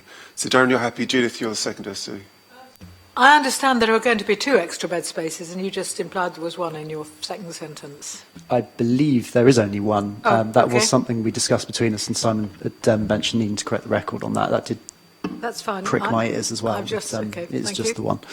The second thing is, does that cover, or should it cover, the point that I was making earlier on in the meeting and just before we closed, about it not 7 beds not meeting the space standards, not all of them meeting the space standards, or meeting the space standards for communal areas or amenity within the house, living conditions within the house. It doesn't, it seems it could cover that, but it doesn't quite do it, and I just wondered why not. I think you have pulled up a fair point in as much as that it probably does need to reference the occupation specifically being by 7 persons. That is a perfectly and very helpful contribution. And were you saying something further about it not capturing that in relation to the Well, I understand space standards? Yes, we've actually used that as the basis for refusal, reasons for refusal twice today already. The fact that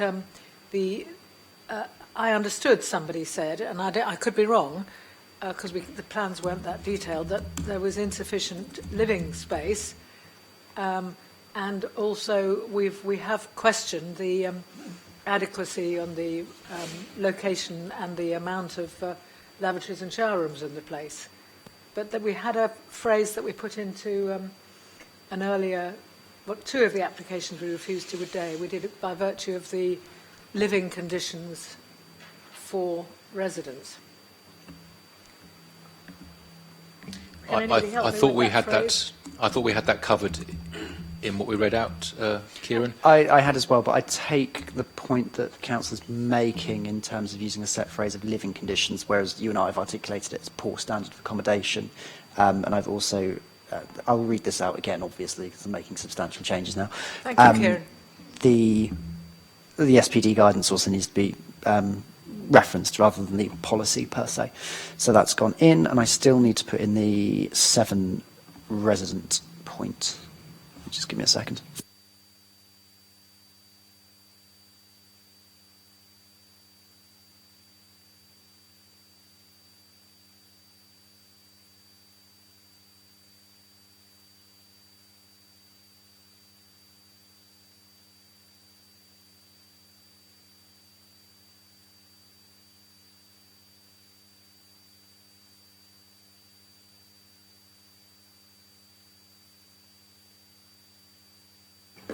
Chairman, is there something else I could say while Kieran's just drafting? It looks like we're moving towards a refusal, but let's see what the vote is, to take enforcement action. So if enforcement action is indeed taken and enforcement notice is served, there's highly likely to be an appeal against the service of that notice, and that would likely result in a public inquiry. So I just wanted to make clear, as it's a member's decision, we would likely need a member giving evidence at the inquiry, just for completeness. Thank you. Which may or may not be the chair. Is that it's the chair? Okay. I would have to say, Simon, whilst that may or may not be true, and we've been down this route before, and disagreed before, this has been brought by the private sector housing team to this committee, and so therefore it would only be right that the private sector housing team who have brought this and made this recommendation are also present at any public inquiry. So it can't just be members. We've had very bad experience. I'm sorry, we've had very bad experiences, not with you, not with the current planning team, around public inquiries and struggling to defend things and stuff like that. And we don't want that happening, especially when it has been a council team that has brought this here. Not us. It's a council team. So it can't just be politicos on their own. No, thank you very much. Yeah, and it's all to be discussed in due course. Should that scenario arise, then yes, we'd discuss in detail exactly who's appearing in the support, etc., etc. Absolutely. Okay, and something else that's occurred to me during that discussion is because you are refusing on the basis of an extra bed space, I'm assuming members would expect SPA mitigation to be accounted for as a reason for refusal as well. So I've incorporated that, taking liberties somewhat, but you'll tell me if you don't want it in there, of course. So the reason for refusal now reads, the committee resolved that having regard to the benefit of development of an extra bed space, bringing occupation of the house in multiple occupation to 7 persons, set against the disbenefits of intensity of the occupation, the impact on the mix and balance of the community with regard to the inspector's decision, noise transmission, antisocial behaviour, the poor standard of accommodation and living conditions for occupiers, assessed against current policy and SPD guidance and notwithstanding the previous inspector's decision, and a lack of mitigation to likely significant effects upon the Solent SPAs, the unauthorised development causes harm to amenity and therefore conflicts with PCS 20 of the adopted Portsmouth Local Plan 2012 and HMO supplementary planning document dated 2019. And that having considered the balance of factors in issue, it would be expedient in the public interest and notwithstanding the above referenced benefit for enforcement action to be taken by officers under delegated powers. Councillors Sanders and Smythe, are you happy? Okay, so we have a motion, we have a set of words, unless there are any other, it seems like hours ago, well, it was hours ago, wasn't it? We started this. Those in favour of the motion?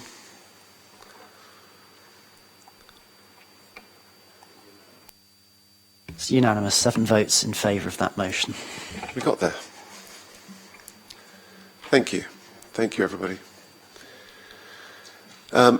We come to the extra item on the agenda, 79 St Piran's Avenue.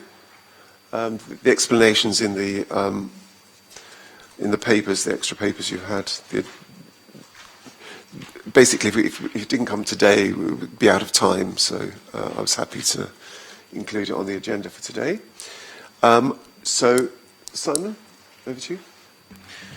Thank you, Chair.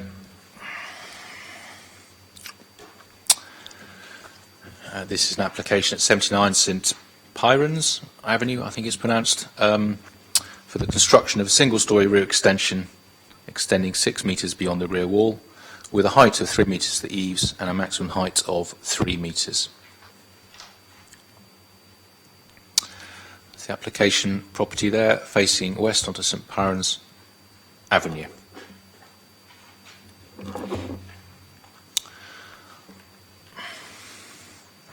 There's the front of the property, and we've shown this photograph to give you an idea of the separation to the properties to the south on Hayling Avenue.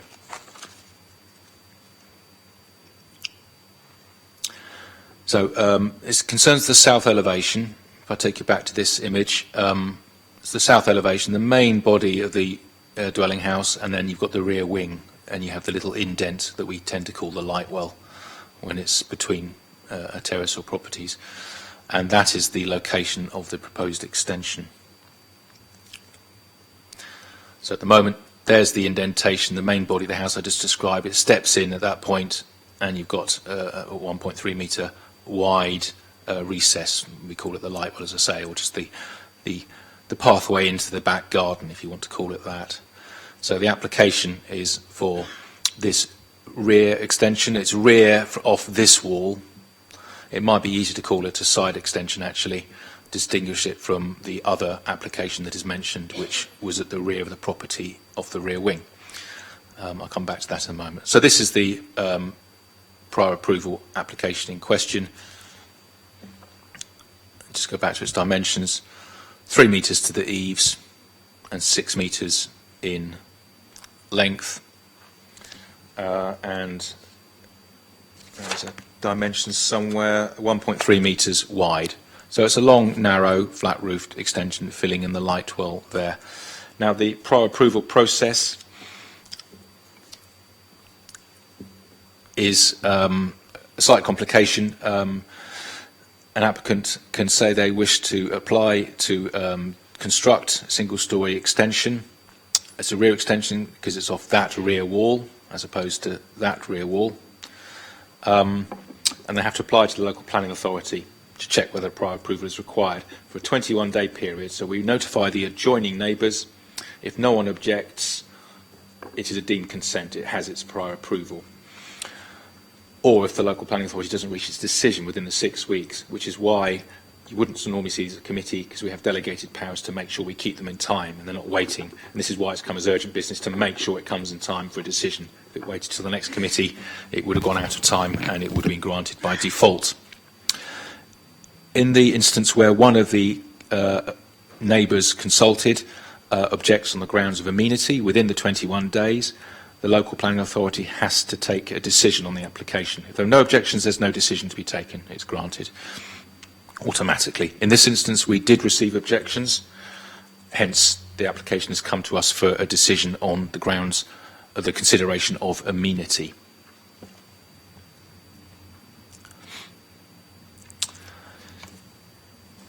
We have objections set out in the report concerning different matters, and the long and short of it is that there has been some confusion and no criticism whatsoever. It is a bit complicated.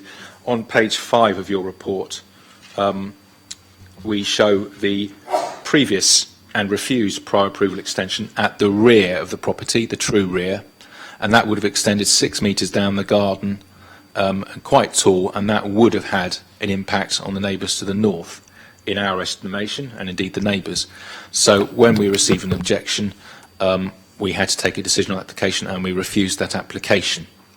Now, there is some development in train here that is the subject of an enforcement case, an investigation that is ongoing.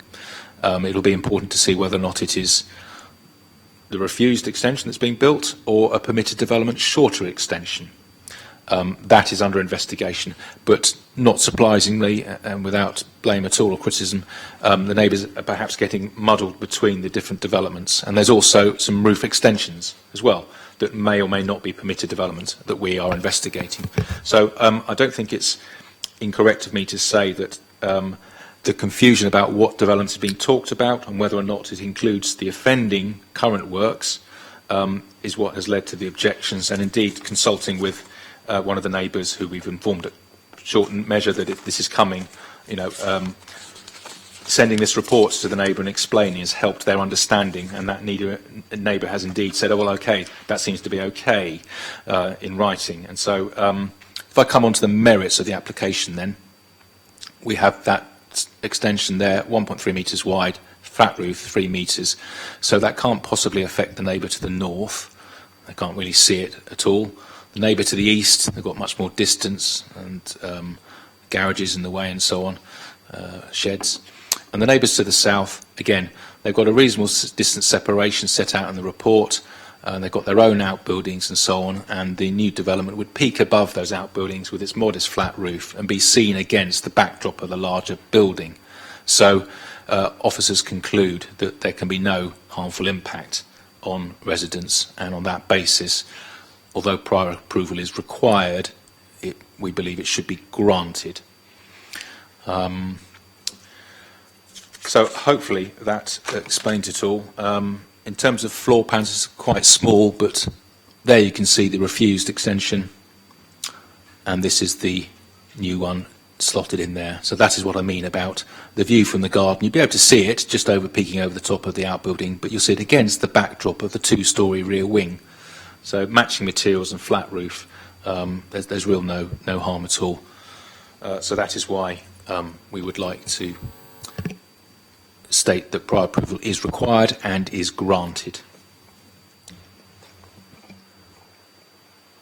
Lots of hands up. So I just want to confirm, Councillor Sanders, are you giving a deputation? I am giving a deputation. I will happily move away because apparently if I stay here it's intimidatory for everyone else. I understand that's how the law is, Kieran.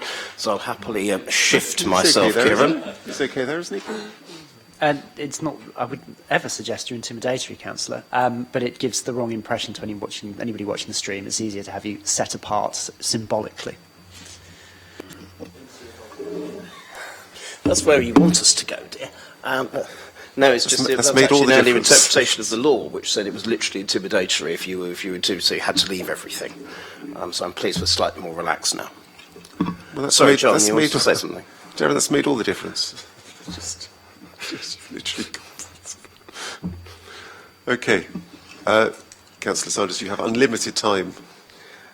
Yeah, but please know there is a limit on this. So thank you very much, Chris. And firstly, thanks for allowing me to include this at such short notice. And also to Mr. Turner and to Mr. Maguire for their patience with trying to balance, well, with me and with local residents for trying to balance planning law with making sure local people feel part of the process. I've brought this through because I'm representing local residents. Particularly the occupant of 77 St Pyrons Avenue, who may or may not be the person that Simon referred to earlier, the impact on whom was the reason the initial application was refused. As Mr Turner has outlined, the officers believe this scheme overcomes the reasons for that refusal. The occupant does not, and I've received further emails from him today, which I shall refer to, which reinforces that in his view. And so given that gap, the place to decide that is here.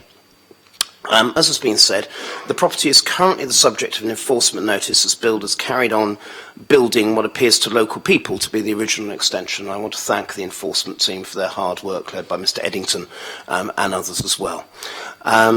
This has already increased people's fears, and you know about all these fears because, after all, they led you to defer a decision on a HMO at nearby 49 St Pyrons for a site visit. However, the law means you don't have that option today. So I'm here to outline the concerns of local people, some of which I share. Mr Paul Wiggett has power of attorney over his mother, who lives at 77, and so makes comments about this application with her permission. He says that the only, quote, the only difference being that this second proposal removes a pitched roof and replaces it with a flat roof, reducing the maximum height by 0.5 metres. It does not change the negative influences it will have on the adjoining property, which were listed in the decision notice of 23 December 2022. Under this application, the side wall of the rear extension will remain at 3 metres high and extend to nearly half the length of the garden. Although number 77 and 79 St Pyrons Avenue were rebuilt after World War II, they were rebuilt to the, to the same layout as before, and in this design of house the rear rooms are not blessed with an abundance of natural light, and this proposal will significantly reduce that further. I also object on the basis that the drawings submitted in this application do not show the full development, as on both the site plan and the proposed elevations. The only new construction shown is the smaller side extension, and the outsized rear extension appears to have been deliberately omitted. Without suitable drawings, I'm not sure where the foundations and northern wall of the proposed rear extension would be, and I presume it will be inside the boundary of number 79 and to the south of the existing garden party wall between 77 and 79, as agreement will not be given for this party wall to be demolished to accommodate the side wall of the rear extension being constructed along the existing party wall line, unquote. There are also real concerns from people living in the terrace between 13 and 33 Hailing Avenue, some of which you've actually seen in the drawings, and also, in fact, in some of the photos Simon has shown.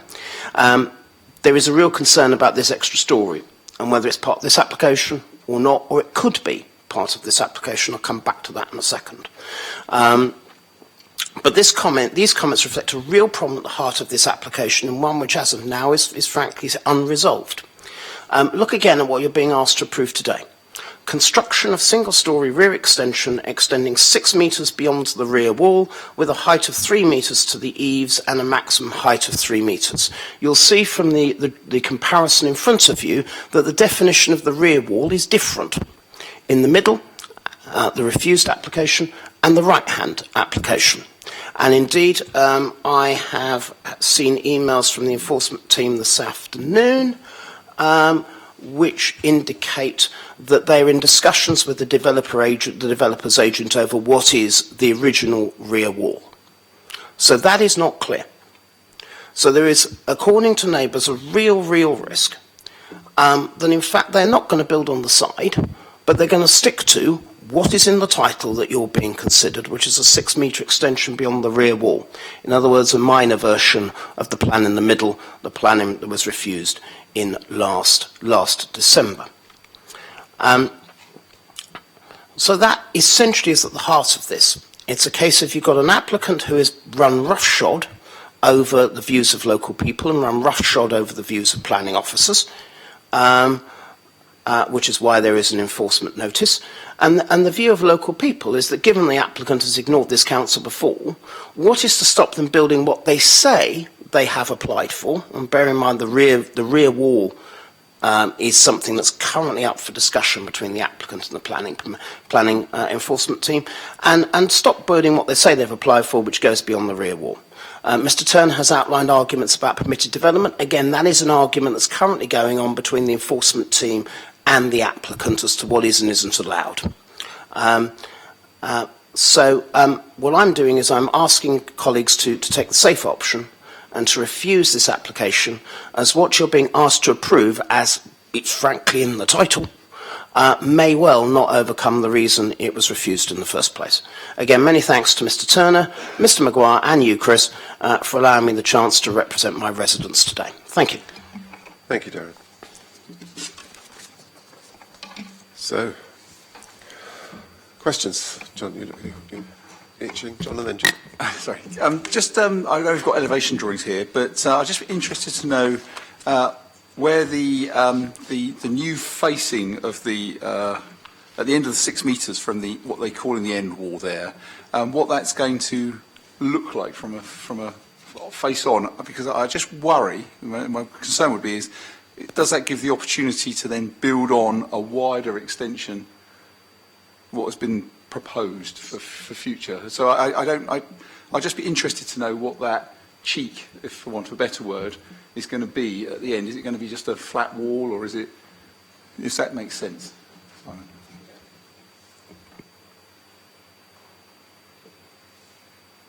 Thank you, Councillor Smith. That's a hypothetical situation, to be honest, if I can be blunt. That's not in front of us, so that's not the decision. Try and answer your question, though, still, perhaps. It would depend exactly what else wanted to be built. They may or may not fall foul of permitted development were they to try and build something else. But this is an application, clearly, for the side rear extension, not the rear extension. We can talk about that more in a minute. There's no confusion about what the development proposed is. It's not what the neighbour says it is. And if I can sort of expand upon my answer to you, to answer some of the points made before, if that's all right, Chairman. The neighbour is saying that this is going to extend down half the garden. No, it is not. You need to read the plans in conjunction with the development description. And I said there were two rear-facing walls. The one on the rear wing facing down the garden, and then the side rear wall.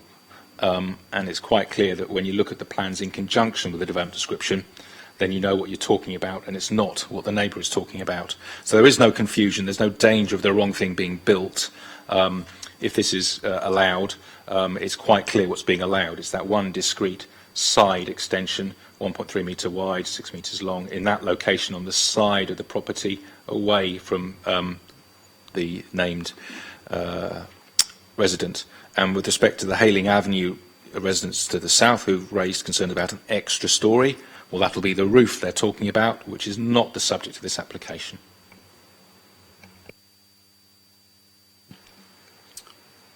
Does that help, John? Yeah. Thanks, Chair. Judith? I don't think it's quite as clear as we would like it to be. I mean, I do think this, we are, if you go back to the plans where we saw the little sliver of green, which is what, Simon, you're saying this is about. Yeah, the third plan on the row. Is this what you're, that's what we're doing. I'm surprised it doesn't extend out and fill in that little corner, but you're quite certain it doesn't. That would no longer be a prior approval application. It would be beyond the dimensions allowed. Okay. So I do think, but I do think that this isn't quite as clear as it might be. It refers to the dimensions under paragraph 2.6, 1.3 metres wide. So that rules out it being the bigger extension that's been refused. But I don't think it's quite so clear as it should be where it is. And I would think that we needed to either put a condition in there that makes it quite clear what this is talking about, or clarify this report. I know you said it was clear, but I'm just saying I don't think it is as clear as it should be.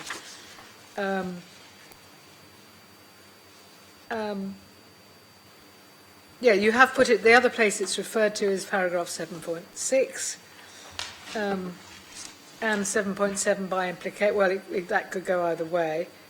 But I think it needs to be clarified. But if it is clarified, I'd propose we approved it, or said we would if we would give it permission. Thank you. I don't know if that helps you at all. Can't talk to Darren, but I don't think it isn't as clear as it should be. Councillor Mason. The side of the building, which is going to be built upon, contains a door and windows. How will the extension and the existing building be lit? What will the fenestration be? Because it appears to be a totally blind wall against Hayling Avenue properties.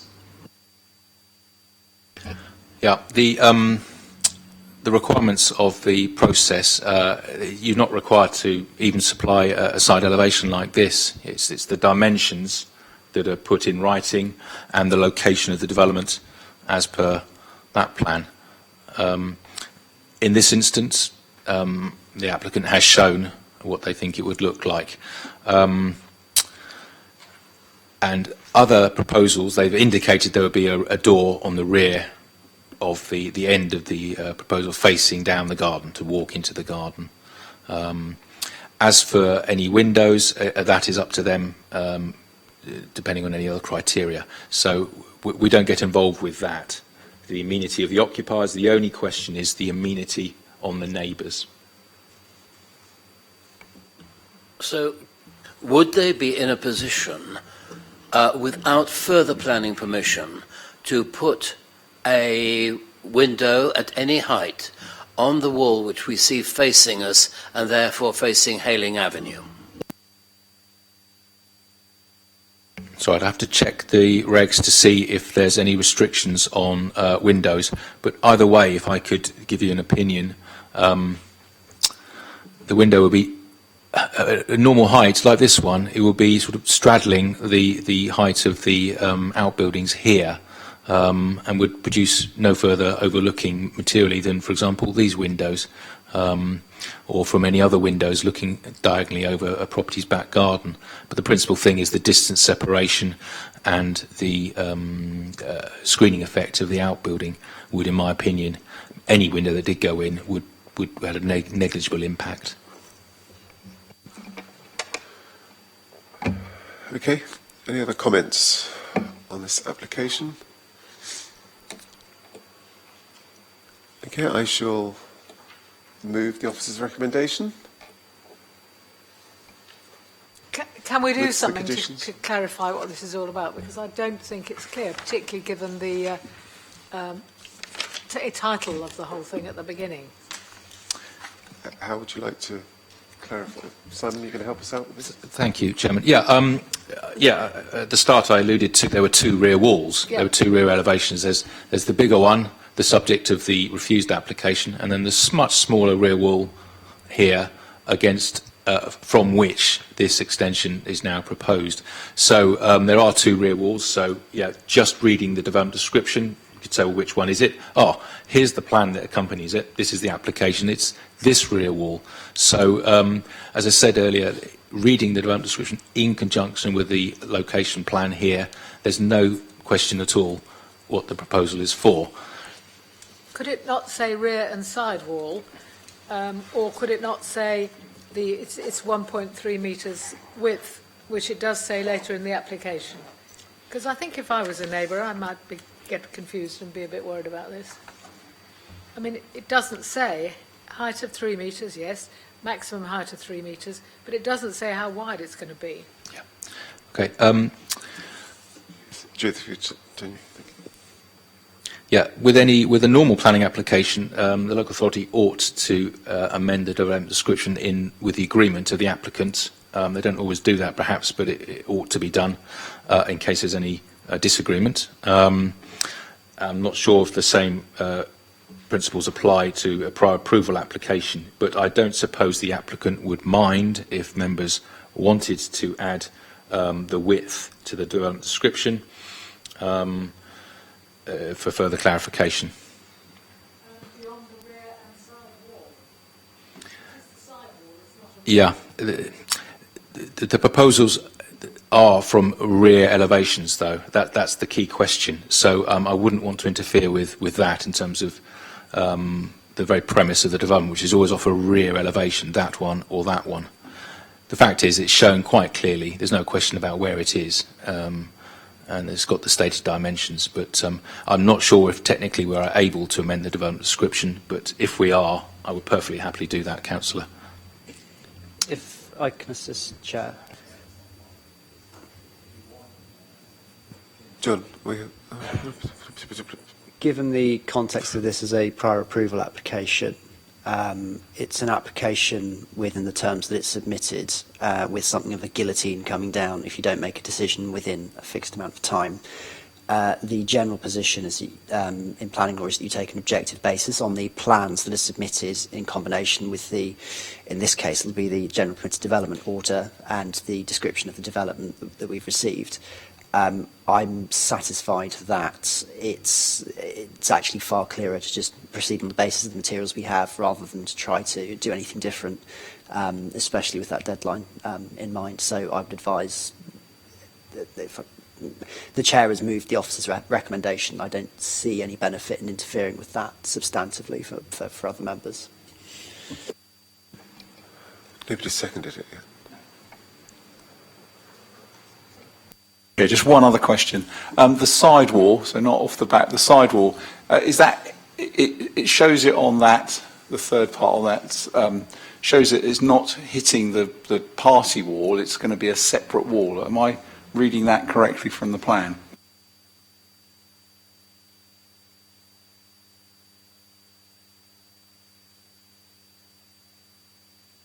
I don't know if you call a boundary wall a party wall. It's not like it's the party wall between two houses, it's a garden wall, so I don't know if at all the same considerations come into play. But clearly it has to be within its own red line ownership, which it would be.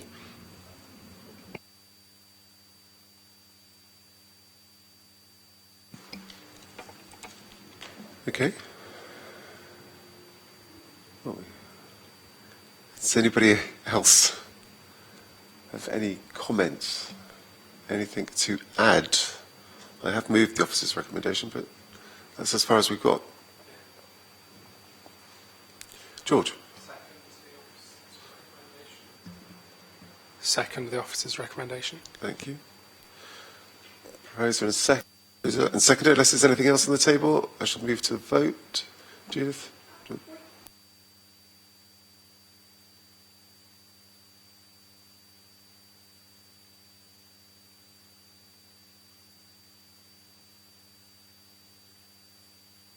sorry, your microphone wasn't on, Judith. We could, I believe, change the reason for the local planning authority's decision is the proposed development against the side wall would not have an adverse impact on the amenity of the adjoining occupiers. Confused, and I don't think this is as clear as it should be. Council, there's no benefit to doing that. It's more granular, I take that, but the duty you've got to discharge is the amenity across the entire property. So you've covered that off already. I appreciate that it might not be immediately clear to poor neighbour picking it up for the first time who's not familiar with planning law, but I'm satisfied that the reasonable man possessed of all the facts would get it. I'll put up and shut up then. Sorry. I think we move on. Okay, those in favour of the motion? Those against? And I think that's it. It's 5 in favour, so prior approval is granted. Thank you, Kieran. And that's the end of today's business. It's been a long day, and I'm closing the meeting at, I think, 4:07. Thank you.